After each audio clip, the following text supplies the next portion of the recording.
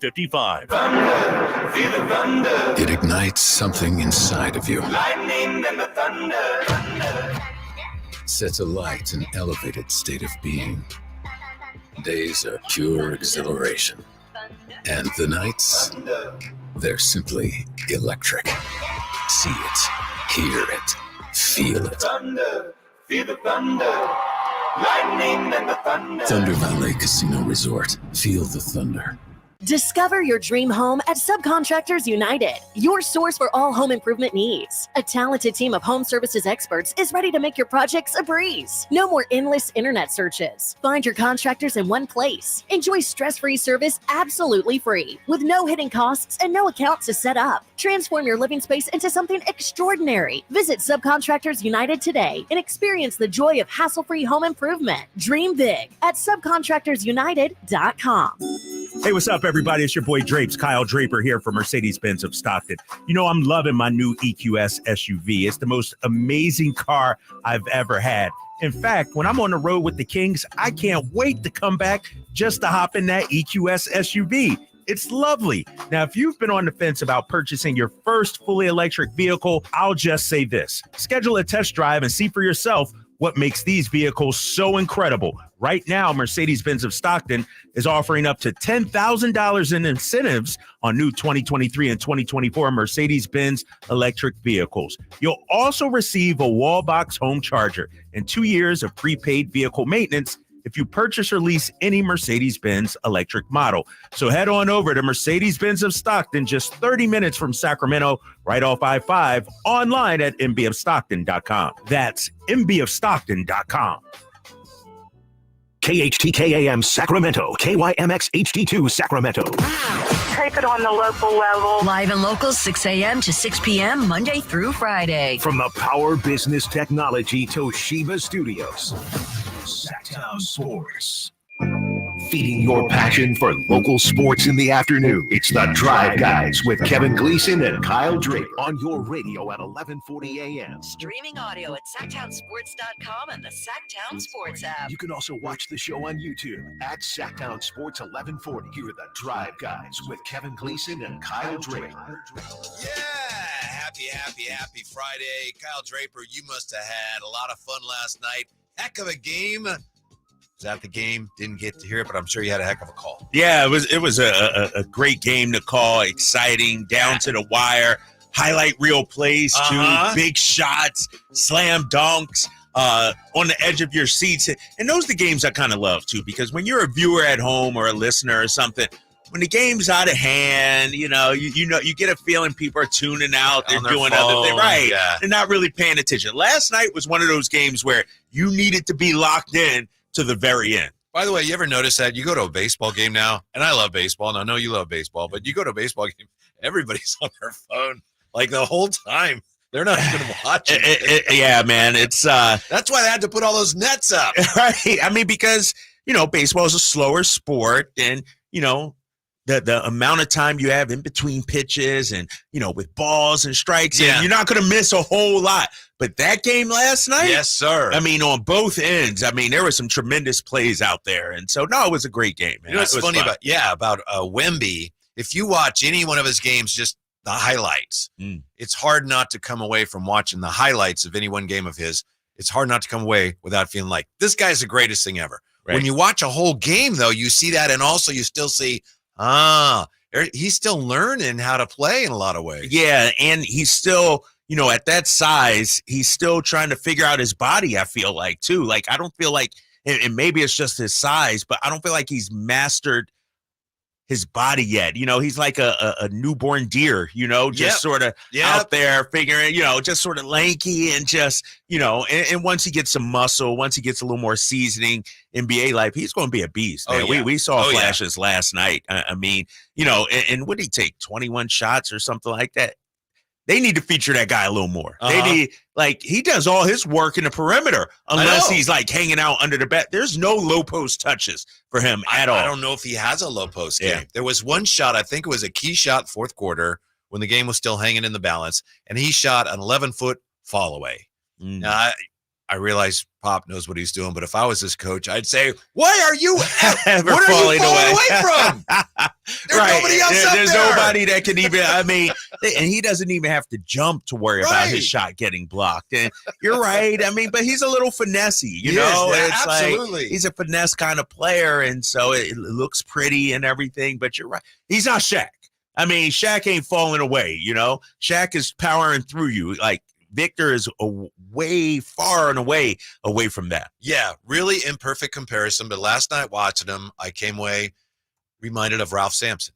Yeah, I can see that. And Ralph I can Sampson see was a that. great player. He got hurt. He was even here for a little while. But that's who, and I had never really felt that way watching Wemby before. No, he totally did. And, you know, Ralph Sampson, you know, but he had the low post game. You know, that's the comparison a lot of people made. Like, you know, we call Wembanyama a unicorn. Well, a lot of people say, well, if Ralph Sampson would have been allowed to play in the perimeter, like Victor, he would have been Victor Wembanyama. But no, you're right. And Sampson was a little gangly with it, but, you know, he had college too to develop and everything like that. So that's a big difference there too. Yeah, that's what I realized. Like I say, that Wemby, a lot of this is he's learning how to play basketball against the greatest players in the world. Now, there's an old saying that goes something like, you never look a gift horse in the mouth. Correct. Whatever that means. I know. I have no idea. But I think it kind of applies to the Kings now the rest of the year. The Kings win a game, no matter who it's against, no matter how many points they win by. They won. That's great. Right? You feel that way? You don't feel that way, do you? That's fine. You know what? And at this point of the season, I think you have to feel this way. Now, if this was November and they had a game like last night, like, what are you doing? You know, but they won the game, and that's all that matters. When you look at the standings, they didn't lose any ground last night. You know, Pelicans won, Dallas won. So I hear you 100%. But we're going to have drape steaks coming up. And it's not all sweet, Whitey. Okay. It's not all roses and sunshine and rainbows and lollipops. There's some things this team needs to take care of. All right. I had a few things to say about their defense. Maybe I'll hang on to that a little bit. I don't want to step on. Yeah, hang on to that. I will. Yeah, hang on to that. There are some people I've read and heard some suggestions of, wow, that defense last night. And so I'm looking forward to drape steaks because it sounds like I'm right, right there with you. But yeah, the Suns lost last night. So you gain a little bit on them. But as you say, the West is so tough. You just have to win to stay where you are. Yeah, and the team I'm afraid of now is Dallas.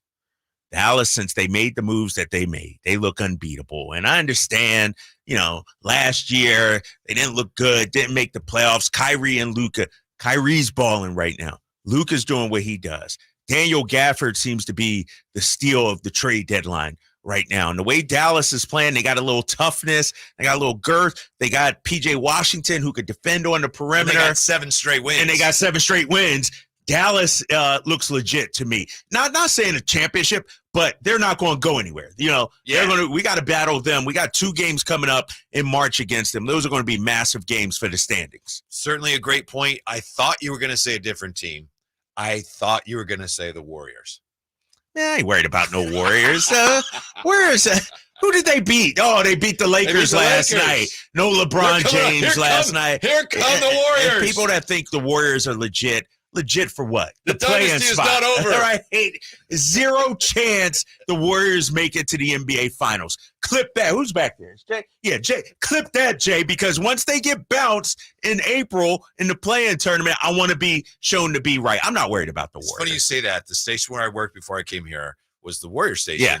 And the program director there, he just on Twitter said, if the Warriors win the championship, I'm getting this Steph Curry tattoo. And I thought, you know, they're not. He said that this year? He just said it yesterday.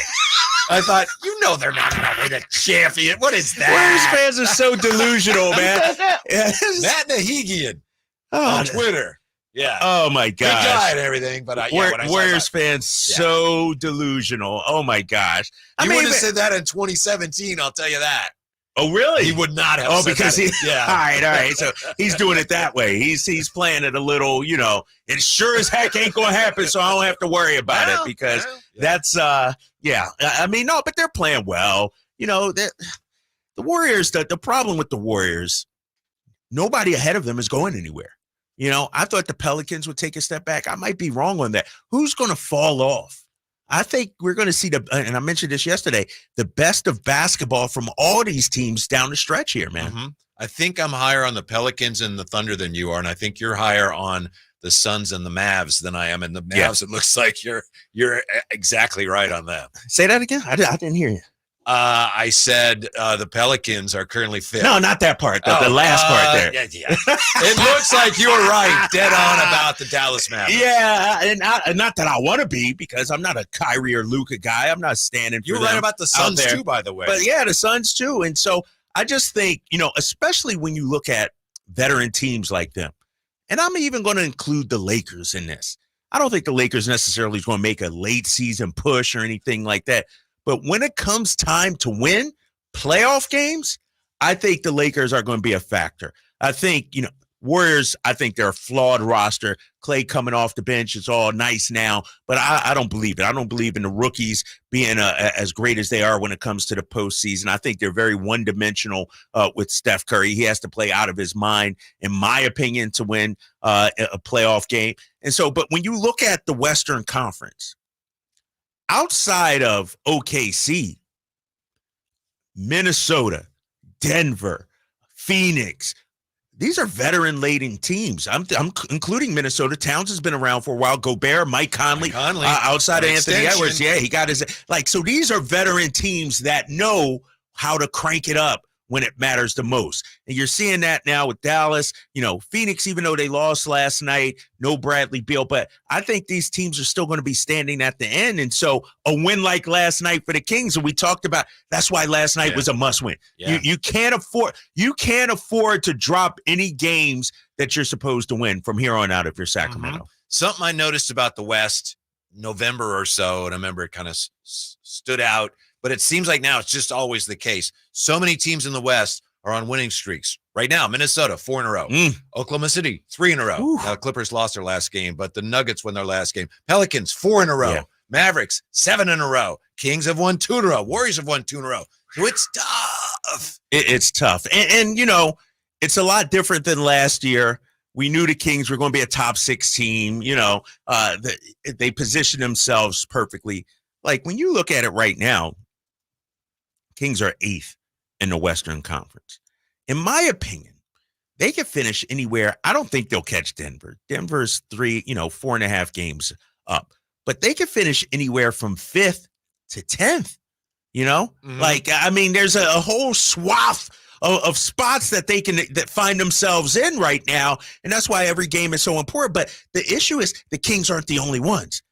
Warriors, Lakers, Suns, they're all in the same predicament as the Kings. And we heard Kevin Huerter, I think, say it last night after the game. They had the All-Star break, and he feels like this team is ready to go right now. And I feel like every other team in the Western Conference feels that way too. Right. Hey, how about Chris Duarte last night, your guy? Come on, man. I've been hyping up Chris Duarte all season long. There's been some haters out there. Yes. People say, get rid of this guy, trade him, leave him on the bench. The issue with Chris Duarte this season is, first, understanding his role. Second, trying to adapt to a new role because he's been a bucket getter. Third, he's playing off the ball an awful lot. His first year in Indiana, he had the ball in his hands a lot. I mean, the guy can score the basketball. He's turning into a very solid defender. Sure, he makes some fouls that you wish you could take back, but those fouls are fouls of competitive, trying to deny a guy a spot, trying to, get over a screen, something like that. I thought Chris Duarte, man, 20 minutes last night? He's playing some defense, Yes. right? And he's making threes, Yes. which makes him a 3-and-D guy, which is what they've been desperately searching for. And I've talked to Chris about this, and, I guarantee he would tell you that he would be the last guy to think that a coach would say, I need you to be a lockdown defender. You're going to be our best on-ball defender. Because like I said, he was a bucket getter in junior college and in college at Oregon. But he's embraced that role. It's been a challenge. I love the fact, too, he's been working with Doug Christie. That's a guy, especially when it comes to defense, that's who you want to pattern your game after, mold your game after. And I do believe, and I said this on the broadcast yesterday, and some people clowned me for it. I do believe Mike Brown has sort of settled on a rotation, and I think Chris Duarte is going to be a part of that going forward. Who clowned you for that? Why would anyone No, clown but you?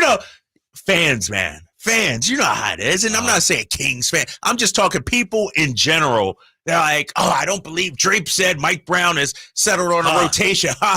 It's like, of course he has. Like, I mean, when you look at it, he goes about 8 or 9 deep now. We don't see Keon Ellis as much. JaVale McGee doesn't play as much. Alex Lynn, spot duty. I think his top 7, 8 guys, 9 guys are set right now. We're going to talk a lot today, of course, about the Kings and their future, but also about Sacramento's sports future. Yes. Phil Oates from the Kings ownership group. He's going to be with us 4 o'clock today. Greg Lukenbill will join us 5 o'clock, the guy who brought the Kings here. And we're coming right back with Drapes Takes next. Drive Guys, Sactown Sports. Kevin Herter plays here. It's Herter. He's been hot. He fires.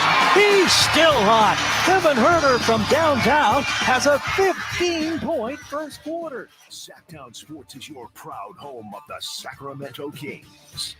You never know what you might hear when listening to a Sacramento Kings game. Out of Keegan, going for another triple. Man, is he feeling it. Keegan, can he do it? Yes, there's number 11, Keegan Murray. Keegan steps back. He just knocked down his 12th three-pointer, a Kings franchise record. He's got 45 points. Never miss a moment of Sacramento Kings basketball with Sactown Sports and the Sactown Sports app.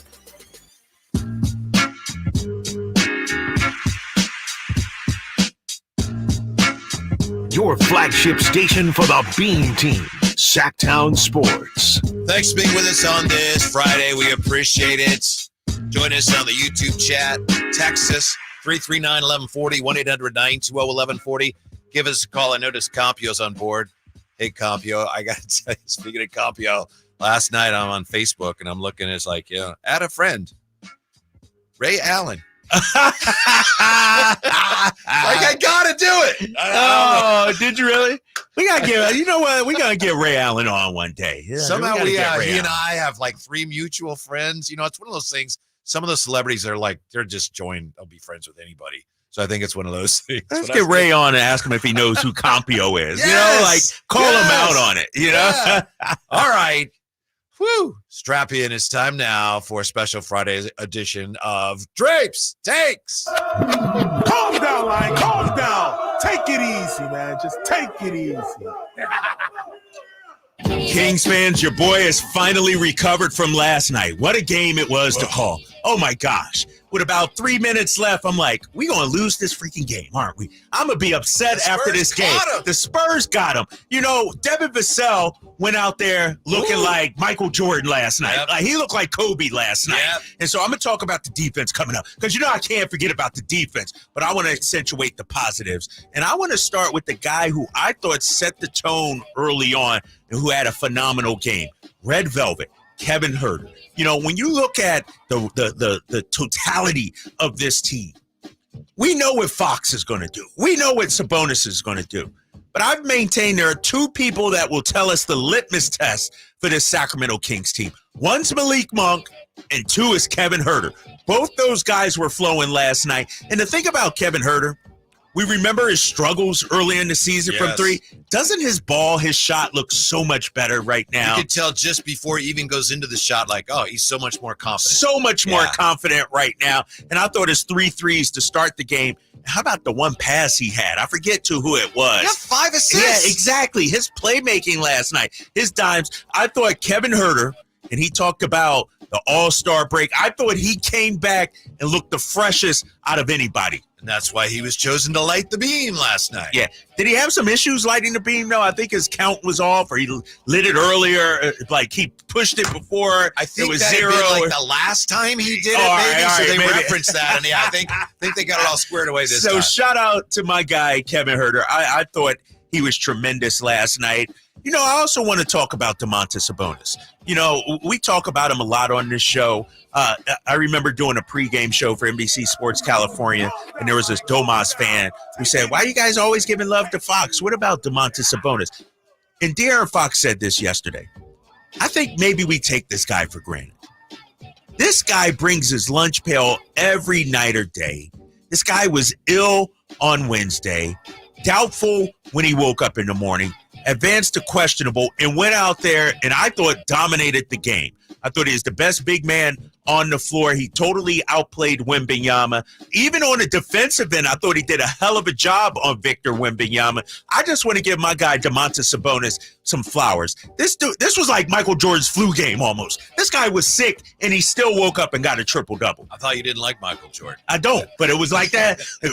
Don't get me started on Jordan, the most overrated athlete ever. You brought it up. Domas, when he did that Euro step, whatever it was, Wembanyama didn't know where he was. Dude, he left him in his tracks. It was like he had cement boots on talking about Wembanyama. So I want to give some love to Domantas Sabonis. You know why I think Domas is he's not appreciated fully by those who don't appreciate him, and it's because he doesn't score more. And I'm not saying he needs to or he should, but you know how we are. Basketball. Well, if you're not averaging 30 points a game, who are you? Right. You know? Yes.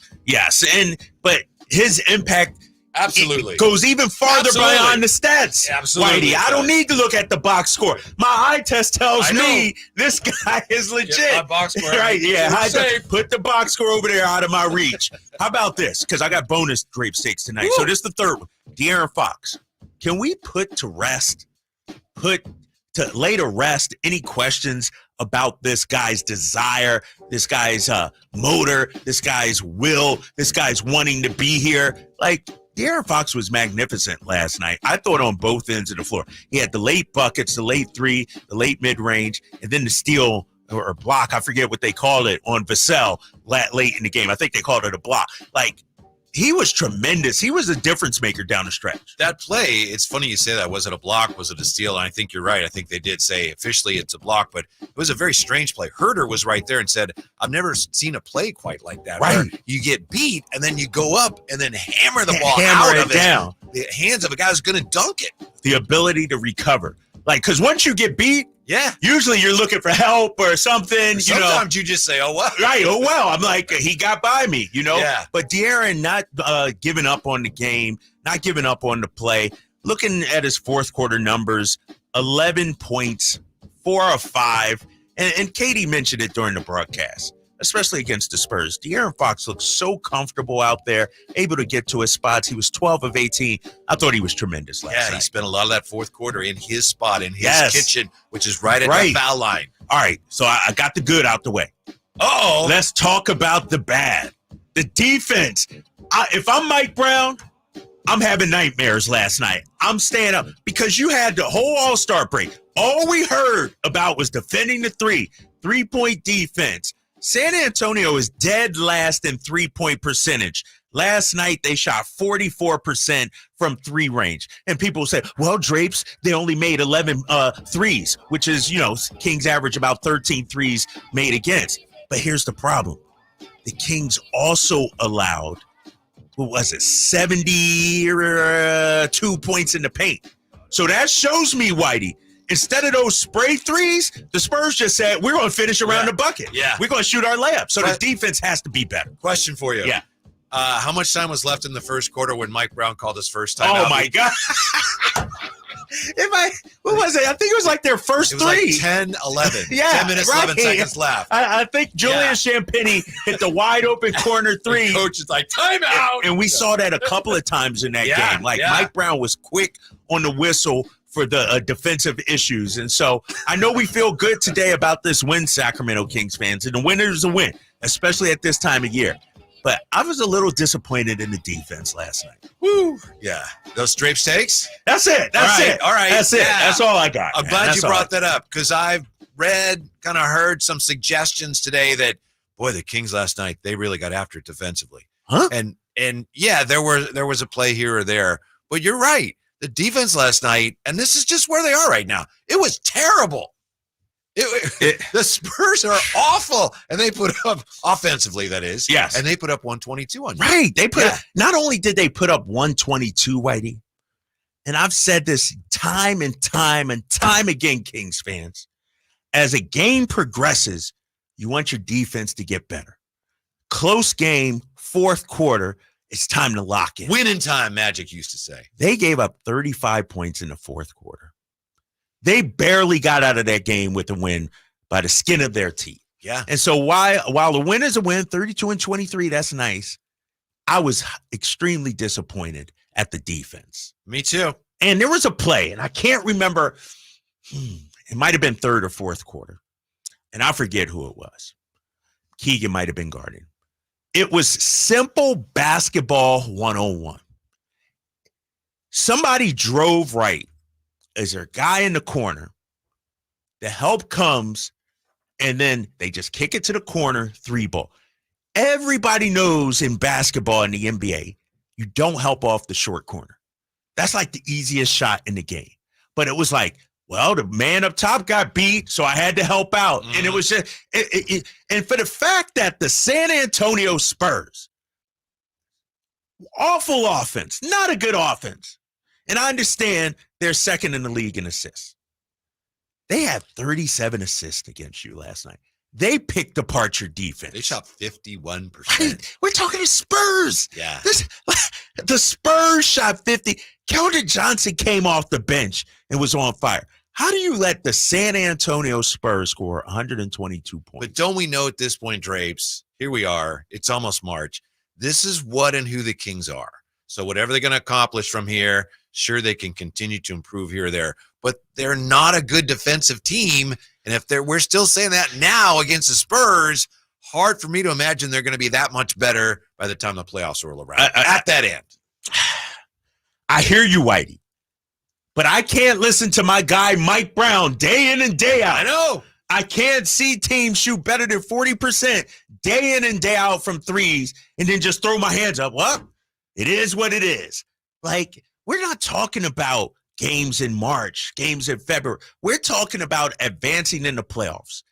This defense will not allow you to advance in the playoffs that we've seen. I agree. So if they don't improve, they're going to be one and done. First round and out. I mean, the Spurs, who are a better team now than they were back in November, but they should not have 37 assists on 50 made field goals. Like, that's unbelievable. Unbelievable, I thought. That's 70% assist percentage. Usually teams want to be in the 60 to 65 range. They were at the 70% assist percentage mark. Come on, man. At least the free throw shooting was, well, we'll get into that too at some point. 339-1140, 1-800-920-1140. How you feeling after that big win last night? Didn't see much defense, though, when we come back. I'll tell you how rare it is for the Kings to make back-to-back playoff appearances. Looks like they're headed for it this year. How rare is that? Next with the Drive Guys on Sactown Sports. Sacramento weather is brought to you by Folsom Lake Kia. I'm Tamara Berg in the KCRA 3 Weather Center. Your Friday forecast features sun and clouds mixing in. We'll have a light north wind for the afternoon. A little warmer today with highs in the upper 60s. Expect overnight lows in the lower 40s. Get the latest forecast on the KCRA 3 News and the KCRA 3 app. Doug Christie here. It's Folsom Lake Kia's President's Day sales event. Save on new 2024 Kias with low payments, low finance rates, and zero down deals on approval of credit. Shop Folsom Lake Kia in the Folsom Auto Mall. The Arnold Law Firm has seen how an injury can turn anyone's life upside down. Whether it's a slip and fall, a car accident, or any other kind of injury. For almost 50 years, the Arnold Law Firm has been here to help you through the entire process to protect you and your family. If you are ever injured or in an accident, call the Arnold Law Firm. The Arnold Law Firm, providing real justice for you since 1975. Call 916-777-7777. That's 916-777-7777.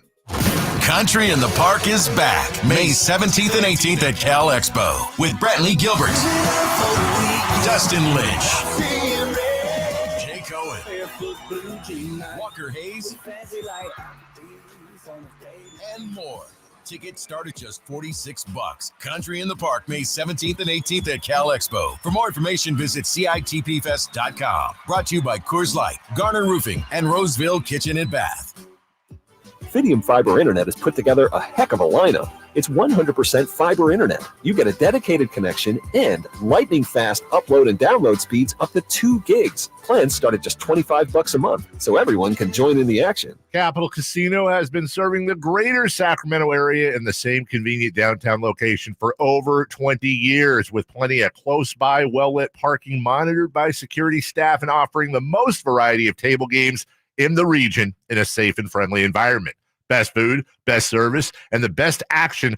That's Capital Casino. For more information on tournaments and gaming, check out their website at capital-casino.com. And please remember to gamble responsibly. 1-800-GAMBLER. Guys, want to lose weight, improve your performance, and increase your drive?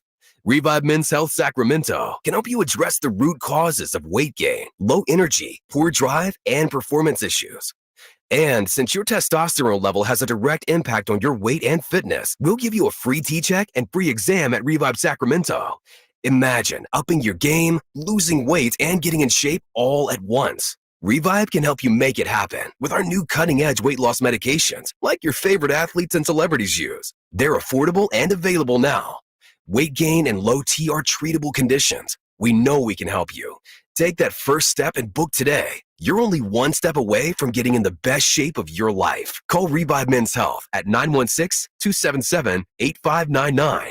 That's 916-277-8599. Or visit ReviveMen'sHealth.com. Big savings are back at Folsom Lake Honda, your one-stop Honda shop. Looking to own or lease? We have options for everyone. Plus, lower interest rates at Folsom Lake Honda make for lower payments. It's no wonder Folsom Lake Honda is your one-stop Honda shop. Get an instant cash offer for your trade at FolsomLakeHonda.com. We'll buy your car whether you buy from us or not. Visit us today at FolsomLakeHonda.com. Folsom Lake Honda, yeah, your one-stop Honda shop. Hagen Oaks is introducing the hot new Callaway Paradigm AI Smoke line of drivers, fairways, hybrids, and iron sets that are sweeter from every spot. AI Smoke is designed with thousands of real player data and a revolutionary new AI Smart Face for sweet spots across the entire face. Ask about the full line of Callaway Paradigm AI Smoke woods and irons and find your sweet spot at the Hagen Oaks Golf Super Shop. The number one choice for golfers everywhere. Fulton Avenue at the Cap City Freeway or online at hagenoaks.com. RC Willie has everything for your home, including furniture, mattresses, appliances, electronics, and flooring. With our vast selection, it's easy to find items that fit your style and your budget. We also offer a variety of finance options, including 0 down and 0 interest for 18 months. Whether you're looking to establish new credit or ready to make your space more cozy, we can help. With our flexible finance options, you can easily update your home one piece or one room at a time. Plus, we have a low price guarantee. Let us help you make your home your way at RC Willie. Like the beam for Sacramento Kings. We the beam team, hey. Like the beam for Sacramento Kings. Like the beam. Five guys powering your afternoons Monday through Friday on Sactown Sports. Question of the day so far in the YouTube chat. How would you answer this one, Drapes? What did y'all think about Fox's shoes last night? I don't even remember them, to be honest with you. See if I'm I gonna can have show to. it. They're kind of neon yellow. I think it was yellow. I don't think it was that neon green. Very bright, kind of gold. They were nice. I don't. I wish you're too busy. I'm busy. Usually I look, but last night I don't remember what he was wearing last night. Mm-hmm. Usually I'm a shoe guy, so I keep an eye. And some people, I was looking at Wembanyama's shoes, and I saw his shoes, and I don't know what size he wears, but his were like twice the size of mine. There's some about Wemby just at times, and here we go. Here's the shoes. Pardon us here. Here's De'Aaron shoes. Very bright. I like him. Yeah. I like him, actually. Kind of a split decision so far, I think, on the chat. But I was going to say Wemby sometimes. You talked about how he looks like a newborn deer. Yeah. He just kind of looks a little goofy now and then. I mean, I'd love to have him on my team. But, it's just like, it was interesting. Sean Elliott yesterday saying every time Wemby's on a new team that it takes everybody a while to adjust to him because the angles of everything are just off because he's so freaking big. Yeah, and, just watching him move, we talk about it's like a giraffe out there, baby giraffe or something out there learning how to walk. And he's a tremendous player. And it looks a little different, obviously. But then there are times when he gets in his bag, like in the half court, he's dribbling and, going between his legs. And I'm like, man, this is a dude 7'3", 8-foot wingspan doing this. Yeah. And then he also has that play where, he leads whoever it was, Sohan or somebody just throws it out of bounds. It's like, what are you doing? Yeah. Let's see here. Brandon Dietzman says, take the free cookie back. Those Fox free throws. Oof. Kings fans earned the free cookies. But, De'Aaron struggled a little bit at the foul line. Well, he missed his first two. Yeah. And then knockdown to say he's only 2 for 4, but Yeah, there were some groans in there, and when he missed those first two, I was like, "Ooh, that's not ooh." But it happens. They were 10 of 14, so he missed two, and they won. HB missed one, Trey missed one. I mean, 71%. That's right about their season average, so that they are who we thought they were. Yeah. Hopefully things trended in the right direction. 339-1140, 1-800-920-1140. Gilbert joins us on Sactown Sports. Hey, Gilbert, you're on the drive, guys. What's up? Hey, how's it going, guys? What's up, man? So happy Friday. Yeah, so watching these games, it's just kind of one of the things where you start watching all these teams that are poor shooting teams have success against them. And what I noticed is not necessarily the personnel that we have. It's kind of a coaching error that keeps happening. At the top of the key, they keep showing off of the screen with the pick and roll way too hard. And even though Sabonis is a full effort player and obviously extremely talented, he doesn't have the lateral quickness to keep up with these guards when they switch off of it. So the issue that we're running into is we're treating every team like they have a Steph Curry that can stand at the top and just bomb away threes. Whereas what's happening is we're getting their fastest player on our slowest player, and they're dishing and kicking. And I don't care if you put JaVale McGee out there. If you give him 10 threes, he's going to hit 4 out of 10. So give people a bad shooting, but if you're wide open, you're going to make shots. What's the solution, Coach? Coach Gilbert, what's the solution? I think it's a schematic. I think it's a base-by-base, or it's a case-by-case thing where when you're playing against bad shooting teams, you got to realize that you can give them a little bit more space. I'll live with somebody shooting the top of the three or top of the key three and beat us. But if we're giving up open corner threes, that's basically a layup to these guys that are as talented. You're right. You're right. Thank you, Gilbert. Appreciate it. It's funny because last night after the game, Pop was saying, he said a number of things, very nice things about the Kings. He said, they're legit now and, they can beat anybody. But then he said, I'm really proud of our effort. And he said, we're just not a good shooting team. He said that about his own team. Wow. It's like, well, wait a minute. They shot halfway decent last night. They didn't take an awful lot of threes last night, only 25 of them, which is low among NBA standards. I think the league average is like 33 a game, something like that. But they didn't have to take a lot of threes last night because they were just getting into the paint. Sohan was getting Vassell, I can't tell you how many times, and me and Katie talked about it during the game, there were 2 or 3 straight possessions where the Kings just gave up layups or dunks. Keegan's having a really good year defensively, but we know that, right? So I'm not taking a shot at him. He had a good game last night, but just watch. It's like Devin Vassell was not afraid to take the ball at Keegan last night. Right. And I thought, if we're being honest, I thought Keegan got burned a few times. We can hype up his defense all we want. It's definitely improved, no doubt about that. Solid defender, but I didn't think yesterday was one of his best defensive games out there. They liked that matchup a lot. Yeah, and a couple times, like I said, I think it was the play I was talking about. Vassell just went right by him to the right, kicked it to the short corner, bam, knocked down a 3. And so it goes back to what we were talking about, and we've been talking about this for about a month now. The Kings' on-ball defense just isn't good right now. There's an old saying in the NBA, and everybody's heard this, you got to guard your yard. I don't think guys, for a full 48 take on the challenge and the focus and the effort to guard their yard. I think, and here's the thing, and I was doing the game yesterday and it struck me, and I thought about this as I'm calling the game. Spurs going on their run. They scored 32 in the first, 30 in the third. It was third quarter. They were Vassell. And Katie mentioned it. When a guy gets cooking like Vassell did, she said, I'd send a message to him, a little hard foul or something like that. And I don't know about a hard foul, but where's the, oh my God, this guy is cooking us. Let me raise my intensity defensively. Let me make life more difficult for him. That never happened really for Devin Vassell yesterday. And that disturbs me.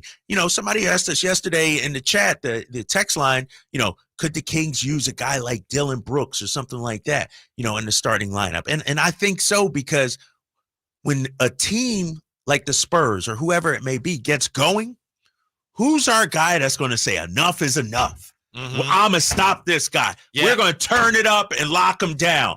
And even if I don't lock him down, I'm going to take a frustration foul. I'm going to get tired of getting my butt kicked. Vassell was kicking our butt yesterday. Yeah, he was playing downhill. Yeah. Yes. Here, I think, is the problem with that. And I know there's a lot of people that calling. Will calls all the time. And mentions that. Just put a body on somebody. And I understand the value, but just trying to guess, why don't we see that more? The Kings, because they do struggle defensively, they do end up committing a lot of fouls. And you don't you don't want Domas can't. It's like, no, we don't want him giving a foul, right? Because you need every one of them. Right. So I'm wondering if maybe that's part of it. I'm not disagreeing with you. I'm just trying to figure out why that doesn't happen. Maybe it is, as you say, it just has more to do with a team mindset. Yeah, I think it's an individual thing. Like, I think, when you look at it, like, and I've been around teams, and there's always that one guy that enough is enough. In Boston, it was Marcus Smart. Even before Marcus Smart, it was Tony Allen. Somebody like that. Somebody, and you're not saying any dirty or anything like that. Avery Bradley was no pushover. Avery Bradley, yes. And so who's our guy? And I remember when I first got here to Sacramento, this is one of the things that used to always bother me about our Kings. When guys get going, guys go on runs, when we're getting our butts kicked, it's like we accept it, It is what it is, It's not going to change. No, you have to go out there and physically change the momentum. You got to go out there and physically turn guys off. And, we're not seeing that from the Kings this year. Well, one thing we can enjoy here as we head down the stretch, for all the angst that comes with this team and its flaws, the Kings are trying to make the playoffs for the second year in a row. And I was just looking this up today. How rare is that here in Sacramento, in the Sacramento era? We know that the C-Web, Vlade team, Bill Christie, Jay Will, earlier on, they made the playoffs, and then they made it like the next 7 years. It's only happened 7 times in Sacramento history that the Kings have made the playoffs 1 year after making it the previous year. This would be only the 8th time in the whole history of the Sacramento Kings. You'd have back-to-back playoff appearances. And you said 7 times this only happened? It's happened 7 times. And that was in that stretch. That was that one Yeah. stretch. Exactly. Yeah. No, you're right about that. And that doesn't forgive all the the shortcomings, but it does put into perspective a little bit about how special and unique this is for Sacramento Kings fans. Do you think Kings fans realize that and remember how bad things were? Or because I feel like now it's like, sort of like, I don't want to say the Warriors, but you have a little bit of success and all of a sudden it's like new money, you've been poor your whole life, hit the lottery, and now every day you walking out expecting a fur coat, nice car. Yeah. Are the Kings, are we expecting this Rolls Royce? Yes. When we've been, a used Chevy, no offense to Chevy, our almost the entire existence, 20 years in a row, basically. But now do we expect to come out shiny and new every single year? Jay, you're from Sacramento. You've been here a long time. Are you more of a, hey, it's great, we don't get it very often? Or are you more of a, well, let's go, it's about time we had a good team? I'm in the middle. I mean, and most people aren't like me because, like, as much as you guys are talking about the win last, like, it wasn't a huge win to me. I just thought it was something that they needed to get done. Price of admission. Yeah, exactly. Like, get it done. But it is difficult to be from here and not understand, like, we've been terrible more times than not, especially in my lifetime of being, the team coming here a year after I was born type situation. Right. And so, I'm both, though. I'm a little more level-headed, I think, than most Kings fans are. And those are the ones that Drapes and you are normally speaking to. Yeah, it is great to care this much. The fact that it's like, oh, their defense was terrible. Most of the seasons, no one cared that their defense was terrible at this point. Because we'll be looking towards the draft. Yes. Yeah, we'd already be breaking down the draft. You're Yeah. right. And so you put it in perspective, Whitey. I'm glad you did that. All right, thank you. Yeah. We're gonna talk a little football here, and are we? I don't think you're gonna like it. I'm not. There's some stories coming out about what happened to your Eagles. Oh, yeah. And it's very speculative, and we're not sure what's going on. Exactly. It may be an example of what you've been talking about this week, about no one knows what they're talking about in the media. So the Eagles are denying something. But what is it they're denying? What is it? That be okay with you, Jay, if we talked about what happened to the Of Eagles? course. You speaking my tune now. Fired up. I'm on my Drake. Oh, my gosh. Let's do it. That's next here with the Drive Guys on Sactown Sports. The only place you'll find Malik Monk is Sactown Sports. Oh, my, what an athletic move that time by Malik Monk. Hey, Sacramento, it's Malik Monk, and you're listening to the home of the Sacramento Kings, Sactown Sports. Your local sports leader. Hey, it's Carmichael Dave. I got good news. The American Energy Heat and Air $0 HVAC diagnostic has been extended to February 29th. That's right. It expired at the end of January, but want to give you all an opportunity who missed out to get in. It's a $99 value. All right, it's $100, and right now it's free. I don't know how much easier I can pitch that. Normally $100, now $0. Let the American Energy team test your system, your connections, and all the moving parts of that system to make sure it's functioning properly. And you know who's going to be coming to your home? A group of people that have an A+ rating with the Better Business Bureau. A group of folks that have been making the greater Sacramento area proud since 1981. $0 HVAC diagnostic. Normally a $100 value right now at American Energy Heat and Air. Go to AmericanEnergyAir.com or call them to make your appointment, 916-520-9990. Are you stressing about your IRS tax problems? Have you received notices from the IRS threatening to garnish your wages, levy your bank accounts, or seize your property? You need an ally. Allies Tax Relief has tax attorneys and enrolled agents that are ready to fight for you. They have saved millions for taxpayers just like you. Allies Tax Relief can help put a stop to IRS collections and, most importantly, negotiate your tax debt. Here's Brenda, a happy client of Allies Tax Relief. I owed the IRS around $57,000, and they're about to start garnishing my paychecks. I heard a commercial on the radio about Allies Tax Relief, so I thought I'd give them a call. After a day, they were able to at least stop the garnishments. And after a few months of negotiations, I walked away owing the IRS only $301. If you owe the IRS, call Allies Tax Relief right now for your free consultation. Call 800-854-2815. 800-854-2815. That's 800-854-2815. Hey, it's Boost Mobile here with a great deal to keep you connected and help you make the most of your tax refund. When you switch to Boost, you get 4 lines for $100, plus 4 free 5G smartphones like the Samsung Galaxy A15 or the Moto G Stylus 5G. We're here to bring you the best phones on America's largest 5G network so you can get after it. Switching is easy. Just head to your local Boost Mobile store for 4 lines and 4 phones for $100. Visit boostmobile.com for details. New customers only. Requires auto pay and ID verification. Other restrictions apply. See participating dealers for details. Sometimes I struggle to get to sleep. My body stopped for the day, but my mind is still running. So I take ZQuil. ZQuil, the world's #1 sleep aid brand, has a range of non-habit-forming products to fit you and your family's needs. Invest in a great night's sleep for the best you tomorrow. I'm awake and ready to take on anything.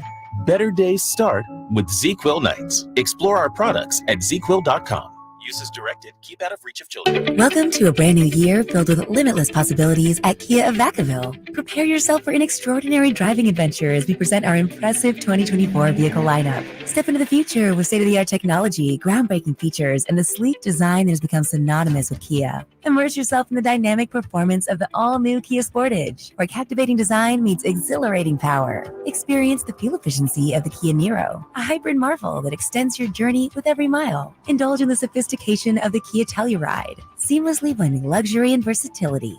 Don't overlook our eco-friendly Kia hybrid options, ideal for those who prioritize efficiency without sacrificing style. If you're in search of the EV9, Kia of Vacaville has it in stock or available for delivery. Visit Kia of Vacaville today and cruise into 2024 with confidence and style. Kia of Vacaville, where innovation meets the road. Elevate your drive, elevate your year. Model availability and features may vary. Please see the dealership for details. When the unexpected happens, trust AutoAccident.com. Loyalty and compassion set them apart. They're with you every step of the way. AutoAccident.com. That's AutoAccident.com. Whether you prefer thrills or serenity, the 2024 Accord from Elk Grove Honda delivers both. With Honda Sensing Standard, the 2024 Accord is once again a winner of the 2024 Car and Driver's 10 Best Cars, making Honda the winningest brand in car and driver award history. Drive a 2024 Accord Hybrid and see for yourself what the fuss is all about. We're Elk Grove Honda in the Elk Grove Auto Mall, Highway 99 at Elk Grove Boulevard. I gotta get an Elk Grove Honda. This segment is brought to you by Subcontractors United, your source for all home improvement needs. Dream big at subcontractorsunited.com.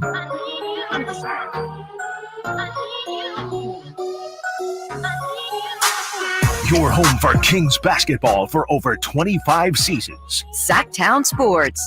We got the monitors on in here, of course. We've got monitors showing every sporting event that's going on everywhere in the world right now. We just happen to have ESPN right here. and they just had a question for Stephen A. Should Anthony Edwards get more MVP love?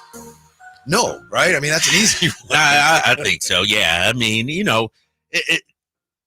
let me just say this, Whitey, and I don't want to go into this whole rant, Do it. It's Friday. Let's go. Or anything like that. But this is what I'm talking about. With too much time on our hands, we're just coming up with random things to talk about. Right. Should Shai Gilgeous-Alexander get more love? Should Kawhi, you could do that with anybody. And nobody's saying, how come Anthony Edwards isn't getting MVP? Like, nobody's clamoring for that. I didn't hear Chris Finch say that. I didn't hear Anthony Edwards. It's like they wake up, I'm talking about the national media, and they say, all right, what can we talk about today? So nobody's caring. And look at have more faith in Lakers or Warriors. Who cares? They're bottom feeders right now. You know what I mean? That's ESPN all over. It's like, and so ESPN has turned into an infomercial for the Lakers and Warriors. Like every day there's talk about those teams. It's disgusting. Are the Timberwolves on? Yeah. Well, the Timberwolves are on ESPN tonight against. Well, and that's one thing they do too. Like if you're a viewer, they promote their games, and so they make their games that are on their air bigger than what maybe they would if they weren't. Like if that game was on Fox, let's say, or NBA TV, they wouldn't be having that. So we got to take that into account too when we watch ESPN. By the way, on the text line, I want to make sure we give the text line its due. Oh yeah, Lyles looked old and slow last night on defense from the 916. He didn't have a great game. He didn't have a great game, but I think it's just a little hangover from the All-Star break. Just got to get yourself back into shape, get yourself going again. I thought he had some great looks from three last night and just didn't knock him down. And so only 15 minutes last night for Trey Lyles. How about this? Only 17 for Harrison Barnes. And so Mike Brown, as we've talked about, he's going to ride the guys that are playing well. Chris Duarte was playing well last night. And so Duarte got 20 minutes. Steven checks in with, don't look a gift horse in the mouth. That means don't question the value of a horse that someone has given you by looking at its teeth. Thank you, Steven. Appreciate that. Yeah. We were talking about, hey, don't look a gift win in its mouth right now. If the Kings win, they win. That's great. And yet here we are. Ever since I said that, we've both been complaining about it. The defense was terrible. Hey, as my man Jay said, and I understand a win right now is huge, but all they did was what they were supposed to do. They're supposed to beat this Spurs team. Don't ask for credit for doing what you're supposed to do. And so there's some issues with the defense still. Yep. That's my buddy, the great John Dickinson, always says, hey, that's price of admission. Don't get excited about doing something that you're supposed to do. We're going to talk about this Eagles thing a little bit, Drapes. We're not trying to, upset you, but we need your insight on this. There was an interesting report here from Craig Carton of FS1, and he was doing an interview with some people here, and it looked like the people he's doing the interview with, they knew that he knew something about the Eagles or thought he did. And so they're trying to get him, Craig Carton, to talk about this, and he would only go this far, quote, it is a problem that would splinter any group of men. Any group of men. It is a real significant problem, and it cannot be fixed. I'm not going to tell you more than that. I know what the problem was. I know they're trying to fix it. I don't think it can be fixed. So it will be very interesting to see if a high-profile player is no longer with the Eagles, end quote. Who knows what that means? We know that Adam Schefter went to the Eagles, and the Eagles said, no, there's nothing to any of that S. And then Adam Schefter said, well, there's nothing to it. And people pointed out, look, Einstein, the Eagles are not going to admit that there's something like that going on. So we're not even sure what it is the Eagles are denying. Is this like, oh, I wonder what's going on with my team? Or is this an example of, as we've talked about this week, irresponsible reporting? No, I think there's something going on with the Eagles. Really? I really do. To have the kind of collapse that you had at the end of the season, and even when you were winning, it didn't seem all sweet and nice and like it was the year before. And how many times did we see A.J. Brown pouting, upset, Devontae Smith upset about his role early on in the season? And so I do think there's some major issues behind the scene with this Eagles franchise. And it can't just be lack of talent or lack of play calling. It has to be something fractured behind the scenes, something broken behind the scenes to have that kind of collapse. To me, it suggests that somebody somewhere broke the circle of trust, whether that's right. You know what I mean? Yeah. Whether it's something to do with somebody else's family or woman or now you're big time speculating right now. I am. You are, okay. I am, absolutely. I'm saying some bond of trust, like somebody went and threw somebody under the bus to the front office or the coaches or something like that. I mean, if what he's saying is true, and it's like it would splinter any group of men and it's not fixable. If there's any truth to that, to me, it has to be something that big. Like somebody who's like, you're supposed to be our guy. We trust you, and you did that. Right. No, you're 100% right about that, and it's a shame. I mean, this happens in sports. We've seen it in the past. I look at my time in Boston. When Delonte West was there, and there's some. Sad.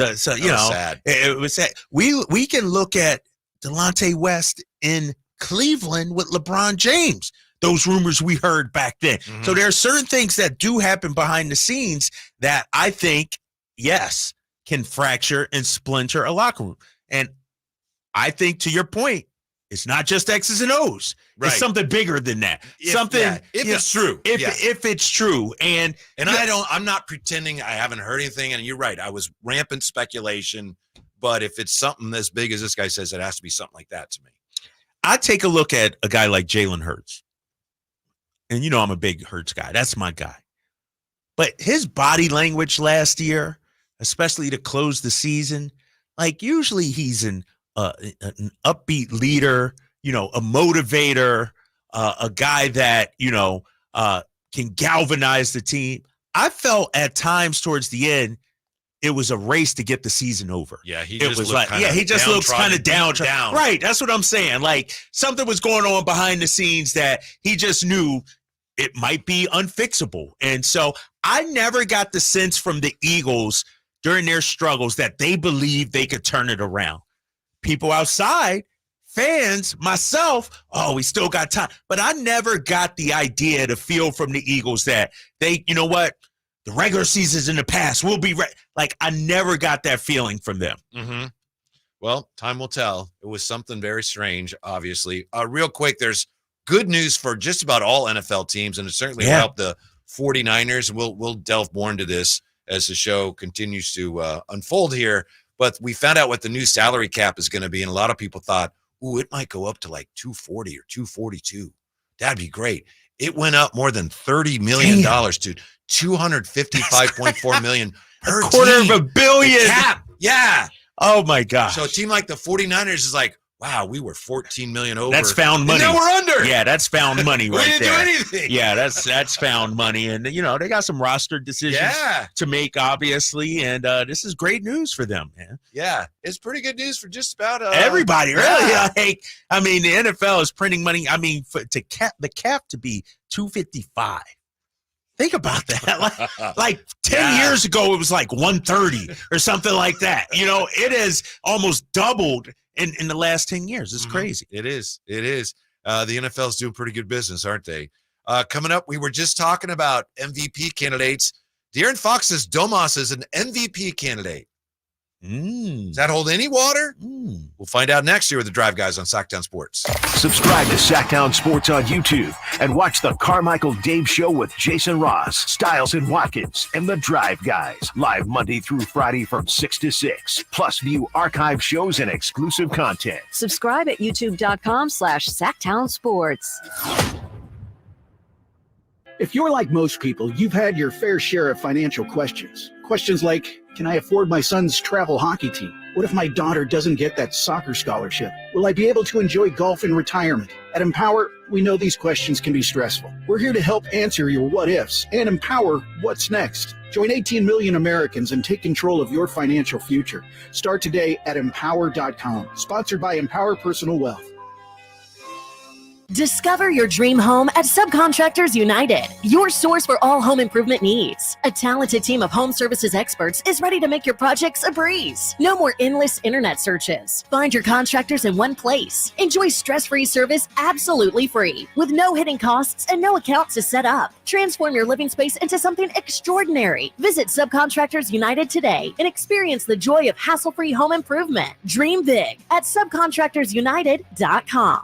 Dr. Ken Howachek and kinesiologist Kelsey Graham discuss the Good Feet store. The foot has a lot of detail. It has a lot of complexity. There's a lot that can go wrong. A lot of problems start in the foot and end up elsewhere. Knee pain, hip pain, back pain. When aligning the feet properly, we can see relief elsewhere. And that's the beauty of the Good Feet arch support. It can place the feet into their ideal position and gives them the balance, the support, the comfort, and the relief of the pain. The bottom line is that the Good Feet arch support could be a highly effective pain relief solution when nothing else has worked. The feet have a really big impact on how the rest of the body moves. The knees, the hips, the lower back especially. If the foot isn't properly aligned, all of these joints are going to function incorrectly. That results in a lot of muscle tension and chronic pain. What I really like about the Good Feet system is that the right arch supports can put the foot in its proper alignment. So all the joints of the rest of the body will be aligned properly as well. And when the body's aligned, we can reduce the risk of injury and chronic pain. Visit the Good Feet store in Sacramento, Roseville, Modesto, Stockton, and Vacaville for a free fitting and test walk.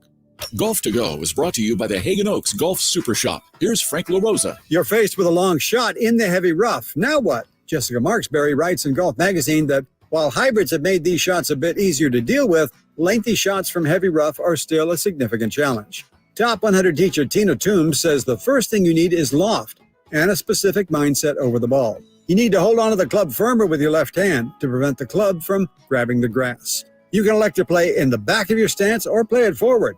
Playing it forward makes the swing a bit steeper so it can stay open more and the ball comes out of the rough better. She says a 7-wood makes it easier than a hybrid for longer shots. The ball comes out low, but rolls a long way because of topspin.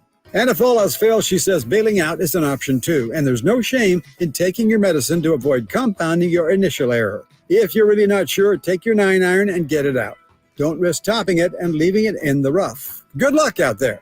That's your Golf to Go. I'm Frank LaRosa. Guys, want to lose weight, improve your performance, and increase your drive?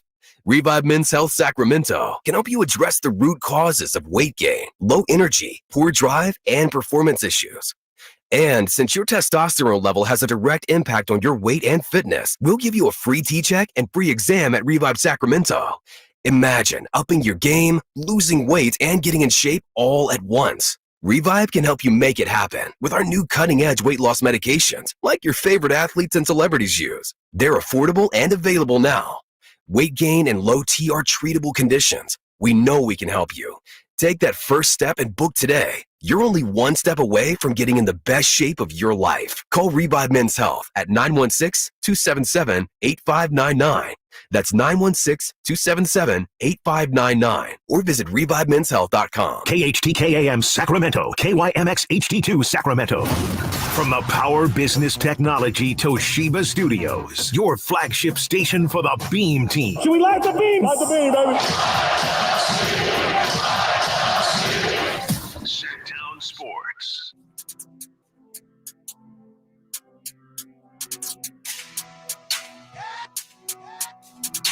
Live and local, 6 a.m. to 6 p.m., Monday through Friday. Sactown Sports. Hope you're excited with the weekend almost here. We're all excited in here for a number of reasons. The Kings won last night. It's Friday. And just found out from somebody who used to work here that there's a big field near where our station is. And somebody who used to work here was telling me he used to go out there and hit golf balls all the time, just get range balls. Really? Yeah, so that sounds May good, have to do huh? that, right? Can we take the equipment out there too and just do the show from out there? We might as Why well not? just do one from the driving range Right. if we're going to do that, and that's not a problem. Talk to our boy over at Hagen Oaks, you know? I'm Frank LaRosa. Let's do it. I'm all down for that. Yeah, but Jay's saying golf's not a sport. He says a hobby, not a game. He said, what did he say? It was like hacky sack. I like darts. Come on. Darts. Beer pong. Yeah. That's Gordo, disrespectful, man. bowling. That's disrespectful. It's all a hobby, brother. So should I tell my son who just made the Vista golf team? Oh, congratulations. That he's just playing a hobby. It's Yes. just You like gotta be chess. Yes. Well, chess is not a sport. It's a competition, an event, right? Golf is not, man. So it's No, a dude. hobby, man. No, because he got a match on Monday. He's playing another competition. team. So it's a competition. Like a mathlete. You know, it's like spelling bee competition. That's Jay.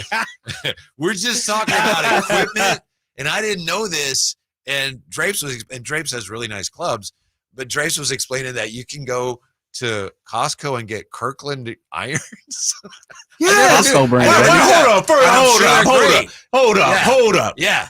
Why are you dissing and laughing at Costco? That's what I'm trying to explain. I didn't know you could get Kirkland brand golf clubs at Costco. Dude, I'm sure they're great. I'm Googling it right now. Surprise. Jay looked them up. Are Costco golf clubs? And you said balls too, Kirkland? Yeah, I sent the review. Gloves. Yeah, I sent the review to you guys. Yes, exactly, man. And so I just didn't know you could do that.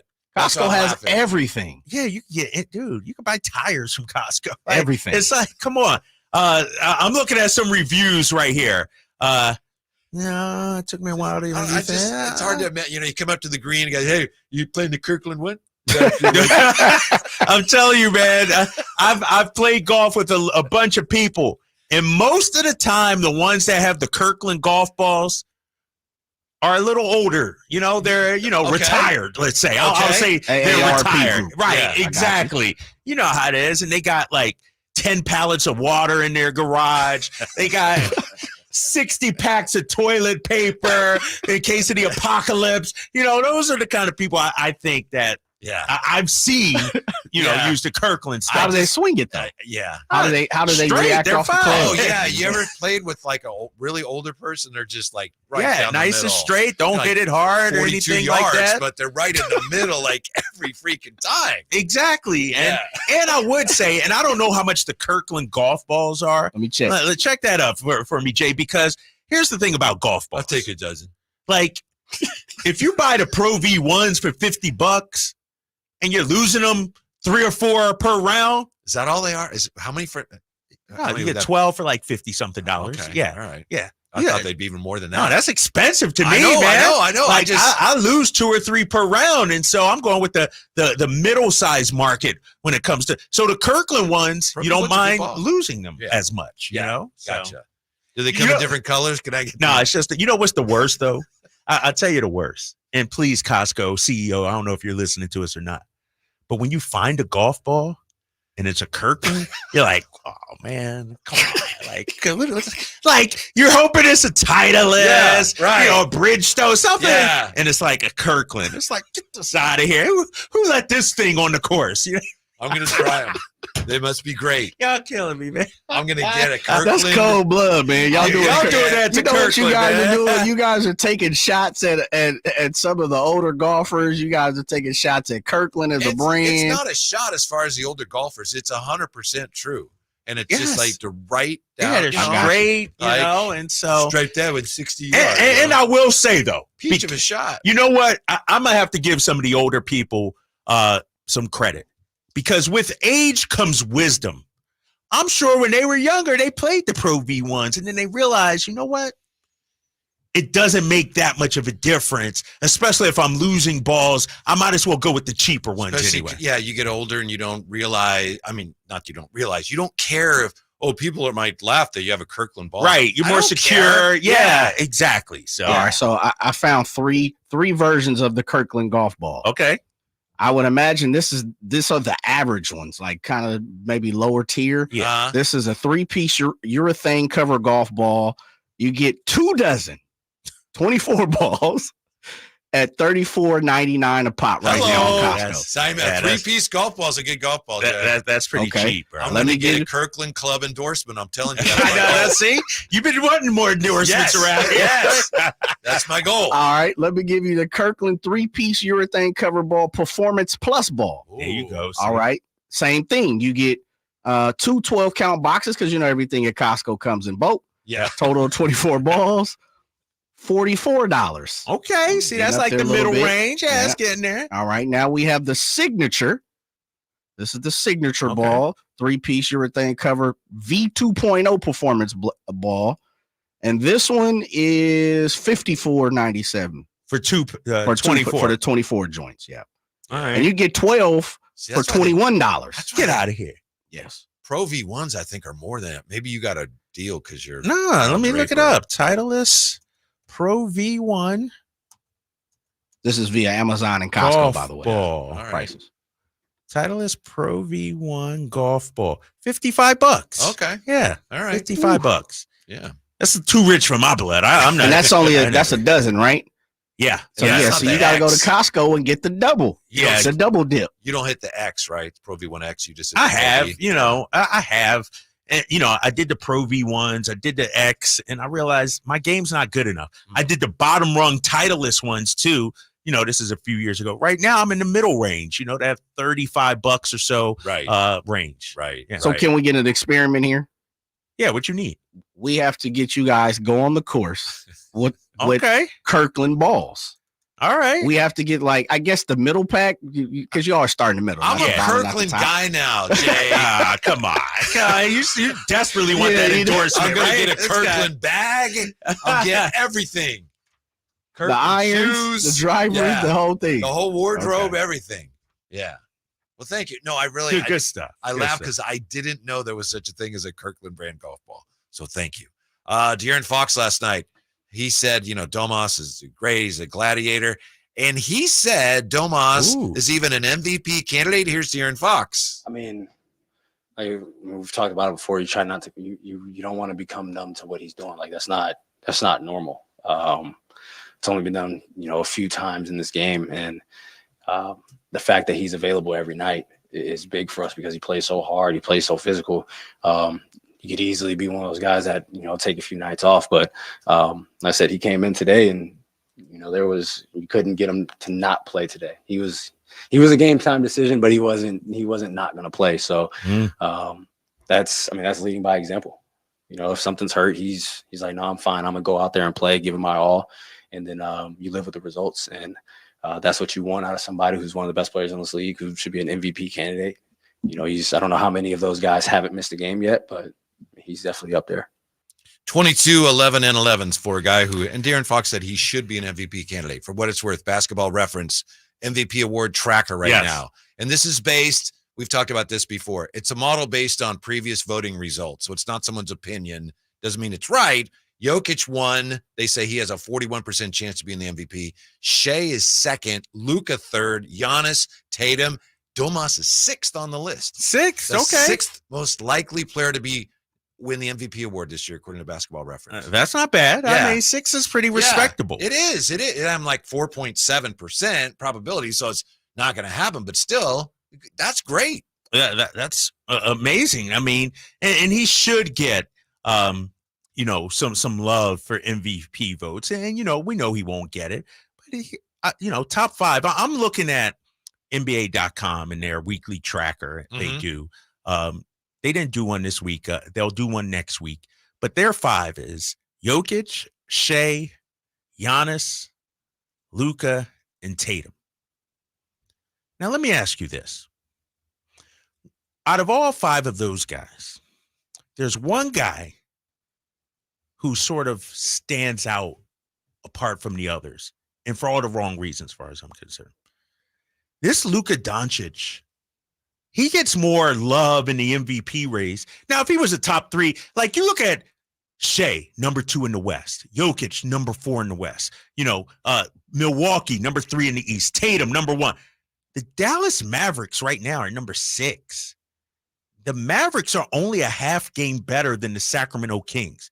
Why is Doncic getting so much MVP love? And I feel like it's like that year in and year out. I feel like this guy is always mentioned in that conversation. And I understand he puts up insane numbers. I get it. Quality player, great player. We're going to see him in a few weeks in March. But I just don't get what's the infatuation with him among the MVP conversation? Are you going, it's just a question. Are you going perk on me on that? Because I think that's part of it, if you know what I'm saying. It shouldn't be, but no, I'm not going. Okay. No, because I think it is. Oh, you think that is part of it? Yeah, I think that's part of it. I wasn't even thinking that. Okay, all right, and I could be wrong. I think that in this country, that's probably part of it. But the other thing, as I said earlier, is he scores a lot of points, and I think that's one reason why people overlook Domas. He's averaging 20.2, which is solid. But people don't notice basketball players as great players unless you're averaging like 27 points a game.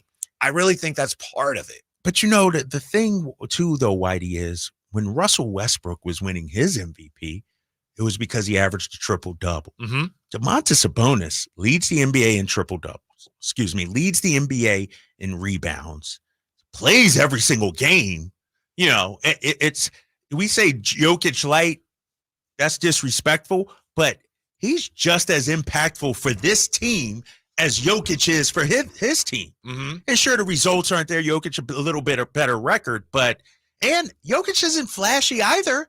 But for some reason, Domas just does not get the love. Yeah, I know. I mean, some people you say, you know, Jokic is like the Titleist and Domas is like the Kirkland signature ball. And then you can't say that anymore, Jay. You can't say that anymore. As my guy Chuckles on the YouTube chat says, on there. y'all are tripping.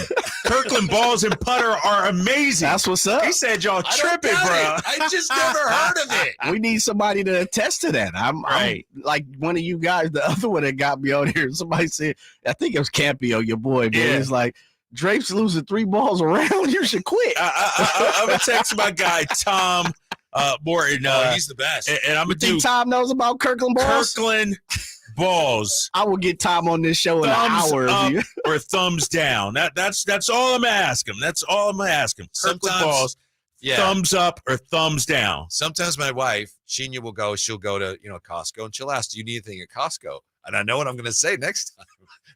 Yeah. You can get gloves there. You get clothes, belts. Yeah, come on, man. Get a hot dog and some pizza, too, while you wait. Like, Get everything, man. Yeah. They even have the... he already texted me back. I'm calling him right now. Go, Tom.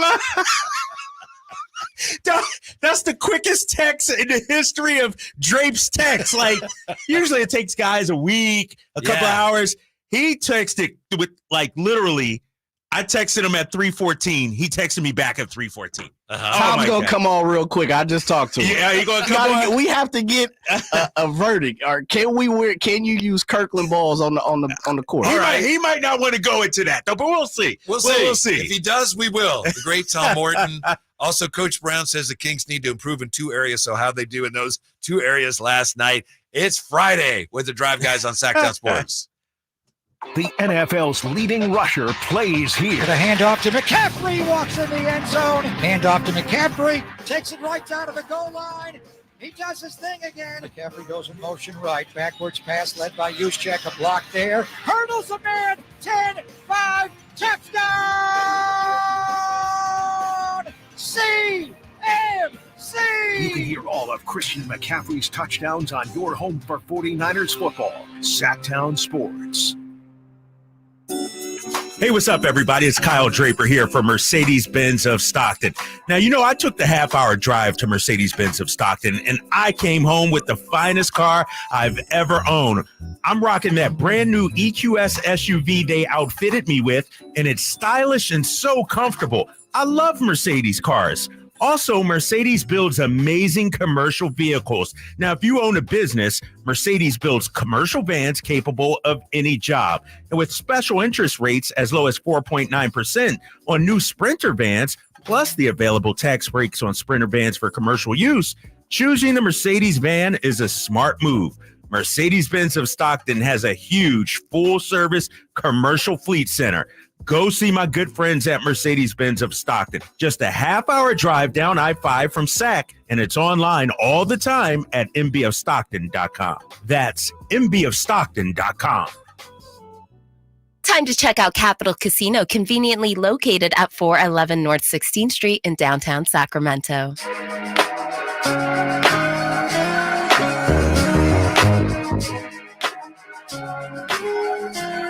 The Drive Guys powering your afternoons Monday through Friday on Sactown Sports. We're going to talk to Greg Lukenbill today.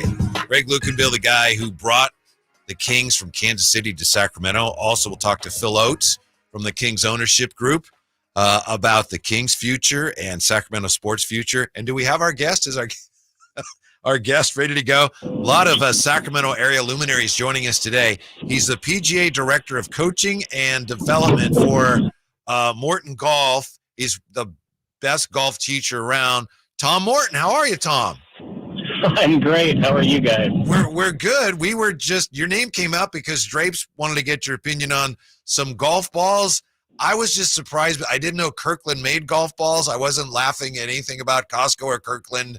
I didn't know they made them. And so we were just, Drapes wanted to get your opinion. What did you want to find out exactly, Drapes? No, don't put it on me. Don't put it on Tom. We all want to. Oh, yeah, we all want our to. boy Jay Johnson Yeah, that's behind me. the boards. Yeah. He brought up Kirkland golf equipment.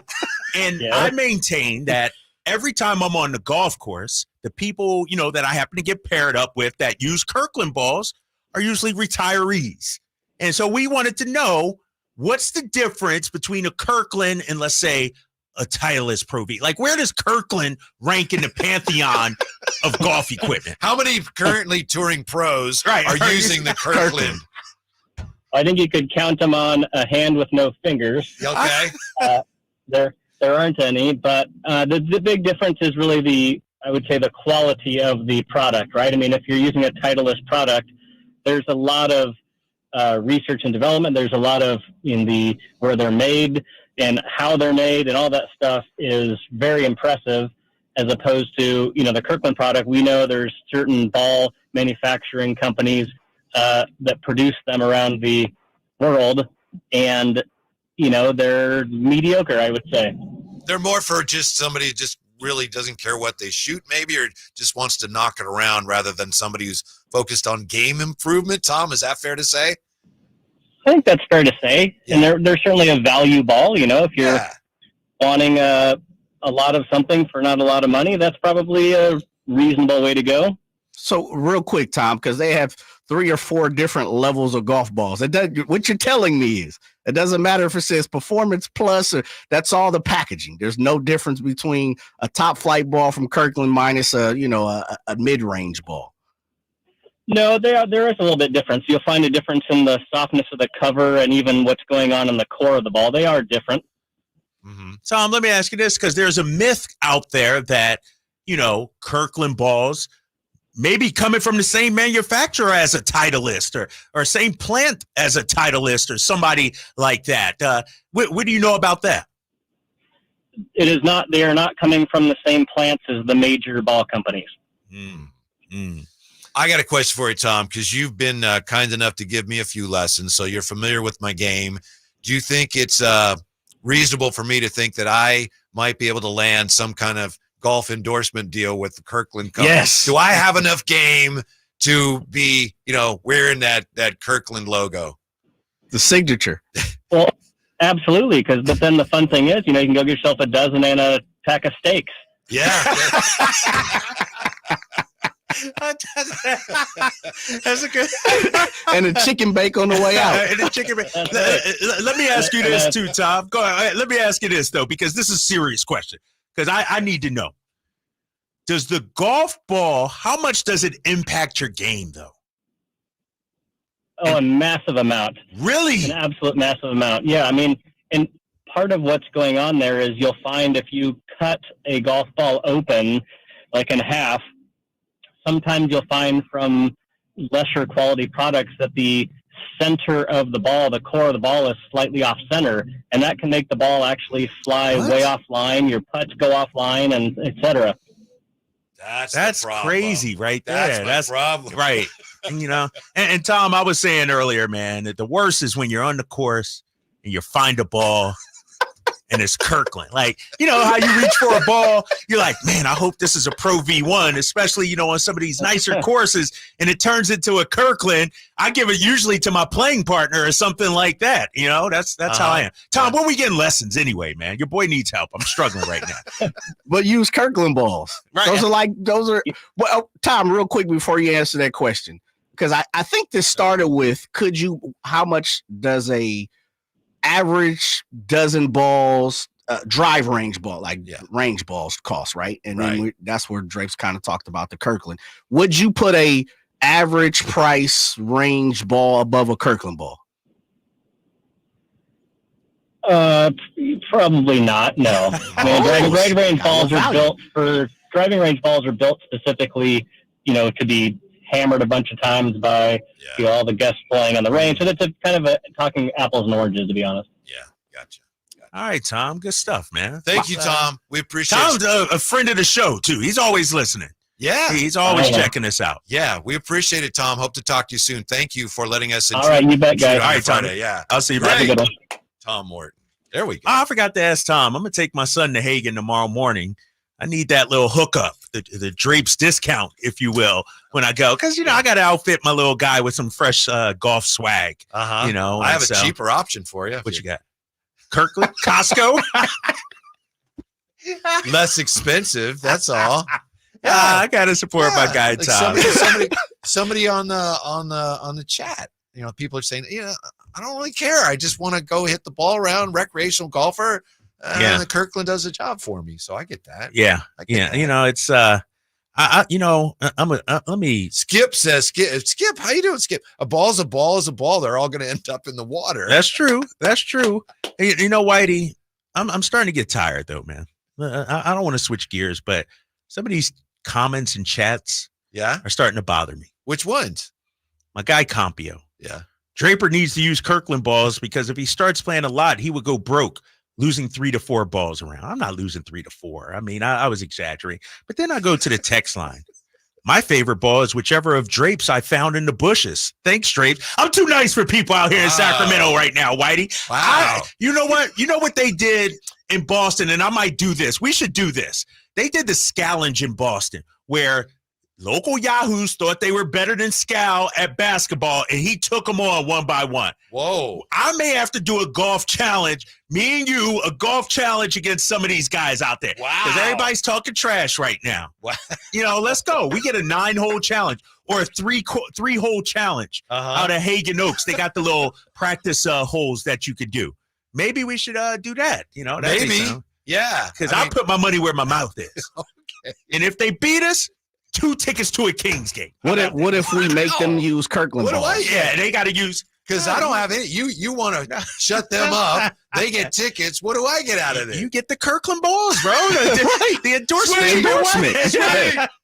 Everybody wins. Oh, my gosh, man. Okay. That's good stuff. When we come back, thank you for bearing with us and contributing to our Kirkland ball conversation. Thanks to Tom Morton. Coach Brown on the 2 areas in which the Kings need to improve. Did they improve in those areas last night? Next, Drive Guys Sactown Sports. The Sacramento Kings playing here. He's got the triple. Sacramento takes the lead. Outstanding ball movement by Sacramento. Every triple, every jam, every Kings win. Sabonis with the jam over the Joker. He's got the 3-point shot. Get your Kings fix all season long. Right here on your home of the Sacramento Kings. Here's a steal by Fox, a breakaway. He's got the rip with the left hand. Sactown Sports at SactownSports.com. Hey, Sacramento, guess what? It's an extra special year, a leap year, and we're making every second count at Elk Grove Kia. Get ready to leap into savings like never before. February might be the shortest month, but our deals are anything but short on value. We're slashing used car prices so you can take home your dream Kia today. And speaking of dreams, leap into this deal with the Kia Forte for just $19,988. It's sleek, it's stylish, and it's waiting for you to drive it home. But wait, there's more. Lease the stunning Kia Seltos for only $199 per month. Yes, you heard it right. A brand new SUV for just $199 per month with approved credit and a down payment of $3,595 plus taxes and fees. This deal is too good not to take the leap. Drive away in style with the Kia Seltos. But hurry, our inventory is limited and these deals won't last forever. Visit us at Elk Grove Kia, conveniently located in the Elk Grove Auto Mall, or check us out online at elkgrovekia.com and leap into savings today. Only at Elk Grove Kia. Hagen Oaks is introducing the newly designed Callaway Chrome Tour line of golf balls, offering outstanding tour performance. From cover to core, Chrome Tour is the new gold standard tour ball for players who want the best in distance and feel. Chrome Tour is engineered for outstanding performance with exceptional speed, consistent flight, incredible spin, and greenside control. Ask about the full line of Callaway Chrome Tour golf balls at the Hagen Oaks Golf Super Shop, the #1 choice for golfers everywhere. Fulton Avenue at Cap City Freeway or online at hagenoaks.com. Hey, it's Carmichael Dave for my friends at Fire Wings talking about Wings Day Wednesday. That's right, 88-cent wings every Wednesday. 3-flavor lineup includes 7 classic, 7 dry rub, and 7 fusion wing flavors. It's the perfect fast casual eating establishment for the entire family. A great place to watch and enjoy sports with friends. 21 delicious flavors to choose from. Save time. Order online for pickup or delivery. Just go to firewings.com or download the app. Find a location near you. Order online. Earn rewards. Fire Wings, just wing it. Hello, saver. Whether you're saving for that trip to the tropics or saving for an emergency, now is the time to take advantage of Wells Fargo's savings options. Wells Fargo offers savings accounts that can help you save towards your goals. So, what are you saving for? Visit a Wells Fargo branch or wellsfargo.com/save to open a savings account today. Wells Fargo Bank, N.A., member FDIC. Hagen Oaks is introducing the newly designed Callaway Chrome Tour line of golf balls, offering outstanding tour performance. From cover to core, Chrome Tour is the new gold standard tour ball for players who want the best in distance and feel. Chrome Tour is engineered for outstanding performance with exceptional speed, consistent flight, incredible spin, and greenside control. Ask about the full line of Callaway Chrome Tour golf balls at the Hagen Oaks Golf Super Shop, the #1 choice for golfers everywhere. Fulton Avenue at Cap City Freeway or online at hagenoaks.com. The Arnold Law Firm has seen how an injury can turn anyone's life upside down. Whether it's a slip and fall, a car accident, or any other kind of injury. For almost 50 years, the Arnold Law Firm has been here to help you through the entire process to protect you and your family. If you are ever injured or in an accident, call the Arnold Law Firm. The Arnold Law Firm, providing real justice for you since 1975. Call 916-777-7777. That's 916-777-7777. Country in the Park is back May 17th and 18th at Cal Expo with Brantley Gilbert, Dustin Lynch, Jay Cohen, Walker Hayes, and more. Tickets start at just $46. Country in the Park, May 17th and 18th at Cal Expo. For more information, visit CITPFest.com. Brought to you by Coors Light, Garner Roofing, and Roseville Kitchen and Bath. Welcome to the President's Day sale, happening now at Northern California's #1 Honda dealer, Sactown Honda. Celebrate with us and get huge savings on our giant selection. Whether you're shopping new or pre-owned, Sactown Honda has the selection and savings. Plus, get top dollar for your trade. Anytime, anywhere, it's all here. SactownHonda.com. #1 claims based on 2023 total new and Honda certified pre-owned vehicle car sales from American Honda Motor Company. Sold on report.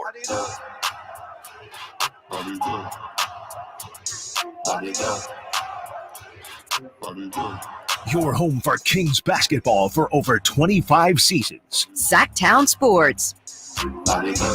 Oh, yeah, we're basking in the afterglow of a Kings win last night. Kyle Draper, a little miffed at some people casting aspersions upon his golf game. So if you really do want to issue that challenge, there are a lot of people that are ready to I'm take down. up on Let's it. go. Okay. Let's. We got a lot of people. I'm not already. good at golf, but you know what I'm good at, Whitey? What's that? Competition. You know what I mean? I'm De'Aaron Fox in the fourth quarter. Gotcha. I've raised my game. Trust me. Like, my problem with golfing is I lose focus.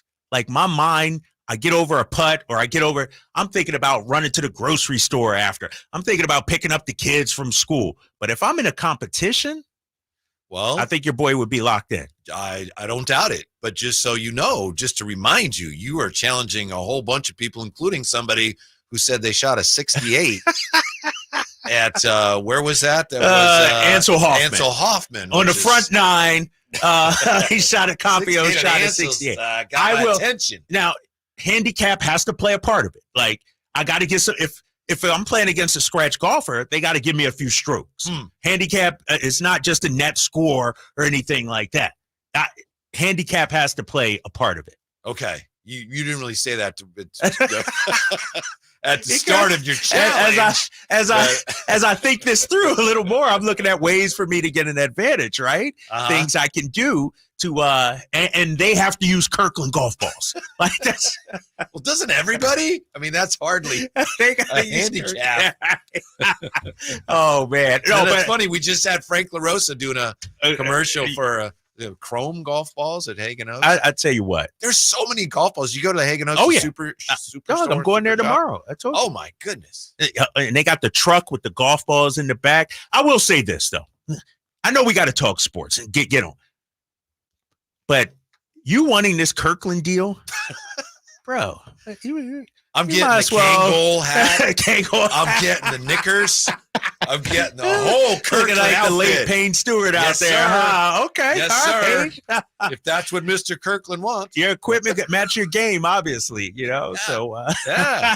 You're going to hit it straight. Or you say That's all, 62 yards. Plus. That's right. That's right.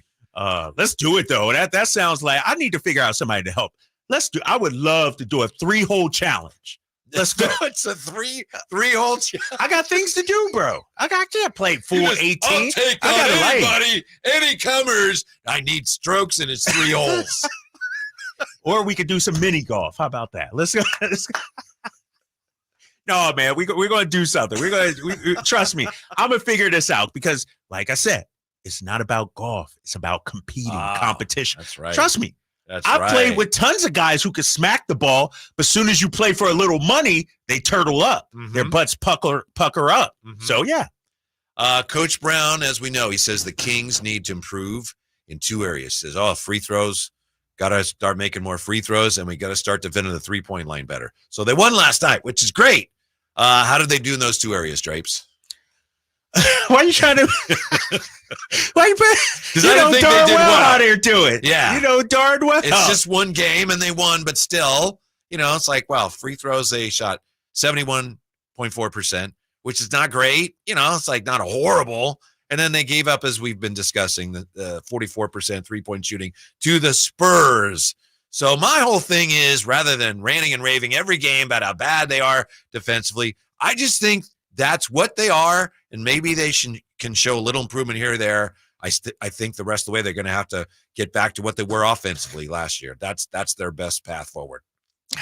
They're not going to be a good defensive team. But can they do that, though? Can they achieve what you want them to achieve? Coach Brown says if they make their free throws, they're close to what they were last year. He says they're top 10 anyway in offensive rating. And they did score. I know it's just the Spurs, but 127 last night. You know what I loved about last night? What? Is the shot distribution. Yes. Where you had 15 and 18 and 14 and 15 and 10. It wasn't, Yeah, everybody got the touches. Taking 30 shots. No, you're right about that. Everybody got the touches. And everybody was efficient too. Yeah. Even our boy Keegan Murray, 6 of 10. Domas, 11 of 15. Fox, 12 of 18. The only guy really, who had trouble knocking him down was Trey Lyles. But the Kings as a team shot 56%. And they won a game in which they only made 13 threes. That's encouraging to me as well, because as balanced as they were, 4 20-point per game score, these numbers indicate that they could have been even better. Like 13 of 33 from 3. Like they did most of their damage in the paint. We don't see that historically from the Kings. Usually they're a heavy 3-point team. So, they were finding other ways to score last night. On the chat, Skip says, watch, Kyle will make it a longest drive contest before the show ends. Compio, Draper winning 15 strokes. Hey, whatever it needs to get done, right? Like seriously. He wouldn't say no. I would not. Hey, and I'm the type to, when we're golfing, if you say that's good, I'm picking up quickly. Oh, yeah. I won't give Are you you that, sure? though. I know. Yeah. I'm not second guessing or anything, but I won't give you anything. But if you say that's good, all right, I'm with you. Let's pick it up and keep moving. CK916 says this, and I this is where I am. The Kings are who we thought they were.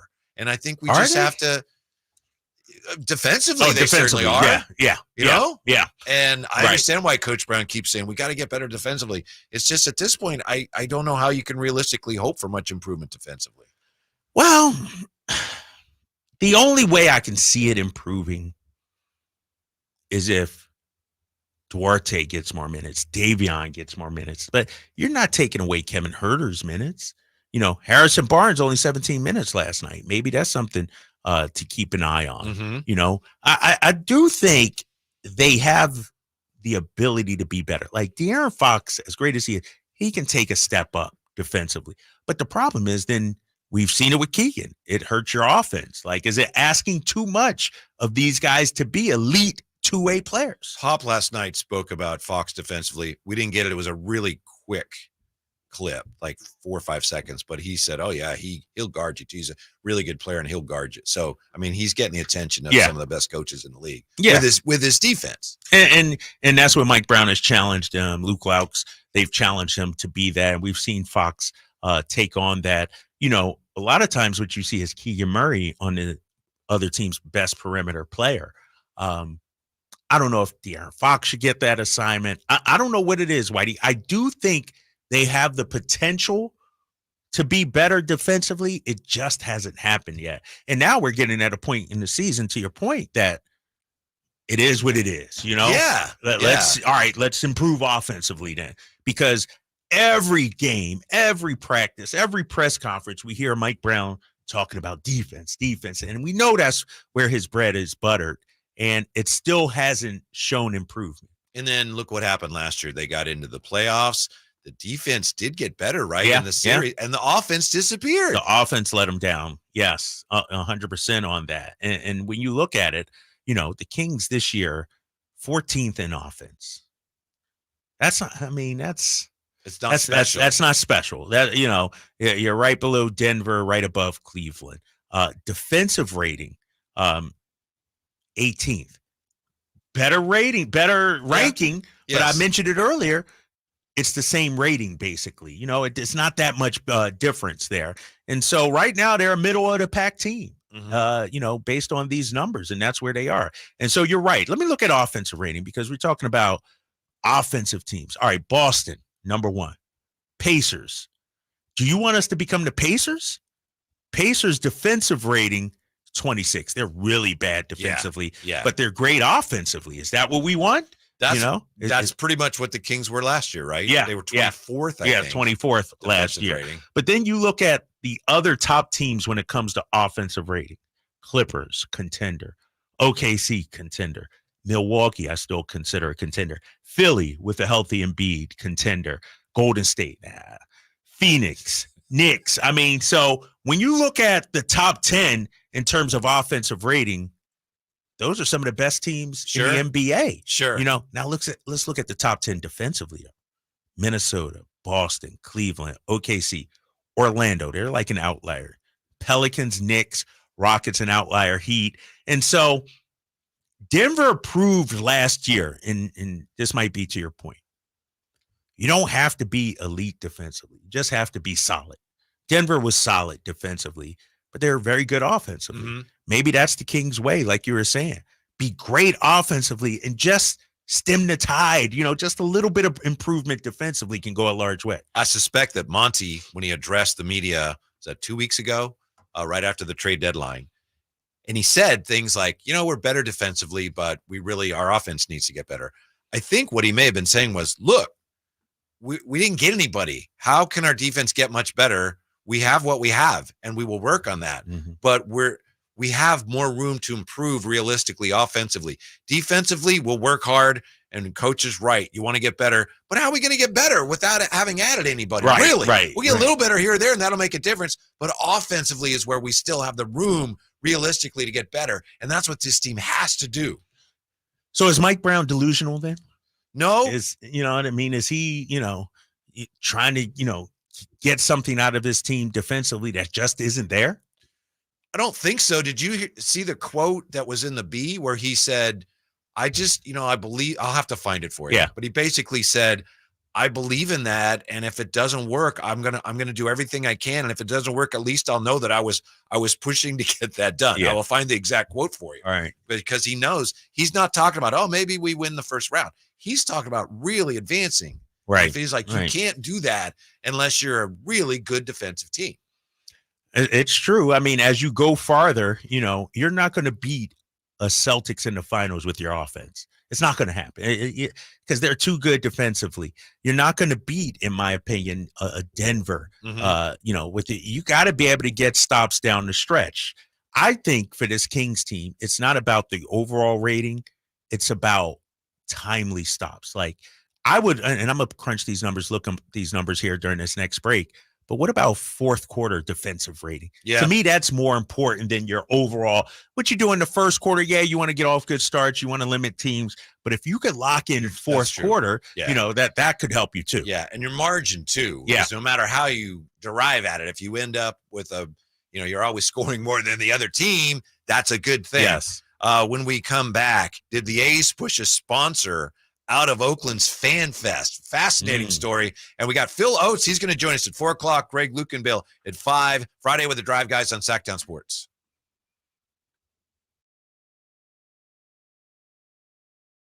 Last season, the Sacramento Kings gave us a little bit of everything. A Pacific Division type, GM of the Year, Coach of the Year, Clutch Player of the Year, All-Stars and All-NBA performers. Plus, we got to light the beam. Here's a steal by Fox, the breakaway. He's got the rip with the left hand. What does this season have in store? Find out. Each and every Sacramento Kings game can be heard right here on your proud home of the Beam team, Sactown Sports and SactownSports.com. Sacramento weather is brought to you by Folsom Lake Kia. I'm Mark Finan in the KCRA3 Weather Center. Skies will stay partly cloudy during the evening tonight. Overnight lows will drop down into the mid-40s. During the day tomorrow, it'll be a brighter day than today, mostly sunny with highs near 70. Get the latest forecast on the KCRA News and the KCRA3 app. Doug Christie here. It's Folsom Lake Kia's President's Day sales event. Save on new 2024 Kias with low payments, low finance rates, and zero down deals on approval of credit. Shop Folsom Lake Kia in the Folsom Auto Mall. Dr. Ken Howachek and kinesiologist Kelsey Graham discuss the Good Feet store. The foot has a lot of detail. It has a lot of complexity. There's a lot that can go wrong. A lot of problems start in the foot and end up elsewhere. Knee pain, hip pain, back pain. When aligning the feet properly, we can see relief elsewhere. And that's the beauty of the Good Feet Arch support. It can place the feet into their ideal position and gives them the balance, the support, the comfort, and the relief of the pain. The bottom line is that the Good Feet Arch support can be a highly effective pain relief solution when nothing else has worked. The feet have a really big impact on how the rest of the body moves. The knees, the hips, the lower back especially. If the foot isn't properly aligned, all of these joints are going to function incorrectly. That results in a lot of muscle tension and chronic pain. What I really like about the Good Feet system is that the right arch supports can put the foot in its proper alignment. So all the joints up the rest of the body will be aligned properly as well. And when the body's aligned, we can reduce the risk of injury and chronic pain. Visit the Good Feet store in Sacramento, Roseville, Modesto, Stockton, and Vacaville for a free fitting and test walk. Hi, this is Scott Trout of Cordell & Cordell. There are a lot of great dads out there. Sometimes those dads get divorced. For more than 30 years, we've represented men in divorce, confronting the pitfalls that could devastate your finances or harm your family relationships. While every situation is different, our goal is to get the best outcome for you and your kids. Visit CordellCordell.com to take the first step. 500 Capitol Mall, Suite 2060, Sacramento, California, 95814. Online at CordellCordell.com. Pizza's here. Oh, great. I'd love some, but I'm worried about my stomach issues. If you're worried about having diarrhea, gas, bloating, stomach pain, or loose, oily stools, it may not just be stomach issues. It could be a condition called exocrine pancreatic insufficiency, or EPI. With EPI, the pancreas doesn't release enough enzymes to break down food, but EPI is manageable. Use the symptom checker on identifyepi.com and talk to your doctor. That's identifyepi.com. Sponsored by AbbVie. I was in the middle of the Atlantic Ocean when it happened. There was a sudden jolt and our submarine crashed on the seafloor. We were in total darkness. That's Dr. Dejana Figueroa, a marine biologist and STEM teacher, talking about a deep sea dive she'll never forget. It's funny, when I was a kid, I was afraid of the ocean, and there I was 2 miles below the surface. But as a scientist, you prepare for that. Using our training and a little creativity, we fixed the sub and finished our experiments. The dive was just too important. Every dive gives us glimpses at things few people ever get to see. Glowing creatures, fiery undersea volcanoes. When we got back to the surface, I kissed the ground and called my mom, of course. But you know what? I wouldn't trade that dive for anything. Dr. Figueroa uses her passion for STEM to discover new things and make the world a better place. She can STEM, so can you. Check out She Can STEM for more stories and inspiration. A message from the Ad Council. Time to check out Capital Casino, conveniently located at 411 North 16th Street in downtown.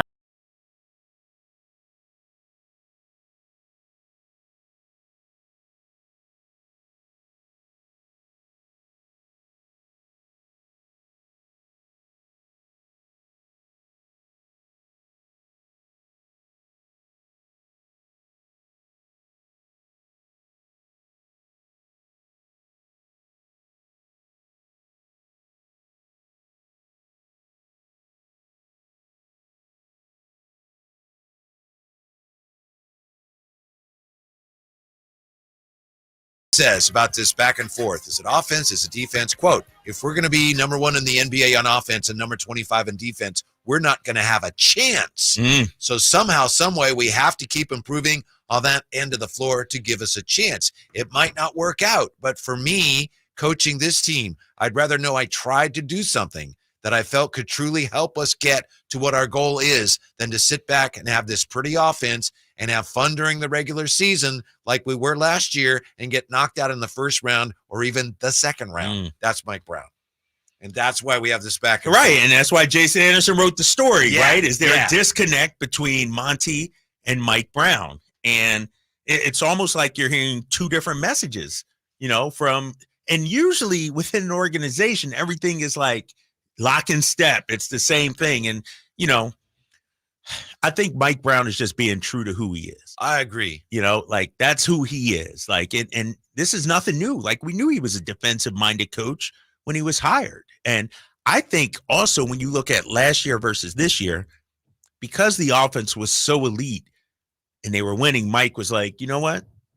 And we're just going to rock how it is. He talked about defense, but not this much. Right. Like, because they're still building a winning culture. Yeah. Yeah. Exactly. And so now it's like, I think he's pushing his guys, and trying to raise the level and raise the bar.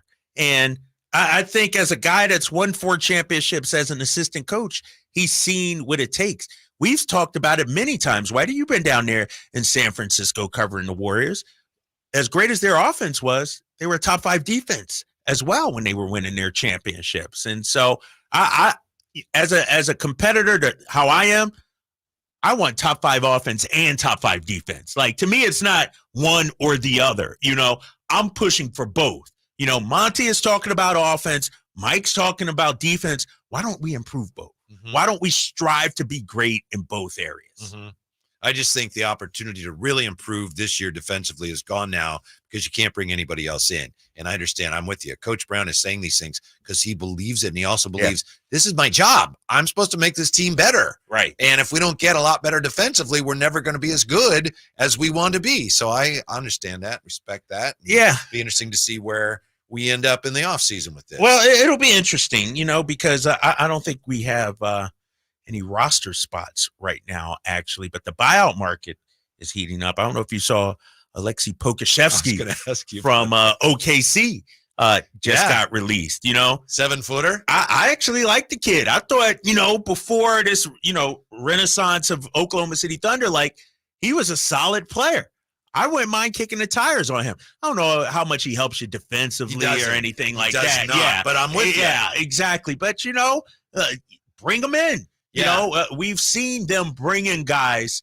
Our boy that used to play with the Warriors, Juan Toscano Anderson, bring him in for a tryout.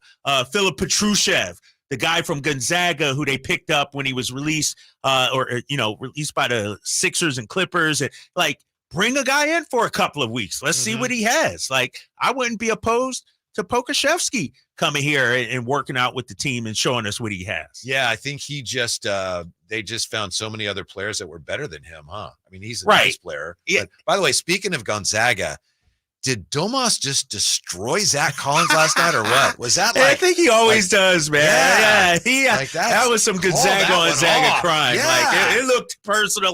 He was taking them. Yes. I mean, and I like Zach Collins. I'm a Gonzaga fan, but Domas owned them there. Owned them. Yes. I don't even want to watch that. Yes. Yeah. That was amazing. That was amazing. All right. We got Phil Oates coming up top of the hour.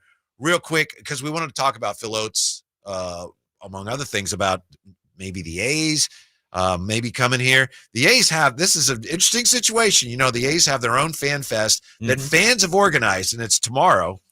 And the A's found out Thursday that Drake's Brewing Company, they were going to sponsor, and everybody's excited about that. Thursday, Drake's Brewing Company withdrew. And a lot of people are saying, "Oh, well, they pour at A's games. Maybe the A's had something to do with it." The A's are saying, "No, we had nothing to do with it." Casey Pratt, who's been all over this A's relocation story, ABC7, he said on Twitter, quote, I know for sure some meddling has taken place, but Meddling. the high road will be taken for now. So I think For they've lined now. up some other sponsors already, but how about that? People are, and again, the A's say they had nothing to do with this. So and the A's perhaps they don't, sabotaging their own fan fest. because they can't even stand for the fans to put on their own event. What an organization! That is embarrassing. You know, this is a class, a master class in what not to do if you're in ownership of a franchise that has a strong fan base, a very loyal fan base, a very vocal fan base. Instead of embracing it and trying to, smooth it over, make good with the fans. Like he's alienate them even more so. I know. I know. It's crazy. It just seems very petty, does it not? If there is some involvement, it's like, well, let them have their What are you accomplishing by not letting the fans get together and celebrate the fact that they're Oakland baseball fans? Did the organization embrace the reverse boycott? Absolutely not. No. I mean, they benefited from right. it. They benefited it. Like, but that's what I was wondering. Did they? Remember the commissioner? Somebody asked the commissioner, and he said, "Oh boy, yeah, they had a big special night, and they ended up with an average major league crowd. That was impressive." He said, "Was that what he said, Jay?" Yes. Yeah. I'm asking that because like this would create some goodwill. Like, and if you're going to rip the A's fans' hearts out, at least leave them with some dignity. At least make it less painful. Like, this is just kicking them when it's down. They're trying to do something fun, good, celebrate the A's, and now you're taking something else away from them. Last Dive Bar is an A's sponsorship group that's putting this together, and they actually now they have incurred expenses, including sponsor banners, digital marketing package, and rented equipment to set up a Drake's beer booth that now Drake's had to pull out. So this, and this is just like a grassroots effort. And now it's like, oh, we already spent money on that, and now they're not going to be here. So they're losing money. They're losing money now. Yeah. A grassroots effort. Yeah. And apparently there are other, I think, breweries that have stepped in. So I think they're back on track. But the whole thing is just so typical of this whole situation where you're not sure, okay, what exactly happened here? And why does it look and smell so bad? And there are so many people right now who are looking at the whole relocation thing and suggesting, I don't think the A's really have a plan. I'll ask you this, fellas, and I know you guys have followed it, maybe not 100% closely, but when, and this is opinion based, when is the last time you guys felt like the organization has done something right for the fans? Probably when they had, what was it, the Tree House? Okay. Right about the time when Cavill took over. Okay. Yeah, and they had they started the Rooted in Oakland campaign. Right. And they're really stressing the fact that, you know what? The Warriors left, of course, the Raiders left, but we're rooted in Oakland. Yeah. That was and they had the rally there and everything. Right. That resonated with me. Yeah. That was the last time. Drape's kind of about the same thing for you. I can't even remember. And I'm relatively new, so I can't remember. So that's about 3 years ago. Yeah, 3 years ago. Probably right when I came, right? I came about 3.5 years ago. Yeah. So think about that. Think about that. We've probably played 3 or 2.5 seasons or whatever you want to call it since the A's have done something for their fans to get excited about. Yeah. Yeah. Really it wasn't think that about long that. ago. They had a really good team. Yes. In the playoffs. Yeah. Absolutely. I mean, it is ripping your heart out, Drapes. You said it perfectly. As an Oakland A's fan, I'm just so frustrated with this team in so many ways that the only thing you really can do is just throw your hands up and say, you know what? And it's kind of one of those things like I'm a jilted lever. You don't care about me, then I don't care about you now. That's where I'm at with the Oakland A's. They got everything figured out in Las Vegas to the extent that they met their obligations to continue to be a revenue sharer. They met all the deadlines for that. Right. Okay, now what? How about the ballpark renderings? Well, right. Which is a farce. And I continue to keep on saying, how is a top 10 market a small market revenue team? Right. Yeah. They've been pulling the wool over people's eyes for years. And they got mad, meaning the organization got mad when it got taken away from them. And then they figured out a way to, finagle their way back into that. Well, could they be coming here? What could that mean for Sacramento sports future? Find out what the great Phil Oates thinks about that. He joins us next year with the Drive Guys on Sactown Sports. Our first year as the radio home of the San Francisco 49ers is one we will never forget. And here's Purdy going to throw one deep, wide for Debo. Made the catch on the back shoulder. Touchdown! San Francisco! And a back shoulder banger for Debo Samuel. Congratulations to the 49ers on a terrific year. And thank you for so many wonderful memories. In providing fast, guaranteed settlements to Camp Lejeune Marines, families, and civilians. Awards will range between $100,000 and $550,000 with an option for higher amounts. If you or a loved one spent time at Camp Lejeune and suffered cancers of the bladder, liver, or kidneys, leukemia, non-Hodgkin's lymphoma, Parkinson's, or kidney issues, you may qualify for compensation and could be paid within 60 days after accepting your settlement with your VA benefits fully protected. You may be entitled to a significant financial award for your Camp Lejeune claim, but you must act now. Call the James Harris Law Camp Lejeune helpline now to get the compensation you deserve. We're already fighting for thousands harmed by the water at Camp Lejeune. Call now or you may forever lose your right to be awarded a settlement between $100,000 and $550,000. For your free evaluation, call 800-270-3388. That's 800-270-3388. 800-270-3388. At Ashton & Price, over the last 25 years, we've won just about every injury case you can think of. Slip and fall, falling merchandise, fell through rotted decking, we won those. Dangerous stairs, falls into holes, dog bites, won them. Injured while pedestrian or on a bicycle, auto, motorcycle, big rig, company vehicle, Uber, or Lyft accident, we've won them all. And the best news is there's no fee until you win. So no matter how you got injured, remember, for the best advice, don't think twice. Call Ashton & Price. Power Business Technology is proud to be 100% independent, locally owned, and managed Toshiba copier dealer. Local ownership cuts out the red tape, allowing ourselves to never be too busy to personally answer the call when our clients need us. Recognized for excellence in service execution, training, and customer service, we're proud to be named a 2022 Toshiba ProMasters Elite Dealer. Contact us today for all of your business printing needs at 844-POWER-BZ. That's 844-769-3729 or visit us at powercopiers.com. Elevate your drive with Acura of Stockton's President's Day savings. Unleash luxury and precision in a new Acura Integra, RDX, MDX, or TLX. Quality meets affordability with savings on our best selection. Get to AcuraofStockton.com and start your experience today. Own the road in style. Visit us today or go to AcuraofStockton.com.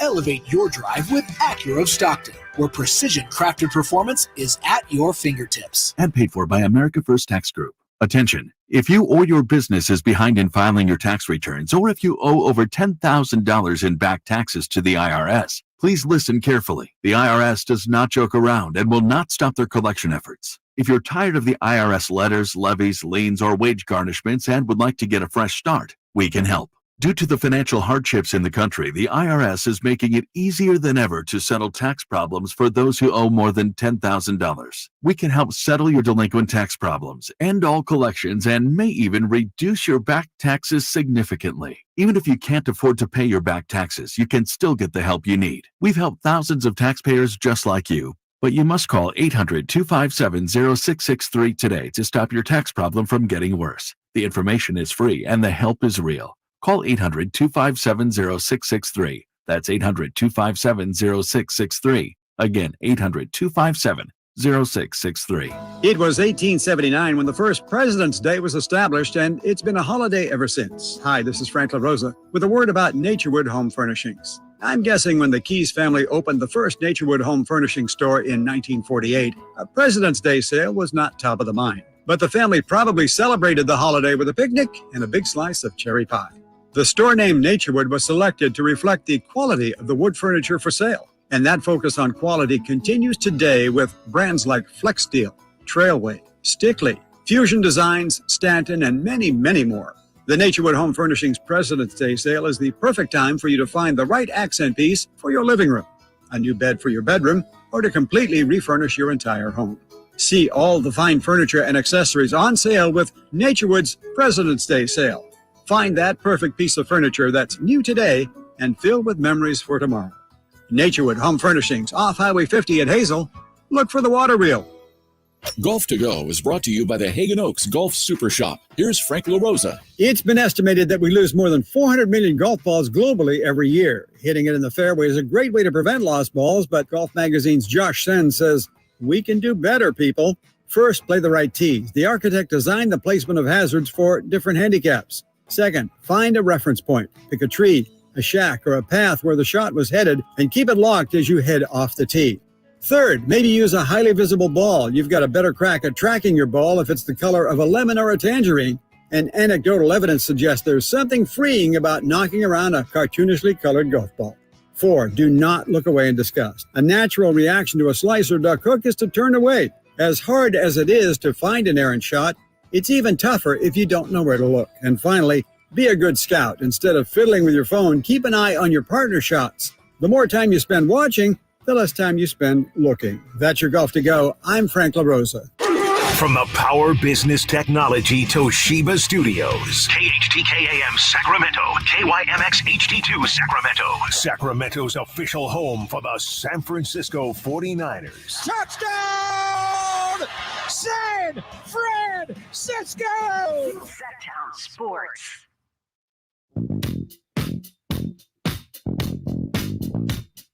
Live and local, 6 a.m. to 6 p.m., Monday through Friday. Sactown Sports. Happy Friday. You know, we've been talking a lot this week about Sacramento sports past and Sacramento's promising sports future. To Drive Guys, and our next guest has some unique insight into those subjects. He's the chairman of the board for Buzz Oates, one of the nation's leading commercial real estate developers, and part owner of the Sacramento Kings. Phil Oates with us. Phil, thanks so much for your time.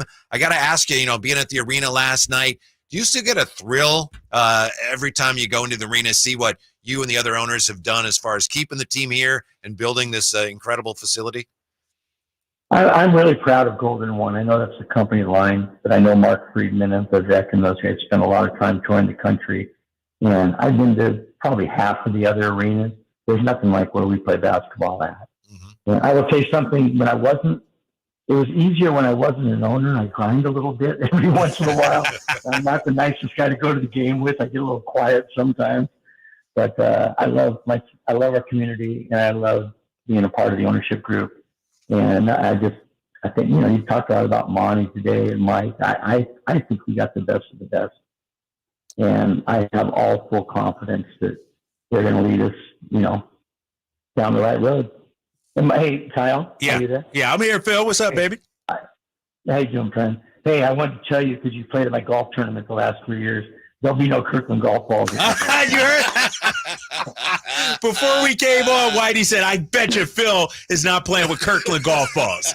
I bet you. I don't have one in my bag. One of the best things about Phil's annual golf tournament, and it's a tremendous weekend. You got the golf, you got the celebrity dinner beforehand, Cedric the Entertainer, Anthony Anderson, some really great people. But one of the best things about his tournament is the sponsors on each hole. Like, I've gotten Pro V1s from his golf event. Nice. So it's a top-notch golf event, Phil. Thank you for that. Thank you. I did it because I've got great friends here in Sacramento, third-generation Sacramentan. And since I bought the Kings in 2013, I made a lot of friends, a lot of celebrity friends that are great people. And it gives me an opportunity once a year to blend my Los Angeles friends with my Sacramento friends. And I'll tell you something. I know Kyle knows this, Kevin, but people come to that tournament, they're surprised what a great place Sacramento is to live. And they come back and say, I want to come back here again. I didn't know. And I think that's the golden gem that we're working with here, but we've got to make some pretty strategic corrections, I think. Phil Oates, nice enough to join us here. And, of course, we don't know what's going on exactly with the A's relocation, Phil. It's possible they don't even know. Obviously, a temporary move to Sacramento has been mentioned. What do you think of that? How beneficial do you think that would be to Sacramento if the A's were here, even for 3 years before moving on to Vegas? Yeah, I don't think it can hurt. I think there'll be the excitement of a 3-year team, whether that would hold for 10, 20, 30 years, who knows. But I think it'd be a good thing. It would give us, we own the River Cats, and the Kings ownership does. Oh, we're having some issues. Cutting out a little bit, Phil. You there? Okay. Now I know you didn't get the prepaid wireless, Phil. I know you got a solid plan. So if you Phil Oates pulling a Frankie, right? He might. Phil, don't call us back if you're not on right now. If you're still on, go for it again. But you were cutting out right there. Yeah. So Jay's working on. Jay's working it. All right. Phil, you there? Nope, he's he's working on. Oh, yeah, Jay's working on it right so there. So it sounds like Phil's been listening to the show today. Exactly. And he offered that up about the Kirkland balls. I'm telling you, where's Kirkland based out of? Where's Costco based? Like, if anybody's listening, watch tomorrow in the mail or Monday. We're gonna have like 1,000 dozen Kirkland golf balls here, and I take them, to be honest with you. I wouldn't send them back. Like, I'm all about free stuff. Isn't Kirkland a town somewhere? I always assumed they were based in Kirkland, but we'll find that out. We're finding out a lot. Yeah, more Missouri, right? I think, but I don't know. Yeah. That's where the Costco situation. But I will say this about Phil's golf tournament: like Pro V1 balls, Nike or Adidas golf shoes you get. Like it's really high level swag. And so, as a matter of fact, some of my golf shoes I play in right now, I got from Phil's tournament. Puma. Like, it's nice. Big time sponsors out there. That's where I played with Alex English. Remember I told you? Yes, I do. I played with Alex. I was, cart mates with Alex English, the great Alex English. All right. Phil Oates back with us. Phil, can you hear us, sir? Apologize. I think that was on my end of things, so I came to a different room to talk. No problem. Yeah, you were telling us what you thought of the A's, what they would do for Sacramento Sports Profile if they were here. I don't. I'm a Giant fan. In fact, I was a Giant season ticket holder until we bought the Kings, and I just didn't have time for both sports. But I think it can't hurt. There's nothing bad about that. I'd be a little concerned, dealing with the Oakland leadership. I think they're proving themselves to, not necessarily be people of their word or put. It's funny, as owners, I think, again, Vivek, Matina, John, they do a great job. We actually try to serve our clients. Our clients are our ticket holders and people that attend the game. And I think the successful sports franchises have an attitude of serving people, but then you got the others that think, well, they're lucky I'm here. And they got to treat me right, and they got to serve me and my team. And I'm proud of our team that we're not that way. And it sounds like the A's, especially on that Fan Fest. I mean, my goodness, we're talking $40,000 to a pro team. I mean, that's, I can't imagine.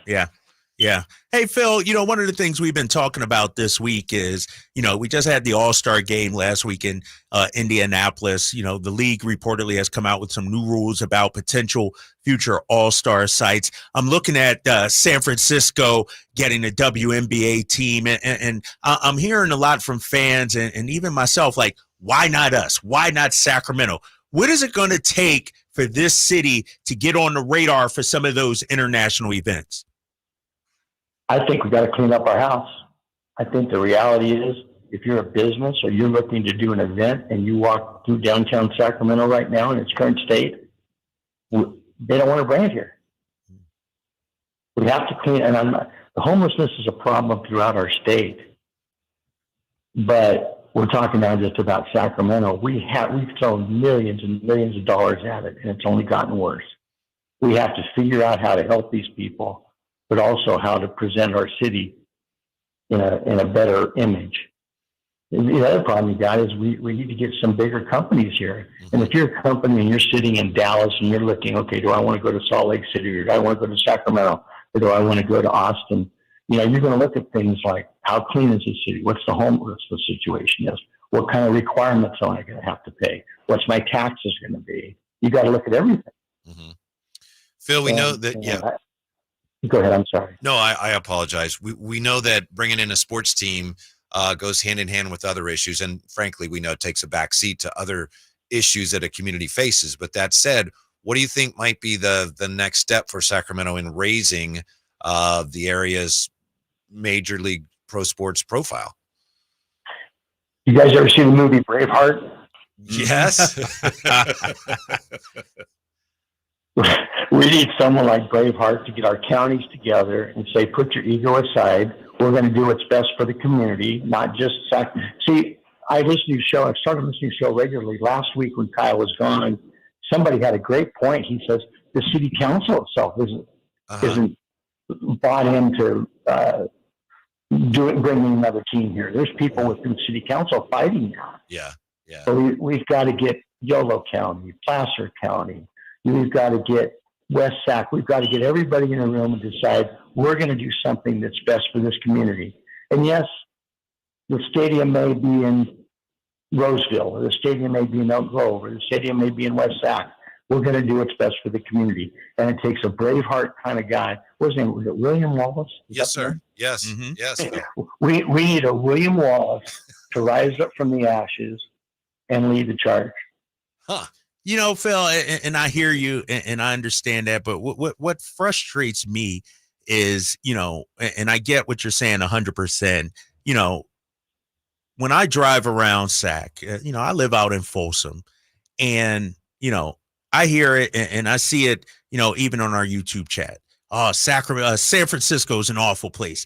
Downtown is awful. The homelessness, you can't even go down there. Your cars are being robbed. It's not safe. All that. And I get it. But yet, they're still being awarded an all-star game.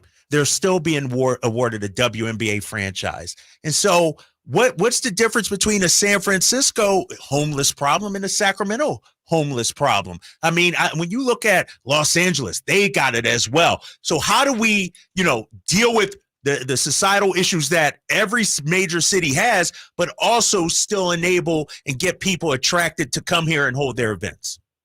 Well, I think it starts, you know, I'm a capitalist. I'm a businessman.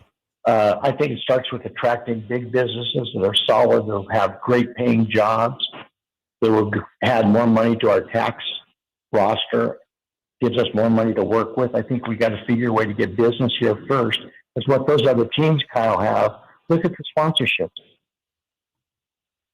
We don't have the sponsorship that exists in LA or San Francisco. And I thought it was interesting. I was reading an article getting prepared for here. The Giants were looking at, I think, J.D. Martinez earlier in the year. Yeah. And he turned him down. He didn't want to go to San Francisco.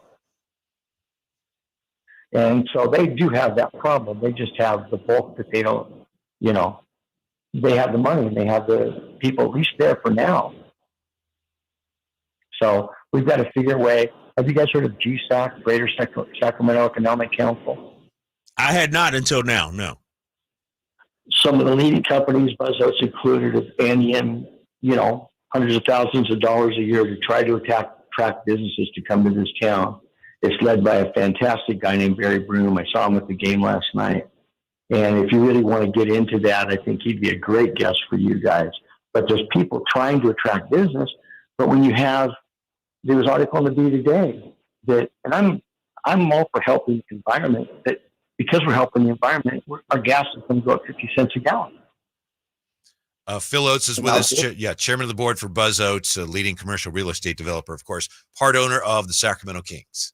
Yeah, Phil J here, and that was me that was talking about the different type of city councils that need to come together so we can all be, as I say, Voltron. We need to be a transformer. We all need to come together so we can be Optimus Prime. But one of the questions I have for you, Phil, is because the industry that you are in when it comes to real estate, is it difficult, and I guess follow me here, how difficult would it be to bring another arena or stadium here without a guarantee of a second professional team? I don't think Jay, I'd love to have that happen. But I don't think anybody would invest that money on a pro forma. It'd be a pig in a poke. It'd be a real long shot. I think we had our chance if people had stepped up, and I think probably Steinberg and the city did what they could, but we needed the other counties to participate and get the MLS team here and Nagel. But that kind of came and gone. I don't know where that sits now. Kevin's a good friend of mine, but I don't know where that sits. I don't think it works, because how are you going to get the income in that stadium to help pay the monthly bills? Yeah, supposedly everything was ready to go. They were ready to put the shovel in the ground on the stadium with MLS, but they just had to wait to get the commitment from MLS. Phil, I read an interesting interview with you today, and you talked about your dad, the true legend, Buzz Oates, and how he said he didn't think you should ever buy a team, and you did. Which is for most of us, that's just the type of thing we dream of. Is there anything about that surprised you? Anything you can share with us about owning a team that's probably not what we, on the outside would think it is, good or bad for that matter?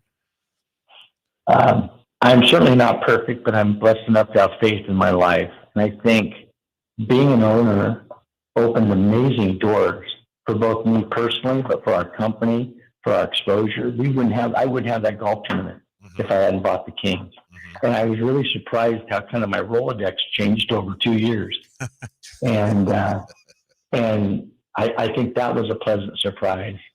I wasn't surprised how the city embraced it. I'm a basketball coach too over at Capital Christian.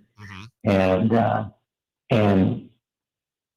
everybody says, "Oh, you just want the stadium to come because you love basketball." That really isn't it. We needed something in this town to rally the troops, at least for a while. And Kevin did it. We built it. People forget that used to be a shopping center on top of. Yeah. I think just me. It's funny. Everybody wants to be an owner, and it's getting more and more expensive. And getting to be an NBA owner was a lifetime dream. I will tell you, I did good on my dad before doing that, and he gave me his best wishes for me using my money to buy in. And then he died in December of that first season. And before he died, he said, "Bill, I'm glad you bought the team. We needed it." Sweet. So it's a great story to me. Yeah, absolutely. Phil, my final question for you, I look at Oklahoma City, let's say, and what Clay Bennett did out there. Ultimately, obviously, Sonics fans, were hurt that the NBA let them move there. But when you look at what Clay did, a hometown guy brought a franchise there. Do you think it's going to take a hometown person to bring an MLS team here, to bring Major League Baseball? Is it going to be somebody homegrown that wants to help grow their city to make something like this happen? Not necessarily, but I think it helps because unless they're living in LA or someplace where they can't get a team there, why wouldn't they bring it to their hometown? And it's difficult to build in California. The permit process, the environmental, it is very, very difficult. If you're somebody out of town, out of Sacramento, why wouldn't you go to a easier place to build a stadium and a team? Yeah. And I think also you need a passionate owner. I think we have, the Vec and the Falls and the Jacobs. They're great people. They love our team, and but I think it really helps when it is a homegrown person. Phil, I'm not speaking. Go ahead. I'm sorry. No, I'm sorry. We'll let you go on this one. We were talking earlier about the fact that this would be only the 8th time in history that the Sacramento Kings have gone to the playoffs 2 years in a row should they get there. So it's very unique. And that said, there are fans. Fans are going to fan. Some people are impatient. But as you look at this and you have the sense, the appreciation for how special this is, what about this particular team this year? Looking at all the involvement you've had over the years, what to you is special about this particular Kings team? I think we're special because our coach is not only a great coach, but he's a tremendous teacher. If you watch during timeouts, Jordy, Doug, Jay, they're all teaching and trying to improve our players. I think obviously our 2 best players are Sabonis and Fox. I think they're humble men that put the team first. I look how they interact with each other. I heard Fox with his interview last night with you, Kyle. He gave great props to Sabonis. That doesn't exist on every team. Sometimes it's a competition to be who's number one. And I think when your leaders work hard, they show up every day for work, they give the best effort they got. When that's coming out of your 2 best players, that's a great thing to have. And I'm encouraged. I think we came into the year not surprising people. Last season, we kind of caught people unaware. This year, everybody was aware of us. And so that's maybe why things aren't quite as easy this year. We're not surprising anybody. So that's my thoughts. Phil, we appreciate your time and also thank you for listening. We appreciate the fact that you've been tuning in. I didn't even know it was on. I won't tell you what station I was listening to. It's not the Bay Area station. It was a national station. And I know that person there. So I saw Kyle before a game, and he told me what he's doing. I said, well, you never told me that. So I'm blaming Kyle. I don't even know how long you've been on the air. But you're a definite staple in my afternoon listening, and I love what you guys are doing. I think you're fair. I don't think you're homers. I think you call it the way it is, but I think you love this town and this team as much as I do. Appreciate you, Phil. See you on Monday, hopefully, when we light that beam against the Miami Heat. All right, my friend. Thank you. Thank you, Phil. God bless you guys. Thanks. All right, now. Yeah. One of the most prominent figures in Sacramento business and certainly in Sacramento sports history. Yeah, he got his hands in a lot of things, too. Like, Not the Kirkland golf ball. He's not messing with Kirkland, But how do you know? How do you guys know? Oh, he said it. I know. Come on, man. Phil's playing with. And I've golfed with Phil. He's my guy. But his golf game is probably about similar to mine, maybe. Huh. So he shouldn't be playing with those Pro V1s. I tell you that. Now you're calling him out. No, Kyle, man. Yeah, I know. Help him out, Whitey. Help him out, I'm man. just saying. He's not a Kirkland guy, but he's not a Pro V1 guy either, though. Okay. I mean, he's in the middle, right with me. There's nothing wrong with that, though. Today, as I was getting ready to talk to Phil Oates and Greg Lukenbill, who we have coming up at 5, I was thinking of, Sacramento had different things would be if we didn't have the Kings. Maybe we wouldn't have a team. And I was thinking, what city would we be like? Wow. The city would still have an awful lot going for it without pro sports. I'm glad we do have the Kings. But we'd be maybe like Hartford or something, Hartford, which is Connecticut? Yeah, because it's kind of in the shadow of Boston. Right. But it's not, and they don't have it. They had the Whalers back in the day. Yeah. I don't know. We'd be what? Louisville, but they got the Kentucky Derby, Kentucky Louisville, basketball. yeah. Man, that's tough. Nashville got teams now. It'd be like Raleigh, Durham, but they got basketball. Duke and Carolina. I don't know, but you look at the Hartford comparison you made. I've been through Hartford. It's just not the same as when it's living in the shadow of New York and living in the shadow of Boston. Yes, and it's a pretty little city. It's a pretty little city, but it's not. There's no gusto, and that's why I think sports teams really put you on the map, man. And it's not just about athletics. Like you become a hip destination. Now, when the Celtics play here in Sacramento, you got fans in this area. Oh, let's go to Sac, and watch. If you didn't have that, those fans wouldn't be here. It's interesting talking to Mike Testa this week and then talking to Phil, and we invariably the topic of the MLS move here comes up. And I didn't know where that was. There was some movement. Was it about a year ago? There was talk of another investor maybe coming in. If you remember that story, it all faded away. And it sounds like from the two guests we've had this week right now, that's kind of dormant. Yeah, right now. Right. It's kind of, and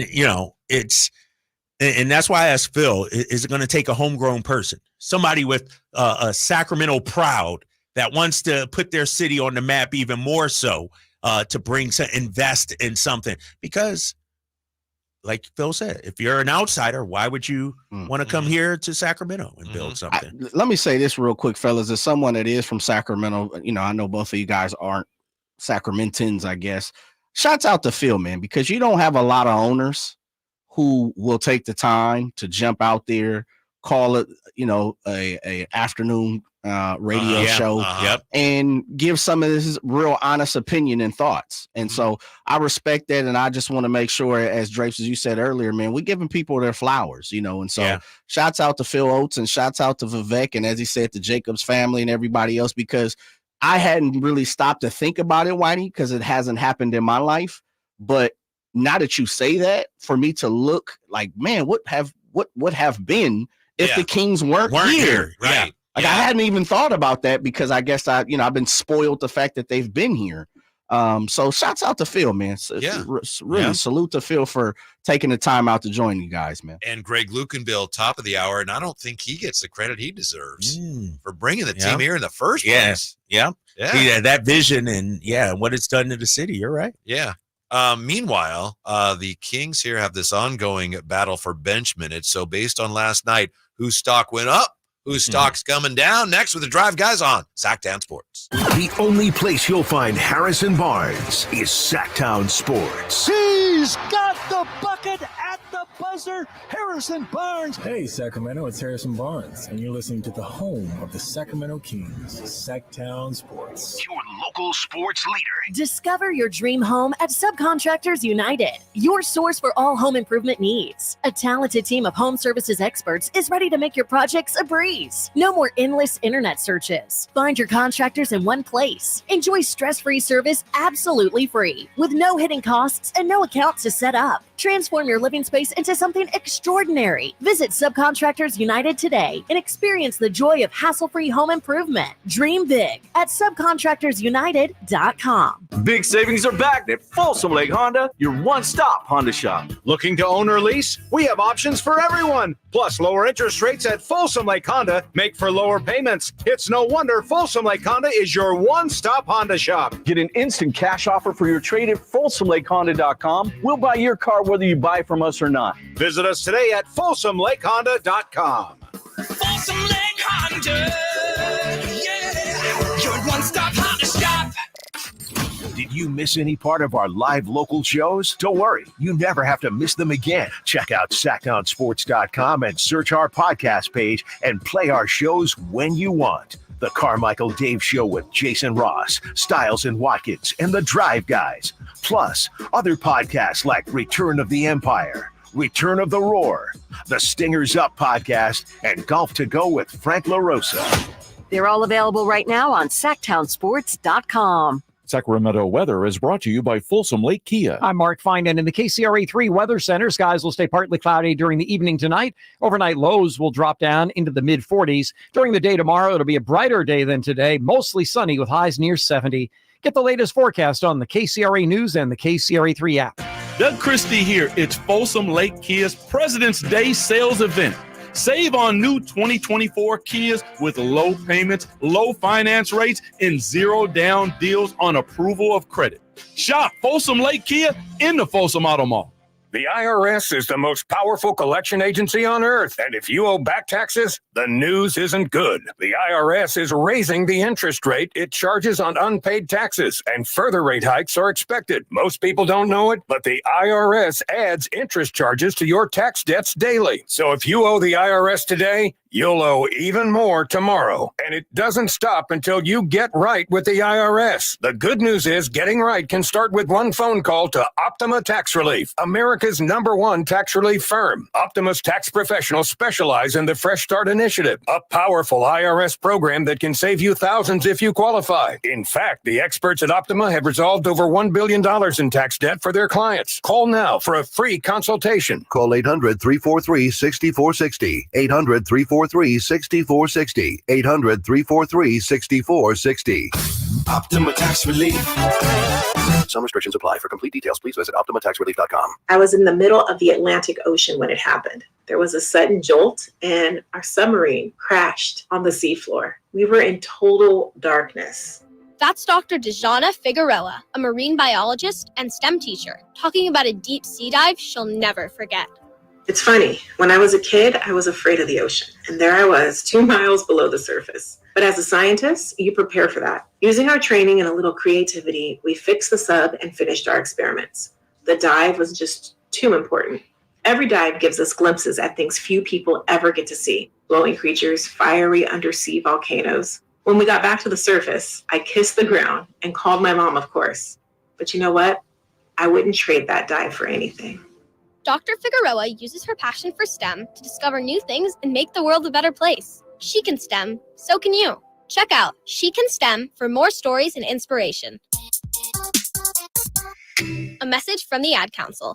Dr. Ken Howachek and kinesiologist Kelsey Graham discuss the Good Feet store. The foot has a lot of detail. It has a lot of complexity. There's a lot that can go wrong. A lot of problems start in the foot and end up elsewhere. Knee pain, hip pain, back pain. When aligning the feet properly, we can see relief elsewhere. And that's the beauty of the Good Feet Arch support. It can place the feet into their ideal position and gives them the balance, the support, the comfort, and the relief of the pain. The bottom line is that the Good Feet Arch support can be a highly effective pain relief solution when nothing else has worked. The feet have a really big impact on how the rest of the body moves. The knees, the hips, the lower back especially. If the foot isn't properly aligned, all of these joints are going to function incorrectly. That results in a lot of muscle tension and chronic pain. What I really like about the Good Feet system is that the right arch supports can put the foot in its proper alignment. So all the joints of the rest of the body will be aligned properly as well. And when the body's aligned, we can reduce the risk of injury and chronic pain. Visit the Good Feet store in Sacramento, Roseville, Modesto, Stockton, and Vacaville for a free fitting and test walk. Got a drain that's clogged up? Or maybe a toilet? Or a faucet that just won't quit leaking? Kenny and Jerry are here from Bell Brothers, and we want you to know that it does make a difference which plumber you call. At Bell Brothers, we respect your time by showing up when we say we'll be there. Our technicians are all background checked and drug tested, and will greet you with a smile. They're trained to do the job right the first time, and they carry over 1,000 parts on their trucks, so they won't have to order something and then come back later. They leave the work area cleaner than they found it, and your final bill will be the same as they quoted. That's why they call us the No Surprise Guys. So if you need a plumber, it does make a difference who you call. Call Bell Brothers. Our number is 916-444-1234 or find us online at thenosurpriseguys.com. That's 916-444-1234 or find us online at thenosurpriseguys.com. The No Surprise Guys, Bell Brothers.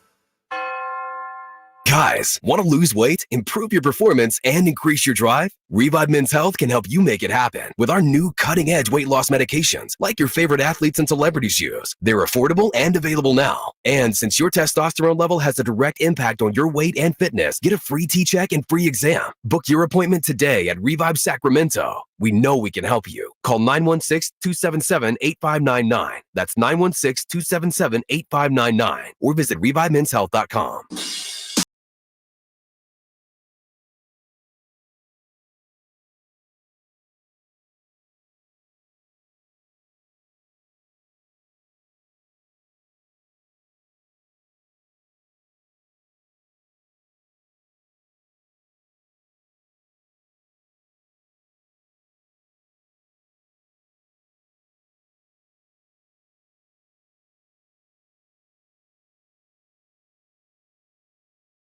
Five or something. I mean, just skyrocketing. So now the 49ers and everybody else too, but the Niners have a little more wiggle room. They went from being like 14 million over the cap to a little less than a million, like 800 something thousand under the cap, right? Without doing a single thing. Thanks, Roger Goodell, helping out the Niners once again. No, I mean, yeah, 255.4 million is the new cap. People That's thought insane. if it's like 242, ooh, that'd be great. That'd be great. Wow. Well, what are their most pressing cap issues, if you will? Is it Ayuk? Is it Greenlaw? Is it like what is it? Yeah, well, you should tread lightly here because Jay and I are at odds on Ayuk. And that's your guy. Really? I just realized. Yeah. I did. This the first. I missed that day. Yeah. Jay says, let him go. Yeah, well, I didn't say that. I think he said he was he's going to call Uber to pick him up to take him to the airport. I didn't say that either. All right, I want to hear this, Jay. I didn't say that either. What I said is, if he's going to get paid as a top 10 wide receiver, which I laid it out, the top wide receivers, Tyreek Hill at 30 a year, the 10th, and I can't 100%, but let's just call it AJ Brown, which I believe he was 20, he was 5th or 6th, but the 10th makes 20 million a year. The 10th ranked wide receiver when it comes to contract wise makes 20 million $. I think Brandon Ayuk is looking for somewhere between 22 to 25 million, which would put him in the top 5 paid wide receivers. I just don't think he's worth that. That's me. And I think, go ahead, Whitey. I think he's one of the terms that I thought Jay used when we talked about it. Maybe it wasn't the last time, but the time before. And I don't want to put words in your mouth. So if I'm wrong, jump in. I think you said you didn't see him as a playmaker. Yeah, I don't think he's And is he a system wide receiver? I think he's a playmaker, and I think he doesn't put up the same numbers because they just don't throw the ball as much. Right. But I think he's worth way more to the Niners than he would be to any other team. So to me, if 25 is what it took to get him, I would do that in a heartbeat. And when you look at Brandon Ayuk, and I just pulled up some of his numbers compared to some of those great wide receivers. He's 36 this last year in targets, Jay. Yeah. Think about that. he's got all these weapons around him, so he's not even being targeted as much as he should. It was 105 this past year? 108 or something, wasn't it? I think it was 105. I got 36. You got 38? No, you got targets? Targets. Well, it's more than 38. No, his rank, I'm saying, among wide receivers. Yeah. Rank among wide receivers, 38th among wide receivers in targets, but 7th in yards. And second in average. And look at his age, Jay. Yeah. Look at the some of the receivers, in terms of receptions right around him. A CeeDee Lamb, he's getting up there. Tyreek Hill, he's getting up there, as Keenan Allen is still. Like, there are some guys who, and I'll liken it to Jaylen Brown in the NBA, Jay, too. Mm-hmm. Jaylen Brown isn't the best player in the NBA. Nope. But he has the largest contract in NBA history.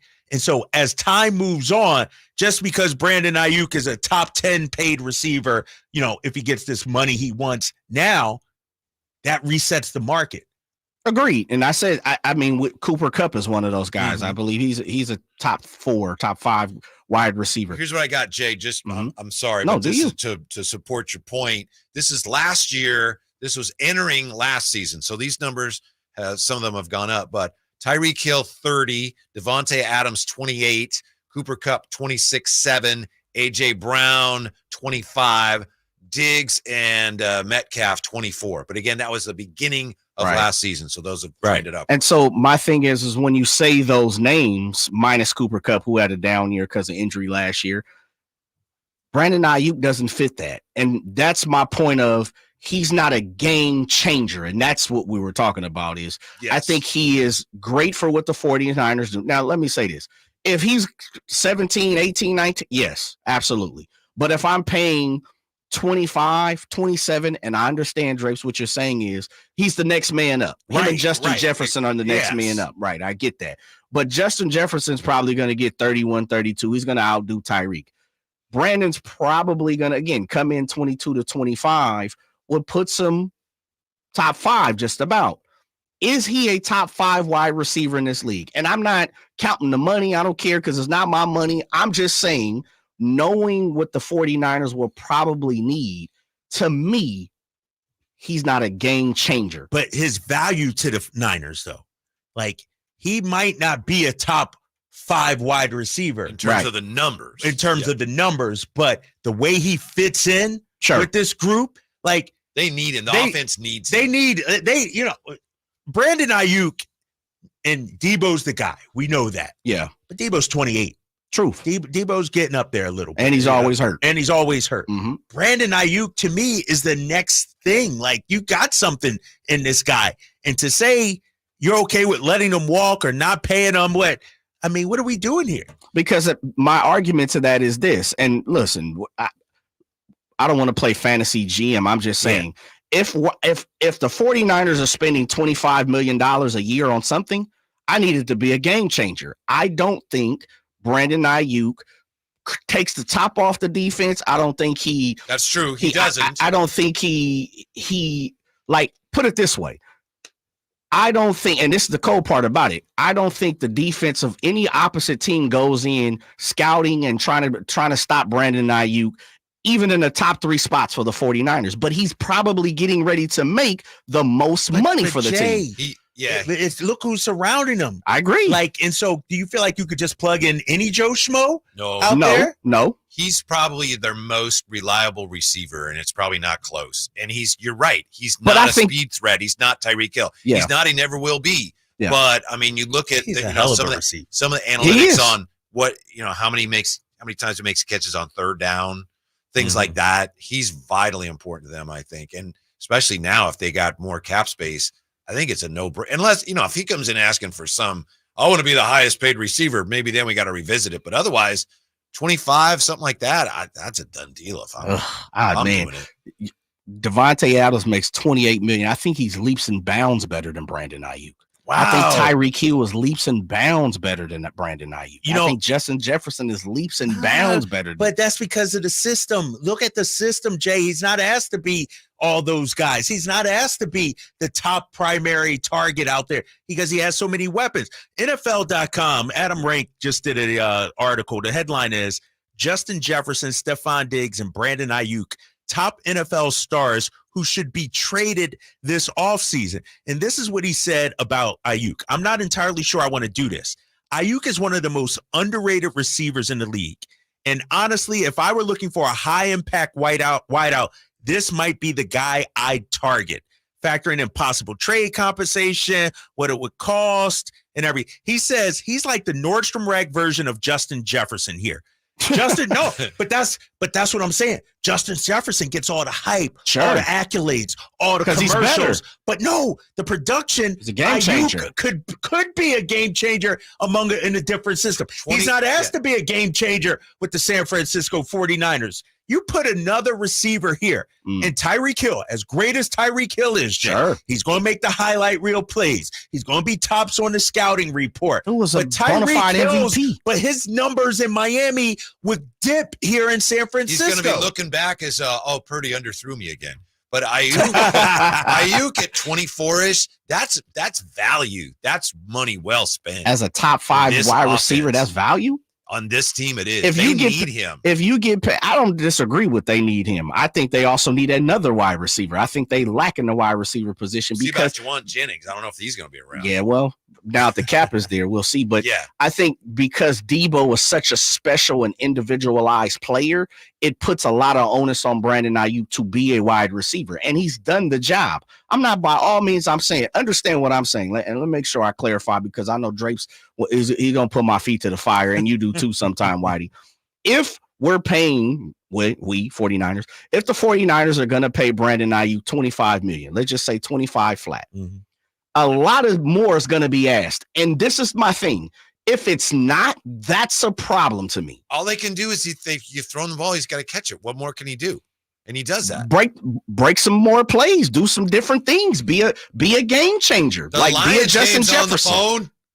I got you. I understand. Catch. But I can also that was hell of a catch. But guess what? I can also say this: when we need you in the Super Bowl, where was you at, my brother? But I can say the same thing about Debo. I mean, I can say the same thing about George Kittle. I get it. I can say, I understand. Let's not do that. But guess what, though? Guess what? Debo's not a top 5 paid wide receiver, though. How about that? I don't know. George Kittle's not a top 5. He's not getting $25 million a year. How about that? Well, and that's what I'm saying. 19, but 19 is different than when we need you to be that guy, when you're doubled and you're triple like DK Metcalf is, like Devontae Adams is, like Tyreek Hill is, and these guys go get 200 yards and Brandon Ayuk's got 75 yards. That's a problem when I'm paying you $30 million almost. So hold on. Debo's at 23.8? Yeah, but he's not paid as a top wide receiver. Remember, he's a Swiss Army knife. That's what makes Debo separate from Brandon Ayuk, which makes Brandon Ayuk so much of a need for the 49ers. Ayuk would have better numbers if they threw the ball more. Right. And I just listened to you, Jay. Yeah. I just told you. He was 36 or 38th in targets. They just don't throw him the ball as much, but when they do throw the ball, they need production, and he gives you that. But is he giving you top 5 production? If that's what it costs to keep him on your roster, he's worth it. And I'm looking at yards. For me, it wouldn't average. Like the numbers, he's doing more with less than anybody. Like I don't know. See, I think both of the arguments we're both arguing goes vice versa. Like you guys are saying he's a need. He is what the 49ers have. He is the best wide receiver. I'm not arguing that. I'm saying for what he's getting ready to be slotted at, and with the understanding, look, Kirk Cousins was the highest paid at one point in time. Like, it is your time. I get that part of it. I'm just saying we know when you're considered a top guy, a top flight guy, then obviously we want more results. And then vice versa is you're saying to me is like, look, he's a need. I get it. He is for the 49ers. I'm not arguing that. Mm-hmm. And you're wearing a 49er hat today. Absolutely. Yeah. All right. When we come back, we'll take a look at stock up, stock down for players coming off the Kings bench. Interesting developments last night. Next, Drive Guys, Sactown Sports. You never know what you might hear when listening to a Sacramento Kings game. Out of Keegan, going for another triple. Man, is he feeling it. Keegan, can he do it? Yes, there's number 11, Keegan Murray. Keegan steps back. He just knocked down his 12th three-pointer, a Kings franchise record. He's got 45 points. Never miss a moment of Sacramento Kings basketball with Sactown Sports and the Sactown Sports app. Sacramento weather is brought to you by Elk Grove Honda. I'm Mark Finan in the KCRA3 Weather Center. Skies will stay partly cloudy during the evening tonight. Overnight lows will drop down into the mid-40s. During the day tomorrow, it'll be a brighter day than today, mostly sunny with highs near 70. Get the latest forecast on the KCRA News and the KCRA3 app. The 2024 Accord is once again a winner of the 2024 Car and Driver's 10 Best Cars, making Honda the winningest brand in Car and Driver Award history. Come drive it. We are Elk Grove Honda in the Elk Grove Auto Mall, Highway 99 at Elk Grove Boulevard. I gotta get an Elk Grove Honda.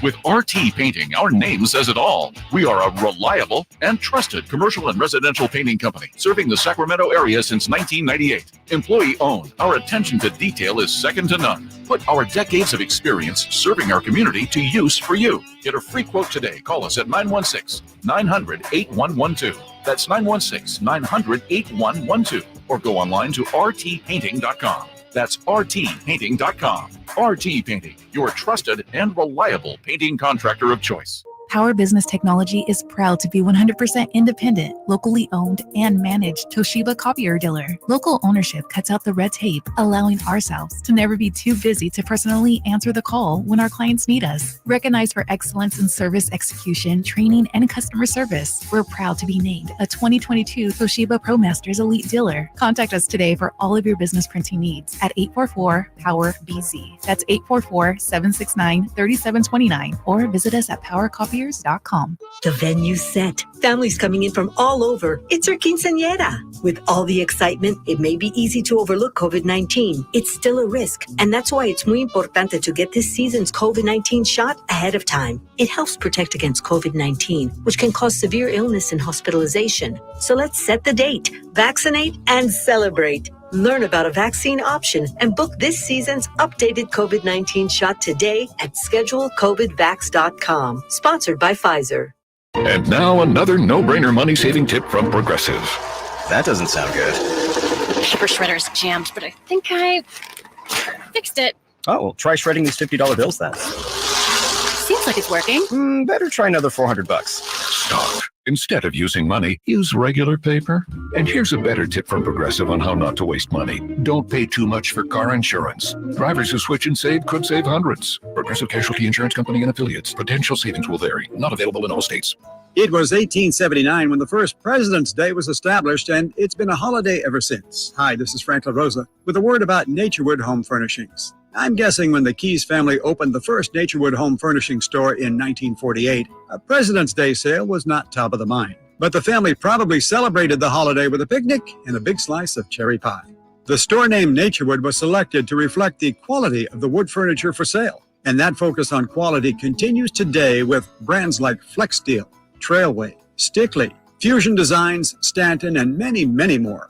The Naturewood Home Furnishings President's Day sale is the perfect time for you to find the right accent piece for your living room, a new bed for your bedroom, or to completely refurnish your entire home. See all the fine furniture and accessories on sale with Naturewood's President's Day sale. Find that perfect piece of furniture that's new today and filled with memories for tomorrow. Naturewood Home Furnishings, off Highway 50 at Hazel. Look for the water wheel. Time to check out Capital Casino, conveniently located at 411 North 16th Street in downtown Sacramento. The Drive Guys, live and local, every afternoon, Monday through Friday on Sactown Sports. All guests come to you from the Folsom Lake Honda Hotline. Folsom Lake Honda, your one-stop Honda shop. We talked to Phil Oates earlier this afternoon, and then Greg Lukenbill is going to join us top of the hour. Yes. The guy who brought the Kings here. I'm looking forward to that. Maybe you could have a statue of him instead of Winnie the Pooh. Or Piglet. Sorry, Piglet. With the Piglet, right? But that's not my call. Yeah, so looking forward to that. I wanted to see what you thought, Kyle, after that big win last night. And yeah, we were quibbling with some of the things that didn't go as well as they should have, but they got the win. How about stock up, stock down here? Because I know some people came after you. Oh, yes. They always do, don't they? But yeah, you suggested that, it looks like Mike Brown's finding his way with his bench, his rotation. What do we got as far as stock up, stock down, guys coming off the bench? let's talk about. I'll just go down the list. Okay. Here, I'll just go one by one. Trey Lyles. I think his stock has sort of stayed the same. I don't think he's up or down. I think he is what he is. He didn't play well last night, but that's right. That's not. Yeah, but Trey Lyles is Trey Lyles. I think he's a solid player. His minutes are going to be what they are. I don't see a bigger role for him. You know what, Whitey? I'm gonna amend that just a tad, though, just a little bit. I'm gonna do stock up just slightly because what we're seeing more stock up, okay. Just a little bit because what we're seeing more of actually with Trey is Mike Brown turned into a small ball lineup a little bit more. Mm-hmm. He changed it quickly yesterday. Remember, Domas came out, Trey Lyles came in. Trey was at the 5, and I think like 2 possessions. Alex Lynn came in, Mike Brown rethought it. But I think Trey Lyles gives Mike Brown a luxury to go small. So I'm going to say, stock up just by a few percentage points. All right.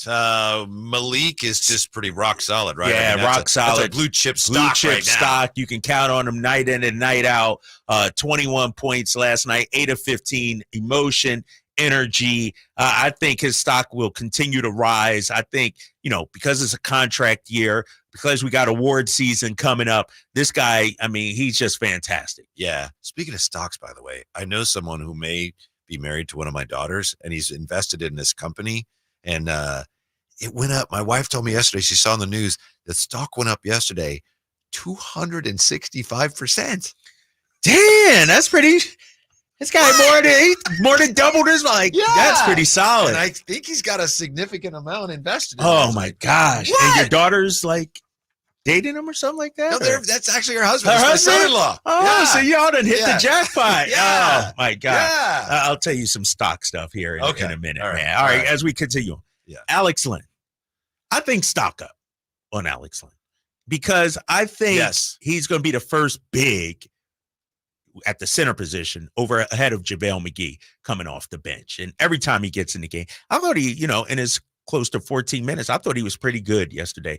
I thought he defended the rim, had 2 block shots, 4 points, 4 rebounds. Alex Lynn is the guy, that when you throw him in, you know what you're going to get. He's not going to hurt you. He's going to play hard, good system player. So his stock is up, I think. Yeah, your buddy Brendan Nunes came on with us this week. And I think that was another day when you were traveling.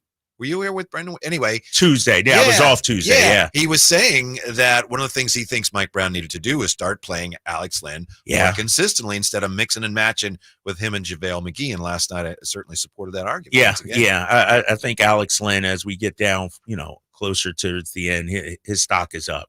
Davion, I'm going to say stock up too. I feel like, it's sort of interesting with this, talk is we got to include before the All-Star break too. And so it's been a while since we've seen these guys. One game last night, but I think Davion has found, over the last 2-3 weeks, his stock has risen. Mm-hmm. He's firmly entrenched in the rotation now, played close to 11 minutes. I would like to see more from Davion in terms of minutes played.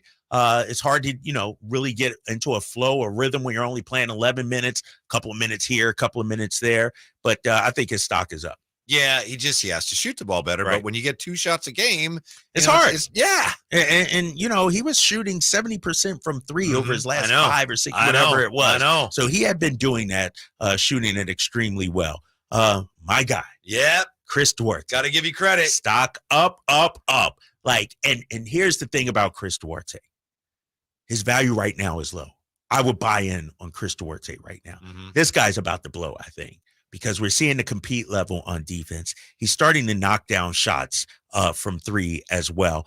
In just 20 minutes, he had 6 points, had 4 rebounds, great defense. I think this guy, you'll see him get, way more minutes, not more than 20, but way more consistent minutes these last 27 games. The great thing is, when Herder was struggling, it looked like, well, if Duarte plays better, maybe he'll get that spot. Well, now Herder's playing so well that that's not a factor, but still you want Duarte playing better. And all of a sudden, wow, it's almost like you have 2 guys that you didn't have earlier in the year. Earlier in the year, some people were comparing Duarte to Kirkland golf balls. Well, it's not an exaggeration. No, you're right. And remember earlier in the year, Mike Brown was only playing 3 guards. Remember, he had that weaker. And I was like, this dude for 5 games only played 3 guards. Now he's playing Davion.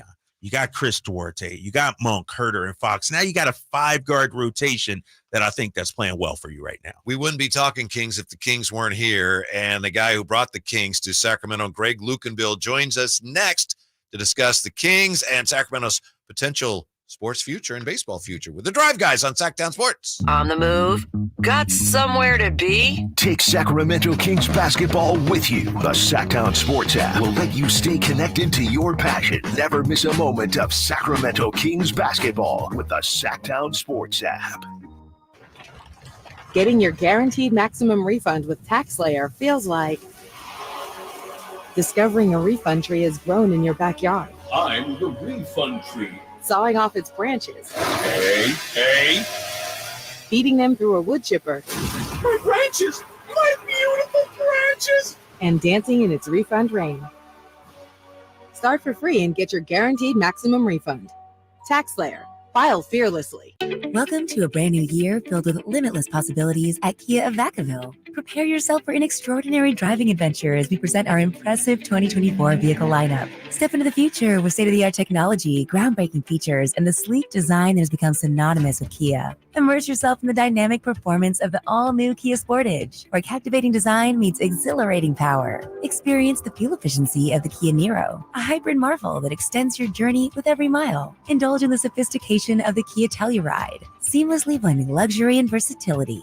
Don't overlook our eco-friendly Kia hybrid options, ideal for those who prioritize efficiency without sacrificing style. If you're in search of the EV9, Kia of Vacaville has it in stock or available for delivery. Visit Kia of Vacaville today and cruise into 2024 with confidence and style. Kia of Vacaville, where innovation meets the road. Elevate your drive, elevate your year. Model availability and features may vary. Please see the dealership for details. Country in the Park is back May 17th and 18th at Cal Expo with Brantley Gilbert, Dustin Lynch, Jay Cohen, Walker Hayes, and more. Tickets start at just $46. Country in the Park May 17th and 18th at Cal Expo. For more information, visit CITPFest.com. Brought to you by Coors Light, Garner Roofing, and Roseville Kitchen and Bath. God, I'm so stressed. It's a brand new year and our business is busier than ever. Ooma. What is that? Meditation? I'm recommending the Ooma cloud phone system with auto attendant and more than 35 features. Ooma? Yep. Switching to Ooma is a cinch. Starts at $19.95 per month per user, plus taxes and fees. Ooma. Now you're feeling it. Visit Ooma.com. That's OOMA.com to learn more. Ooma. Smart communications for the smarter business. In business, service is everything. Cintas delivers what you need to better serve your customers. Whether it's freshly laundered work apparel for almost any job imaginable, tested and inspected fire protection systems, first aid and safety supplies, on-site AED training, or mops and restroom products, stocked and ready when you need them. Better work days happen together. So visit Cintas.com. Oh, I'm ready! And get ready for the workday. At Ashton & Price, we get injury victims to yes. Experience, yes. Ashton & Price has been around for over 25 years. No more insurance companies? Yes. Our clients focus on getting better and we handle all the rest. Results? Yes. We've collected over $100 million for injury victims. No fee until we win? Yes. Our clients pay nothing until we win. Ashton & Price, the best at getting to yes. Remember, for the best advice, don't think twice. Call Ashton & Price. It's no secret to golf enthusiasts that Timber Creek and Sierra Pines in Roseville are one of the region's most unique and scenic places to enjoy a great game of golf. 27 holes, boundless options. Elevate your game on our newly renovated driving range, putting green, and chipping area. Whether you're aiming for fun, lower scores, or all-around growth, we've got you covered. Experience golfing dreams in Roseville and book your tee time at timbercreekgc.com. Timber Creek and Sierra Pines, your ultimate golf haven. Dr. Ken Howachek and kinesiologist Kelsey Graham discuss the Good Feet store. The foot has a lot of detail. It has a lot of complexity. There's a lot that can go wrong. A lot of problems start in the foot and end up elsewhere. Knee pain, hip pain, back pain. When aligning the feet properly, we can see relief elsewhere. And that's the beauty of the Good Feet arch support. It can place the feet into their ideal position and gives them the balance, the support, the comfort, and the relief of the pain. The bottom line is that the Good Feet arch support can be a highly effective pain relief solution when nothing else has worked. The feet have a really big impact on how the rest of the body moves. The knees, the hips, the lower back especially. If the foot isn't properly aligned, all of these joints are going to function incorrectly. That results in a lot of muscle tension and chronic pain. What I really like about the Good Feet system is that the right arch supports can put the foot in its proper alignment. So all the joints up the rest of the body will be aligned properly as well. And when the body's aligned, we can reduce the risk of injury and chronic pain. Visit the Good Feet store in Sacramento, Roseville, Modesto, Stockton, and Vacaville for a free fitting and test walk. From the Power Business Technology Toshiba Studios, KHTKAM Sacramento, KYMX HD2 Sacramento, the only station in Sacramento giving you local sports coverage from 6 a.m. to 6 p.m. Monday through Friday. Sactown Sports. Tether off, we gonna tether off the mother sucker. Tether off the sucker. Live and local, 6 a.m. to 6 p.m. Monday through Friday. Sactown Sports. So, Drapes, yesterday on my way to the arena, I walked by the Piglet statue, and there are looked like some Spurs fans there taking pictures out there. And that's a wonderful piece of art, but I always wonder, why couldn't they have a statue out there in front of the arena? And if they did have a statue, why couldn't it be of our next guest? Because without him, we wouldn't have the Kings in town to talk about. He is the aviation and construction consultant at Greg Lukenbill Consulting, the man who brought the Kings to Sacramento from Kansas City, Greg Lukenbill. Greg, how are you today, sir? I'm all right, brother. I like your correlation to the sculpture in front of the arena, because if you've got people from San Antonio, I think you said, out there taking pictures of that, it gives a little national footprint to the building and the sculpture. Yeah. And more importantly, Sacramento, by the way. Yes. What do you appreciate the most about the current Kings, Greg? You're talking about the franchise, or are you talking about the team? Really, I'm basketball? talking about the team, but obviously, we'd love to know what you think of it any which way you want to go. I think they, and I don't know the specific names of people, but the guy that they've got behind the scenes that is the guy that's arranging for the current upgrade of the talent to get us where we need to be is doing a great job. And I think the general direction of the franchise is good. I think they're gonna if they stay the course that they're on, they will be up in the playoffs step by step to the point where they'll get back to where they were at our peak, of course, which was about 2001. Greg, Kyle Draper here, man. Happy to have you on. The Drive Guys here. When you brought the Kings here, helped bring the Kings here, what was the vision and how does it compare to where the franchise is right now? Well, I think that the franchise has actually upped Sacramento's game quite considerably because it's the anchor tenant of the facility, and the facility is world class, and actually probably helped get the new theater downtown built as well, the Safeco Credit Union Theater, and that.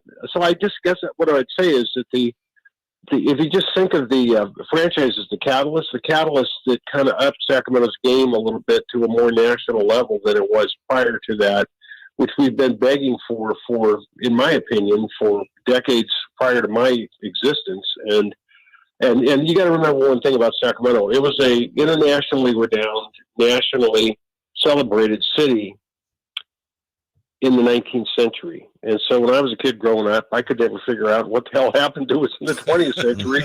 And I still haven't figured it out. I'm not joking, by the way. I understand. And so I think we're on a better track. I think we missed a very critical timed window that I was dancing with in the late 80s, early 90s that is closed now. And I think it's going to be a much more challenging to break the cycle because of the extraordinary amount of proliferation of not just television money, but today what is basically media money on a much larger and broader scale, not just not just on a national basis. So that, the franchises are now worth so much more money, and it's so much more difficult to get in the circuit of what that is on a shared revenues basis, which is where all the value is driven from. So, it's unfortunate, but I'm thanking God that we got the Kings in here and held on to them, thanks to David Stern and to Vivek and to the other two guys or groups, if you will, that the three billionaires that David brought in to save us from ourselves. Greg Lukenbill, our guest, of course, the guy who brought the Kings here. You mentioned the 90s, and I remember being at a media conference at which you held up, I believe it was a letter, and it showed that there were a handful of Major League Baseball teams that had committed to playing exhibition games in the stadium, should the stadium ever be completed. So I know you were working hard to bring Major League Baseball to Sacramento full-time. I've heard stories about you meeting with the Seattle Mariners. All that said, what do you make of reports that the A's could be coming here on a temporary basis? What do you think that might mean for Sacramento if that were to happen? I don't know how old you are, brother, but do you remember something called the March on Baseball? I was not here then, but I do remember that. Yes. Well, anyway, so that was 22,000 people from Sacramento went to an Oakland A's game, and I had a great relationship with the A's management people, and a direct relationship with them. In fact, one of my favorite quotes in life is from Charlie Finley in 1978 when I first talked to him about buying the A's, which I could have bought for $10 million in 1978. Wow. No kidding. No, I'm serious. I'm dead serious. Okay, and the quote I got because he was ready to go, and it was a different world in the late '70s. But his favorite quote, my favorite quote was from him was "Bullshit walks, money talks." Mm-hmm. And so, meaning if you got the money, I'm ready to make the deal. That's kind of what that translates into. Okay, so. Yeah, I mean, there's been a lot of you remember the Raiders deal. I mean, the Raiders deal was for real. It was done. The city, the Sacramento, to their credit, everlasting credit. Walt Slipe, city manager, the entire city council, all 9 votes, by the way. I got a 9-0 vote at the convention center for a city council meeting that agreed to give Al Davis the unprecedented franchise fee amount of $50 million in cash. If we could get an agreement to bring the team here. And how we got there was no different than the situation we're in right now. We did a feasibility study to analyze the impacts of the tourism ramifications and the expanded footprint of entertainment and so forth if we had a facility and the Raiders were in that facility, and what it would do for all the people leaving Sacramento and go to the Bay Area for national franchises and so forth, or just generally the Bay Area beyond even sports, to reverse that migration and bring the Raiders fans to Sacramento. And because it was so huge, okay, it was easy to give Al Davis $50 million to bring the team here. Unfortunately, that deal didn't happen. No fault of Al Davis, by the way. Zero fault of Al Davis. It was 100% on us and my partner. But aside from that, I take the responsibility for it for not having absolute control of the franchise as opposed to the value of 1%, which is what cost us getting the Raiders here. If I had 1% more, that would have happened in a slam dunk basis, and that franchise today is worth $5 billion. And I mean, it's just comical to look back at the absolute stupidity of what that situation was, and how that national window, you could feel it, because I used to do national benchmarking every year about where we rated in so many different areas like television, radio, media. But the thing, we have the same problem now. They just the All-Star game in Indianapolis is kind of a telling of that as a good benchmark to measure by, right? Which is I came close in '88 when the NBA was in a much different status to get in the All-Star game here in the big building in the first year. The second year, '88 and '89, I tried to get it here, but in the second of the two buildings that I built, the one between the temporary building and Golden One. But the short of it is the same problem, right? We're still kind of a backwater on a national scale. We have no hotel rooms here. Our tourism sucks. The way we handle tourism sucks, in my opinion. And we got a long ways to go to expand our footprint to get the message out about Sacramento, but we're gaining on it a little bit at a time. But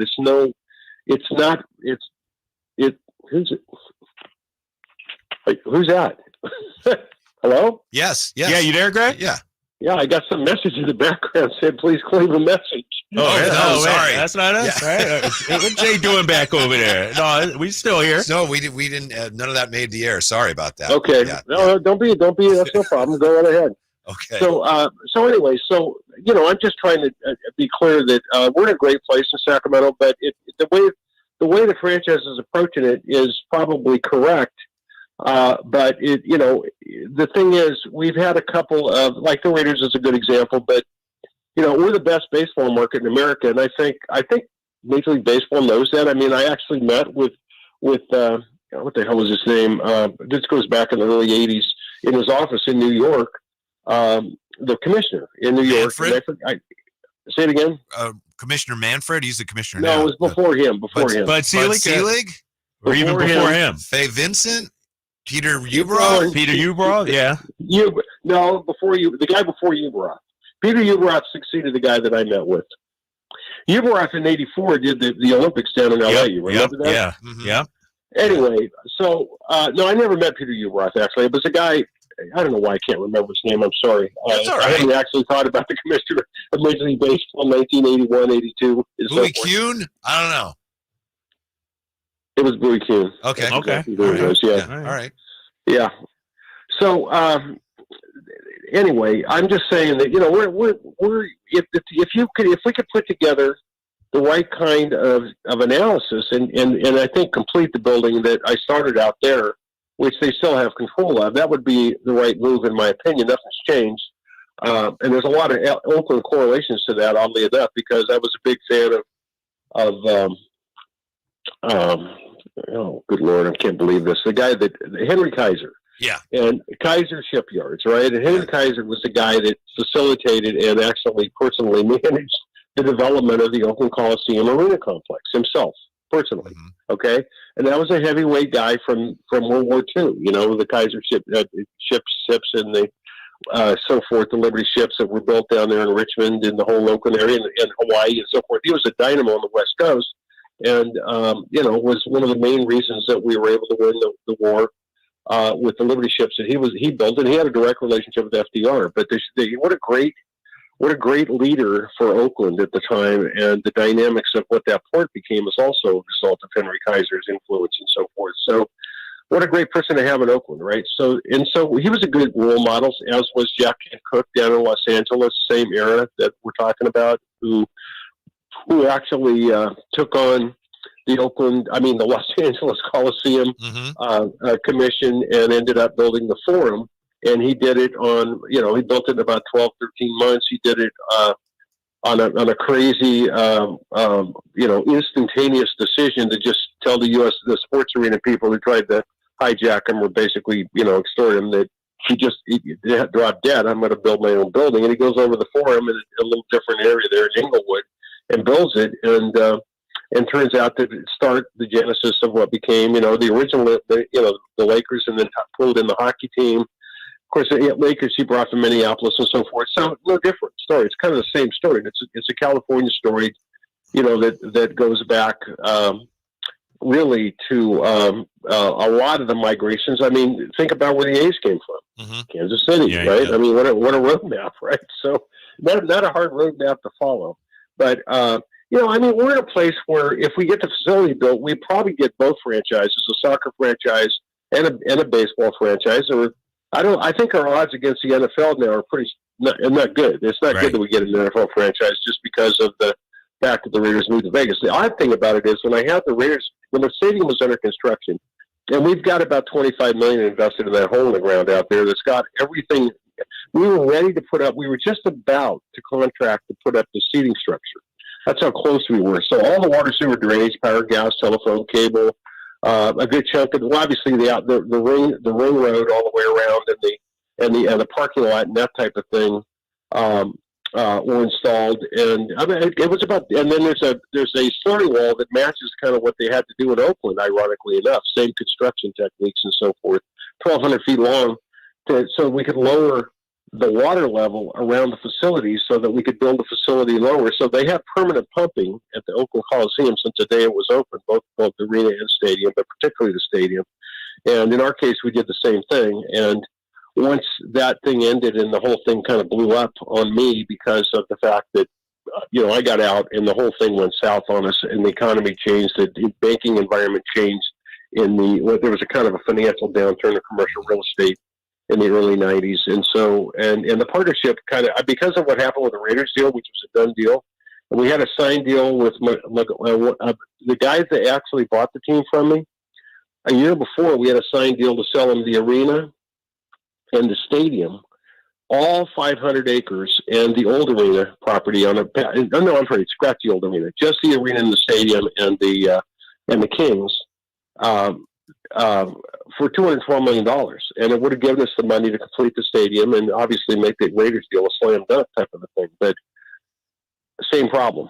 Yeah. Well, same problem. My partners killed the deal. I'm not making that up. But there's a paper trail a mile long that supports every word I'm saying here. That's probably going to end up in a book or in a court case one of these days. Who knows? Well, we appreciate your time very much, and we're very grateful for what you did. We talk about the Kings so much. We were talking today about what this city would be like if you hadn't made the move. So thank you very much, Greg. Hope you have a great weekend. Thank you on behalf of all Kings fans. We get anxious about the Kings, but without you, we wouldn't have them to get anxious about. So thanks for that. Thanks for your time. Let me just say one thing, okay? Yeah, sure. Because this is the most important thing of all.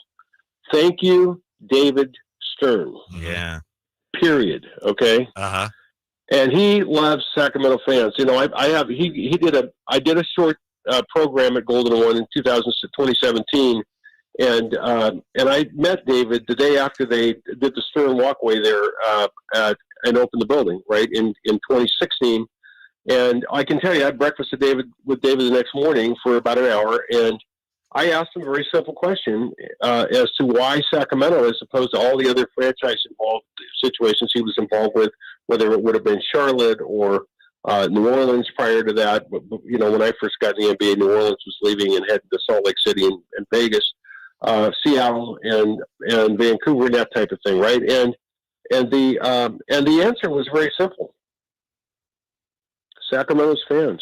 Wow. I'm not making that up. Okay. Yeah. He loved Sacramento and what the Sacramento Kings franchise did for him, for the NBA, and for the league as a whole, with the whole footprint that we laid out with fan support, with the advanced season ticket sales, with the naming rights, and with building our own facility. That if you stop and think about it, the reason we got so much grief for being the oldest building in the NBA was because we were the first new building in the NBA. That's right. And everybody else copied us like a bunch of dominoes because we built a national footprint. And we were the first franchise financed by a major bank in the NBA. I'm not making that up. I mean, there used to be a cash and carry kind of an environment in the 70s and the 80s. That's why only wealthy people ended up doing it. And then subsequently, think about it. Do you remember when they took the Boston Celtics public subsequent to that? Mm-hmm. I mean, there was just no big facility for financing. There was no footprint or no template for financing franchises or private facilities in the United States in the 80s. Yeah. And so we built that template, which really helped David accelerate that into a big snowball for the NBA. And David loved that, and he knew it, and he used to talk about it. And we did a little recording of that kind of references that for me when I did the history of the Kings at Golden One in 2017. Nice talking to you guys. Okay, happy trails. Thank you very much, Greg Lucapo. We appreciate it. Speaking of fans, tell you why KD got into it with a couple of fans in Dallas here as we roll on. How about that? He could have had how much did he say he could have had the Raiders? The A's for? Or $10 million, baby. $10 million for $10 million. Yeah. At the time, it's probably like, $10 million. Right. Come on, Charlie Finley. You're out of your mind. Now? Come on. Yeah. And I know I've heard the stories that the Raider thing very nearly happened. I've had people tell me, it was very close. Yeah. Jay was just telling me, he had some insight into that. But, yeah, it sounds like that was all but done, the Sacramento Raiders. All but done, Kyle Draper. It's hard to imagine. It's hard to imagine, right? It'd be so different. so different. And, one thing Greg talked about is how when the Kings came on board here, it sort of raised the profile of Sacramento. And, we didn't get to it.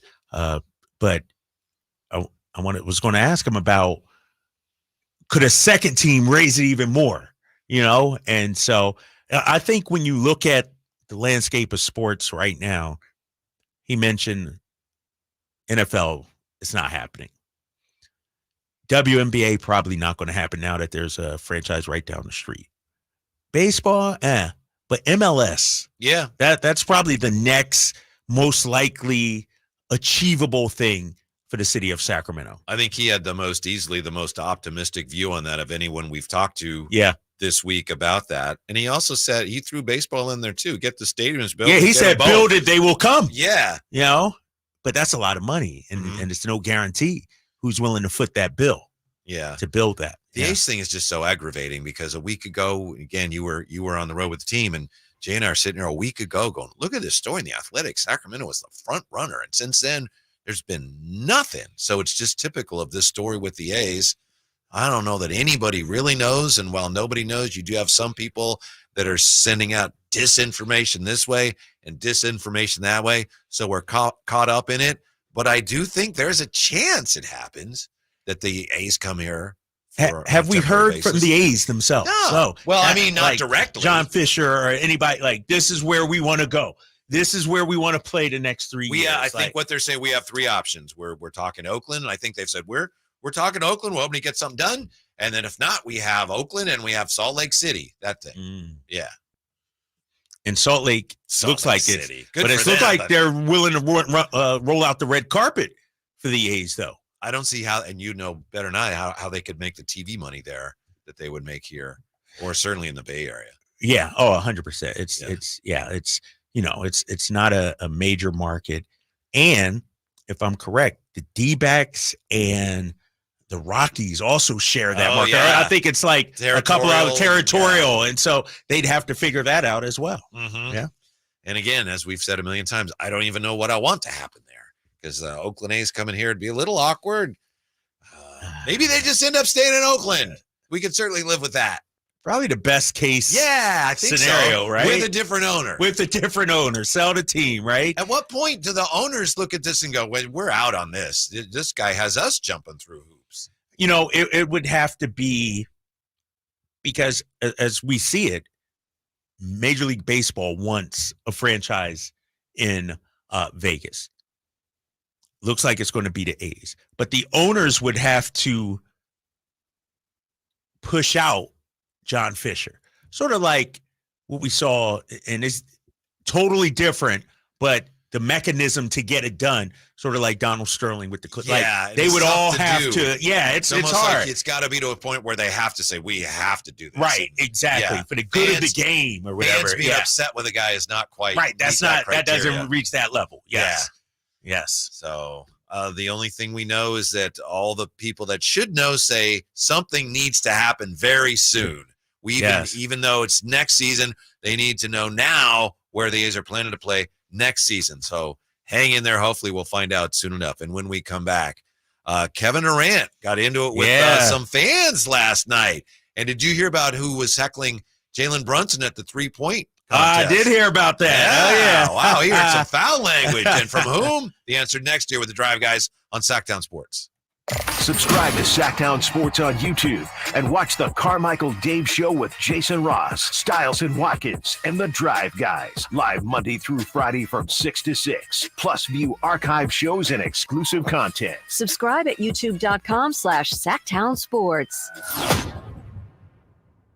It's Carmichael Day with a Fire Wings announcement. The Floor and Road location now serves pizza, and oh my goodness, it's so good. Don't forget the Wings Day Wednesday lineup, 88-cent wings every Wednesday. You got 21 delicious flavors to choose from and the perfect fast casual eating establishment for the entire family. Save time and order online. Go to firewings.com or download the app. Find a location near you, order online, and earn rewards. Fire Wings. Just wing it. Hey, Sacramento, guess what? It's an extra special year, a leap year, and we're making every second count at Elk Grove Kia. Get ready to leap into savings like never before. February might be the shortest month, but our deals are anything but short on value. We're slashing used car prices so you can take home your dream Kia today. And speaking of dreams, leap into this deal with the Kia Forte for just $19,988. It's sleek, it's stylish, and it's waiting for you to drive it home.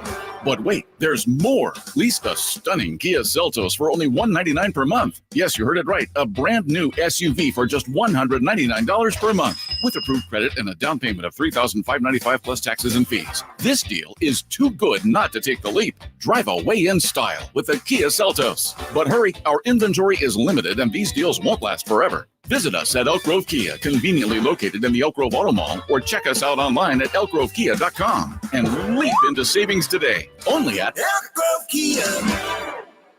Our first year as the radio home of the San Francisco 49ers is one we will never forget. They're going to give it. No, it's a play action. Purdy going to roll left, throw for the end zone. Caught by George Kittle. He has the hat trick tonight, a career high. 3 touchdown catches for George. Touchdown,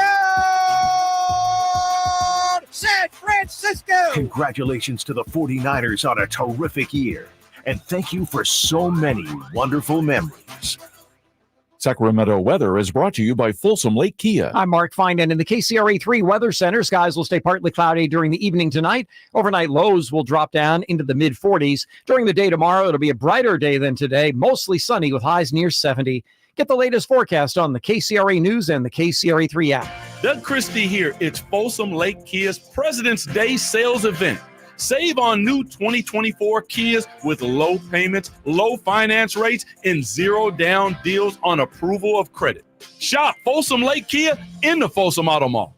Hello, Sacramento. I'm Emran Pilati, owner of True Sports Cards and Collectible Store here in Rockland, California, and the host of the True Sports Cards Show that airs right here on Sactown Sports 1140 every Saturday from 10 to 11 a.m., where we discuss the latest trends, hottest products, and deliver exclusive interviews with other industry leaders. And don't forget to visit our shop, True Sports Cards, at 6661 Stanford Ranch Road in Rockland and see what we have for all your sports card and memorabilia needs.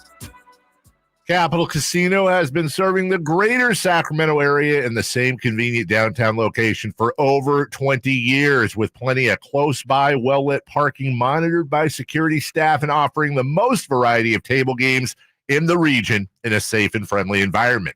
Best food, best service, and the best action. That's Capital Casino. For more information on tournaments and gaming, check out their website at capital-casino.com. And please remember to gamble responsibly. 1-800-GAMBLER.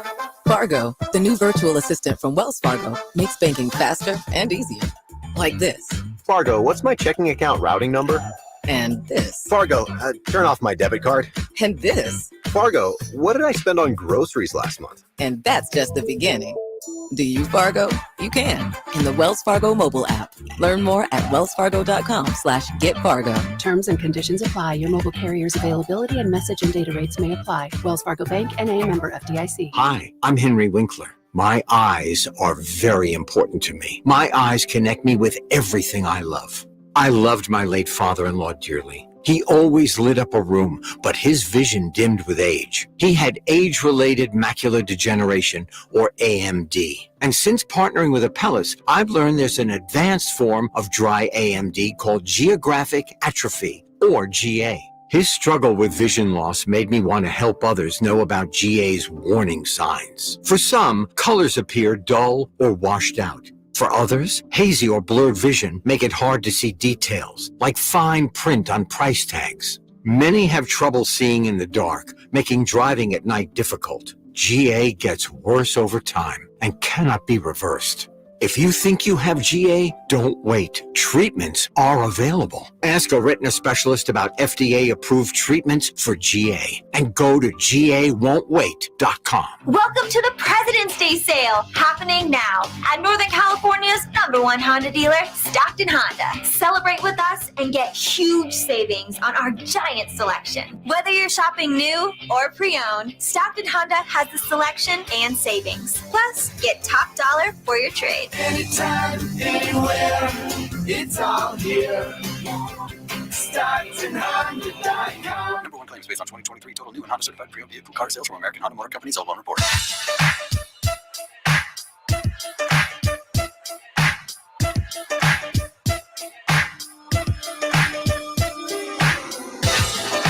your flagship station for the Beam Team, Sactown Sports. Happy Friday. Thanks for being with us. Thanks to Greg Lukenbill for joining us with some stories of the old days of Sacramento and how Raiders nearly became Sacramento Raiders. That almost happened. That was very close to happening. Very close. Very close. Talk about putting a city on the map. Yeah.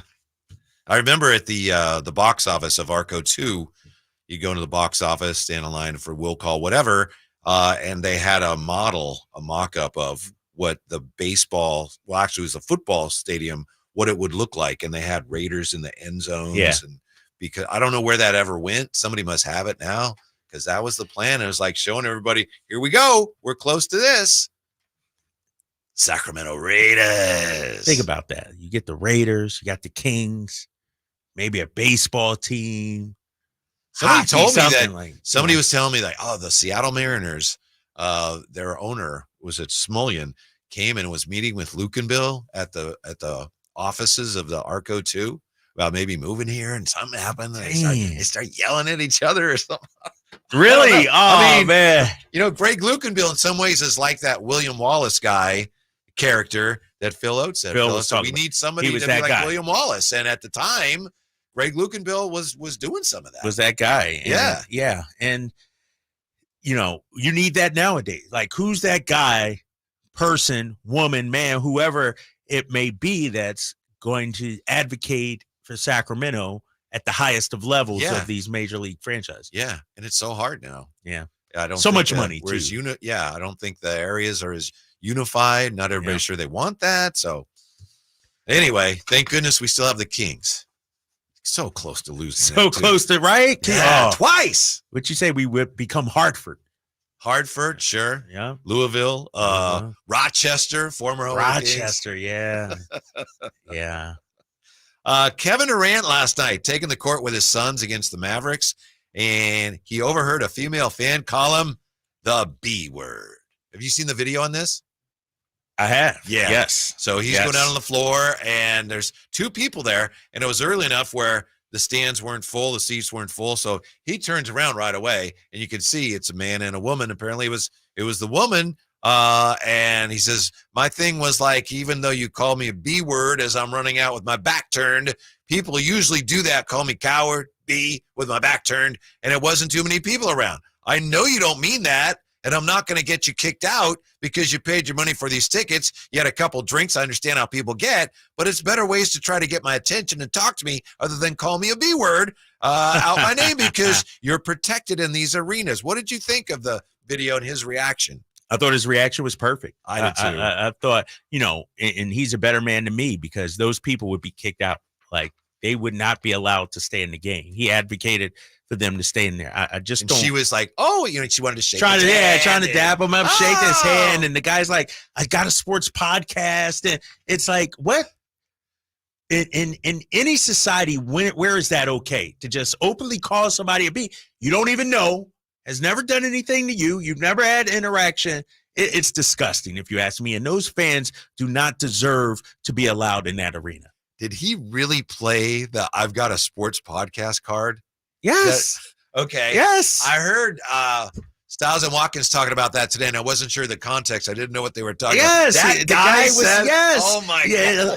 It's hard to hear, but that's Yeah. one of the things you could hear. Yeah, and I got a sports podcast, and it's like, dude. I'd have thrown him out just for that. that. It's and I'm surprised Kevin Durant, advocated for them to stay. There's no room in sports life for that. Like, what are we doing here as a country, as a society, where that's okay? Like, is it because they want to go viral? They try to go clicks or something? I don't know. But get those people out of here. He says, I can't go do nothing to you. It's going to mess up everything I've built up. There are better ways to talk to people. There are better ways to try to get attention, better ways to indulge in a conversation with somebody besides trying to get a reaction out of them by calling them a B. I could have easily got them kicked out, maybe banned them for a few weeks, but I'd rather have them watch me play. Really? He's taking a high road on that. You wouldn't necessarily, or I wouldn't necessarily expect him to take the high road. Right, not at all. Not at all. Especially the way he shot over to them. Like, soon as he heard it, he went right over to them. And kudos to him, man. He's a better person than I am because they would be out of there with the quickness. And it's just but that goes to show you, Whitey, too. And I've been in arenas, you've been in arenas, and I haven't heard it in Sacramento really, but some fans, like some of the things they say, it's just ridiculous. Like I just don't get it. And I understand you got 20,000 or 18,000 around you. Maybe you feel like you could say it in anonymity. I was in Boston during a game. It was a playoff game when they were facing the Brooklyn Nets, and Kyrie it was a return to Boston, and somebody threw a water bottle at him. Yeah, remember that? Awful, it's like, yeah. What are we doing? Like, why? Like, what kind of vitriol and anger makes you do this to a person you don't even know? Yeah, it's ridiculous. Yeah, part of it is to the people that are heaping out the abuse. They don't think of Durant or Kyrie as a person. Like we said, as soon as Durant turns around, like, what? They're, no. There was a story years ago in the 90s. There's a baseball player named Ken Caminiti. Yeah. He was on the Padres. Yep. And spring training, for some reason, this guy's just writing him, swearing him the whole game. And it's spring training. So Caminiti goes in, takes a shower. His work is done. He comes up and sits by the guy. Really? Yeah. It's like, hey, what's up? And as you can imagine, entirely different story then, right? But it's like the people that are saying these things, it's almost like they don't think that that's really a person. Well, let me ask you this, because here's are you okay with the athlete confronting this person that says that? Yes. I mean, everyone's got to be careful. Right. Who knows if it's someone who's not stable, what they could do. But yeah, I think it makes the most sense just to come down and face to face with a person like, wait, what are you saying? Right. What? I mean, and that would give you some satisfaction, right? To just see the person totally caving. Oh, I'm so sorry. I didn't mean it. Yeah. But, and I think about, some of the interactions Russell Westbrook has had with fans. Like, I'm of the belief that if something happens and you're a player, point to security. That person, get them out of here. We don't have room for that. Mm-hmm. But, the pushback is, well, these guys get paid millions of dollars. It should come with the territory. No, because you said it. Many people don't see them as humans. At the end of the day, they're humans first. They're at their jobs. They don't go to your job and wherever it may be and heckle you and call you names. What gives you license to do that just because they play a sport? Yeah. It doesn't make sense to me. Yeah. I don't know. To me, my line would be if somebody calls me a name and I can go back to them, I'd talk to them. Someone says something about my family or something, racist or something, then I would be. You'd be, yeah, get them out. It's because if you're going to be there, I don't want to talk to you about that. You just got to get out. Yeah. And ultimately, though, Durant said, nothing really to gain from it. But the power that he does have supersedes anything. Kicking somebody out, it reminds me, I'm going to tell this story, and it's just a little bit of a flex, but I'm proud of this story to this day. I'm at a bar in Boston. I'm known a little bit. I frequent this place. I'm like, it's like Cheers. Walk in, Drapes, what's up? And this guy, he was bothering me. He was heckling, just like drunk guy talking, and the most power I had in that moment was my guy was the bouncer. I just went, that was it. He got rid of him. And I felt so strong because, trust me, I wanted to fight this guy. I wanted to push back. I wanted to curse him out. And so when I look at Kevin Durant, Russell Westbrook, all these athletes, their single greatest strength is being able to get these. And at the end of the day, as that person is leaving, they're thinking, man, now I paid all this money. I can't even watch the game. And so that would be my tact. Because I think that shows some strength in that situation. So if you were Durant, you would have just said, I would have been like that. Yep. Gotta go. Gotta go. And don't tell me, well, you make a millions of dollars or you're soft. Yep. I'm soft. Now take your butt on out of here. Because there's no room for that. Like I'm a person. I'm a man. Treat me as such, treat me with respect. I didn't say anything to you. I didn't call you out of your name. So why do it to me? The Joker, meanwhile, making triple-double history. That's next as we wrap things up. Drive Guys on Sactown Sports. Trying to find out where to catch your favorite team's games? Are you a fan of the Kings, Niners, and the NFL? Well, Sactown Sports has you covered. Touchdown! San It's Cisco. It's all on his shoulders. Cox rocks. He fires for the win.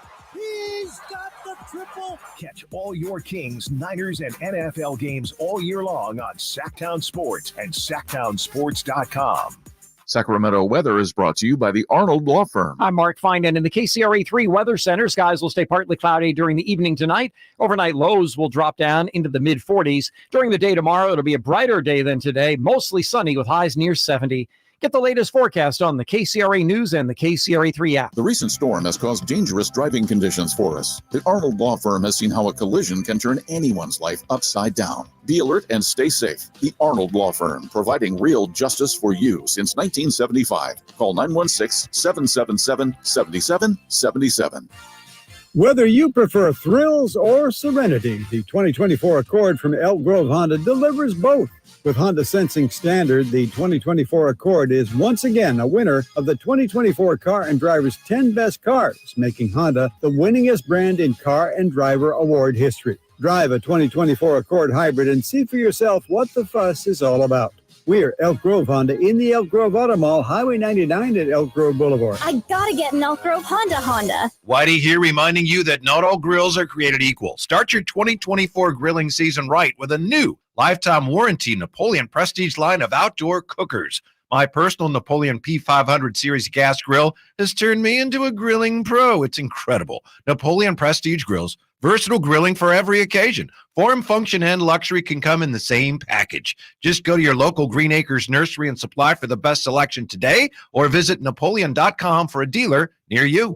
Dr. Ken Howachek and kinesiologist Kelsey Graham discuss the Good Feet store. The foot has a lot of detail. It has a lot of complexity. There's a lot that can go wrong. A lot of problems start in the foot and end up elsewhere. Knee pain, hip pain, back pain. When aligning the feet properly, we can see relief elsewhere. And that's the beauty of the Good Feet Arch support. It can place the feet into their ideal position and gives them the balance, the support, the comfort, and the relief of the pain. The bottom line is that the Good Feet Arch support can be a highly effective pain relief solution when nothing else has worked. The feet have a really big impact on how the rest of the body moves. The knees, the hips, the lower back especially. If the foot isn't properly aligned, all of these joints are going to function incorrectly. That results in a lot of muscle tension and chronic pain. What I really like about the Good Feet system is that the right arch supports can put the foot in its proper alignment. So all the joints of the rest of the body will be aligned properly as well. And when the body's aligned, we can reduce the risk of injury and chronic pain. Visit the Good Feet store in Sacramento, Roseville, Modesto, Stockton, and Vacaville for a free fitting and test walk.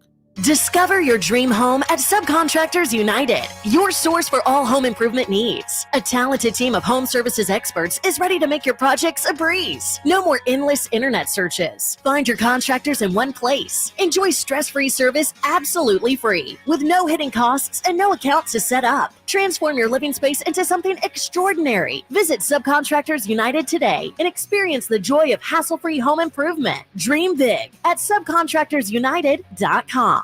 What's up? We're talking to Chad Hoblet of Hoblet Dodge Chrysler Jeep Ram in Woodland. What's happening, Chad, for Chrysler's President's Day sale? I haven't been this excited about a deal in a long time. Right now, you can save $18,000 off MSRP on new 2023 Jeep Gladiator EcoDiesels. This thing can get up to 28 miles per gallon on the highway, and it's the perfect combination of off-road fun and work truck. Plus, it's the #1 new quality vehicle among midsize trucks, according to J.D. Power. And you're selling them with an $18,000 discount? That seems a little crazy. Well, we do things a little different here at Hoblet. We're here to help you find the vehicle you need at the best possible price. That's why we don't have a bunch of dealer markups, surprise add-ons, or fees. At Hoblet, you get the small town experience with the big city savings and selection. There's no better time to take advantage of this savings at Hoblet. See their full selection at HobletDodge.com. Unbeatable prices, unbeatable selection. Nobody beats Hoblet, period. At Hoblet, you get the small town experience with the big city savings, selection, and no surprise hidden fees. $18,000 total net savings after $11,096 factory rebates and $6,904 dealer discounts. Rebates may include $500 first responder bonus cash. Must be current member of eligible first responder association. Qualify 5 with this net savings. December VIN 553-385. See dealer for details.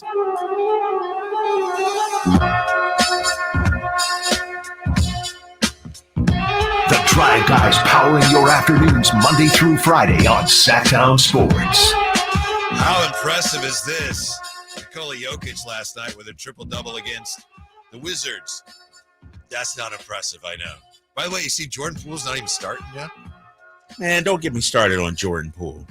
I saw that, and I feel bad for him. The Warriors ruined that man. Ruined that man. He got his money. Mm-hmm. He got paid. but he's a different person now. Out there in Washington. He's always been a different person. True. But then when you think about it, he's been a different person. And at first, the Warriors was the perfect organization for him. You got veterans, Steph, they nurture you. Now you go to arguably the worst team franchise in the NBA. No structure, no veteran leadership. And it's sad what's happened to that kid. Yeah. Anyway, Jokic with a triple-double against the Wizards. So now he has a triple-double against every team he's ever played against. And he's only the third player to do that. Westbrook did it, and LeBron was the other one. Yeah. With a triple-double against every team he's played against, which I think is 29. How about that? That's a type of history. Do anything for you? Is that a thing? Well, if I'm correct, our boy Sabonis is at 6 left. I believe 6 teams, like 6 teams that okay. And I think OKC was one of them, was number 7 that he just had a triple double a couple weeks ago. And so that is impressive. I think that's something to be celebrated. Yes. I think we get too carried away with triple doubles just in and of themselves. If a guy's a triple double, well, what did he do? Like Domas is like, he's got 20 points and 14 rebounds and 11 assists. That's great, but sometimes a guy can have, like 11, 11, and 11, which is not nothing. Is that not? It's nothing. It's nothing. It's just like sometimes I think we get carried away. The guy had a triple double? How'd they lose? It's like, well, it's not. Yeah, it's just.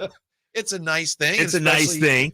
Were you anti-Westbrook when he was racking up those triple doubles? Like, did they not mean as much? To me, because he was chasing them a little bit. And to me, it was clear. It was clear that especially defensive rebounds, like. Somebody he's yeah. flying in from like the 3-point line. And it works. Steven Adams or somebody's right there to grab it, and Westbrook comes in. See, I thought, and you, I think probably know him. Rondo did that when he was here too. Sometimes. Rondo would. Yeah, it would. Yeah. Let me tell you a quick Rondo story. This was a game in Detroit. He was with the Celtics, and he had this streak of double-digit assists. Celtics are blowing the Pistons out, blowing them out. Rondo stuck on 9 assists. Doc Rivers kept them in the game, and this is like fourth quarter, but it's like a 25, 30-point game. Game's over. Rondo got the 10th assist and then went to the bench. And it was a big, what are we, focused on here? What's our goal here? What's our prize here? And, Doc, his thought was, I want my guy to keep his streak going on. It's my player. I'm going to stick up for him. It means something to Rondo, so I'm going to play him. But outside, it was like, see, not a good look. It's not a good look. He's chasing the wrong thing. Yeah. It's like Giannis when he missed the rebound. And God tried. Yeah. They didn't count that, did they? No, they did not. No, they did not. Wasn't it Ricky Davis that dribbled to the wrong basket later up and missed it? Yes. He got the rebound, and I don't think they counted They didn't count that either. Yeah. He tried to throw it off the other end. Yeah. So I'll get a rebound, then I got a triple double. It's like, nah. Yeah. So there's two things, one is that guys, they realize that they get paid for their numbers. So I can understand that guys want to have good numbers because they want to make money. But other than that, it's just putting it backwards. The stats are supposed to be a measure of how you played. But if you're basing what you do on your stats, it's just totally upside down. And clearly, you're supposed to care about winning the game, and then we'll see what your stats are. Have you ever felt Domas was chasing a triple double or anything like that? Never. I don't think I've honestly. ever. Yeah. And I don't think I've ever felt that way about Jokic either. No, I agree. Or his teammates were trying to, get it for him or any. I never felt that. I think they're aware of it. I know the crowd for sure is aware of it because, as soon as it happens, they cheer louder and everything. But I don't think it's something, like this double digit, 38 games, a double streak for Domas. I don't think he's going out there getting rebounds that other people could get that would, jeopardize his streak. I think he's just out there playing. I was just reading today about Wilt Chamberlain when he scored 100 because that anniversary is coming up on March 2nd. And I'd never read this before. He had the record going into that game and it was like 70 something. And so according to this story, he gets to 80 and people are chanting 100, 100. And he was singing Dude, I got 80. No one's ever had 80 before. And I'm tired. Right. What more do you want? 80's pretty good. 100. You got to give the people what they want. Yeah. It goes back to Karl Anthony Towns. Remember earlier this season when he dropped 62 and his Great coach, point. Chris Finch, afterwards is like Anthony Edwards, I think, took like 5 shots that game. Their or whole something. offense Their whole broke offense down. broke down because they were just feeding Cat. Yeah. And they got bit. They lost that game. And their coach, Chris Finch, was livid about that. Yes. It's like you're cheating the game. And those records are like, let's say 62 would have been the all. It's kind of cheapens it, Right. It's not in the flow of the game. Yeah. It's like you're just trying to achieve that one stat. Yeah. Ideally, it's like we won the game. Hey, you know how well you did? No. I mean, everyone knows. We'd like to think guys aren't aware. Everyone's aware, but still, you're trying to win the game rather than put up your point total or your triple-double total. It reminds me of Devin Booker when he dropped 70 in Boston. He was on fire. He was killing everybody. But they lost the game.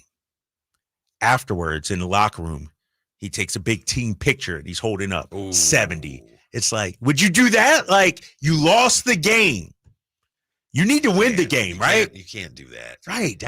Yes. I agree with you. It's almost like, breaking a guy's ankles. You got to make the shot. Yeah. You got to finish it off. Yeah. You score 70, you score 80, whatever it may be, you got to win the game. If you didn't win the game, Yeah. It's like doing a dance after you sack somebody when your team's losing by 3 right. touchdowns. It's like scoreboard, bro. Like, be aware. And I understand Devin Booker, I love that, but you lost the game. And so there was some contentiousness the next time those two teams played because Jay Crowder was on that Celtics team. And Jay took umbrage to that and, was a little physical with them next time they played. And he's not an old player now, so I know he was much younger then. I'm wondering if some of the veterans on that team maybe looked askance at that end because you said it was right after they lost the game and he's posing for a picture with how many points. This is this is teammates in the locker room with them. Yes. Yes. They were all behind it? Yes, they were all behind it. It was like they were celebrating it. I got to pull that shot up right here. So it was like, how the Kings do the defensive player of the game crown. Yeah. That's how it was for Devin Booker in the locker room, but they lost the game. Oh, okay. Yeah. I remember when he scored 70. Yes. Yeah, that reminds me of Kobe getting upset about some of his young Laker teammates and how foolish they were acting after they lost games.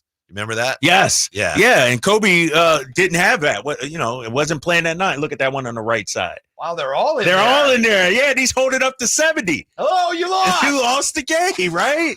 Like, it's like, dude. Is that Leandro Barbosa down there? Maybe not. Where? In the front? Maybe it's not. Yeah, that is. We got to get Leandro Barbosa on about that. That's 70. Big Like, what the smile. heck were y'all thinking? It's like you lost the game, man. Come on. What can Kings fans expect against the Clippers on Sunday? I tell you what, and I need to look at the Clippers schedule. Do they play tomorrow or tonight? Because they're coming off a loss to OKC, I believe, and so they're going to be a little hungry. They're playing the Grizzlies right now. Ooh, so they'll probably get the win on that. Then they'll be off tomorrow, and then face the Kings on Sunday. Yeah, right now they're up about 6 minutes left in the second quarter. They're up 41-40. But, long ways to go. Yeah, it's a long way. Yeah. I think it's going to be a tough matchup, because think about it like this. If Devin Vassell is allowed to go off for 32 and cook whenever he wants, what do we do with Kawhi Leonard, Paul George, James Harden? James Harden just weave right through us, right? I mean, how are we going to score this time? Yeah, exactly. And so the defense will be supremely tested on Sunday. Now, we know the Kings can score with anybody. We saw it last year. But this Clippers team, man, Kawhi is unstoppable. Paul George, to me, one of the top two-way players we've ever seen. And James Harden, one of the best ISO players ever. This is going to be tough. Well, have a good trip. We'll talk to you Monday. We'll be seeing you on the TV. Yeah. Thank you, Jay. Thank you for being with us. Have a great weekend. Stick around. More great sports talk coming up on Sactown Sports. Keep it here to Sactown Sports for the Sacramento Kings push toward the postseason. Get analysis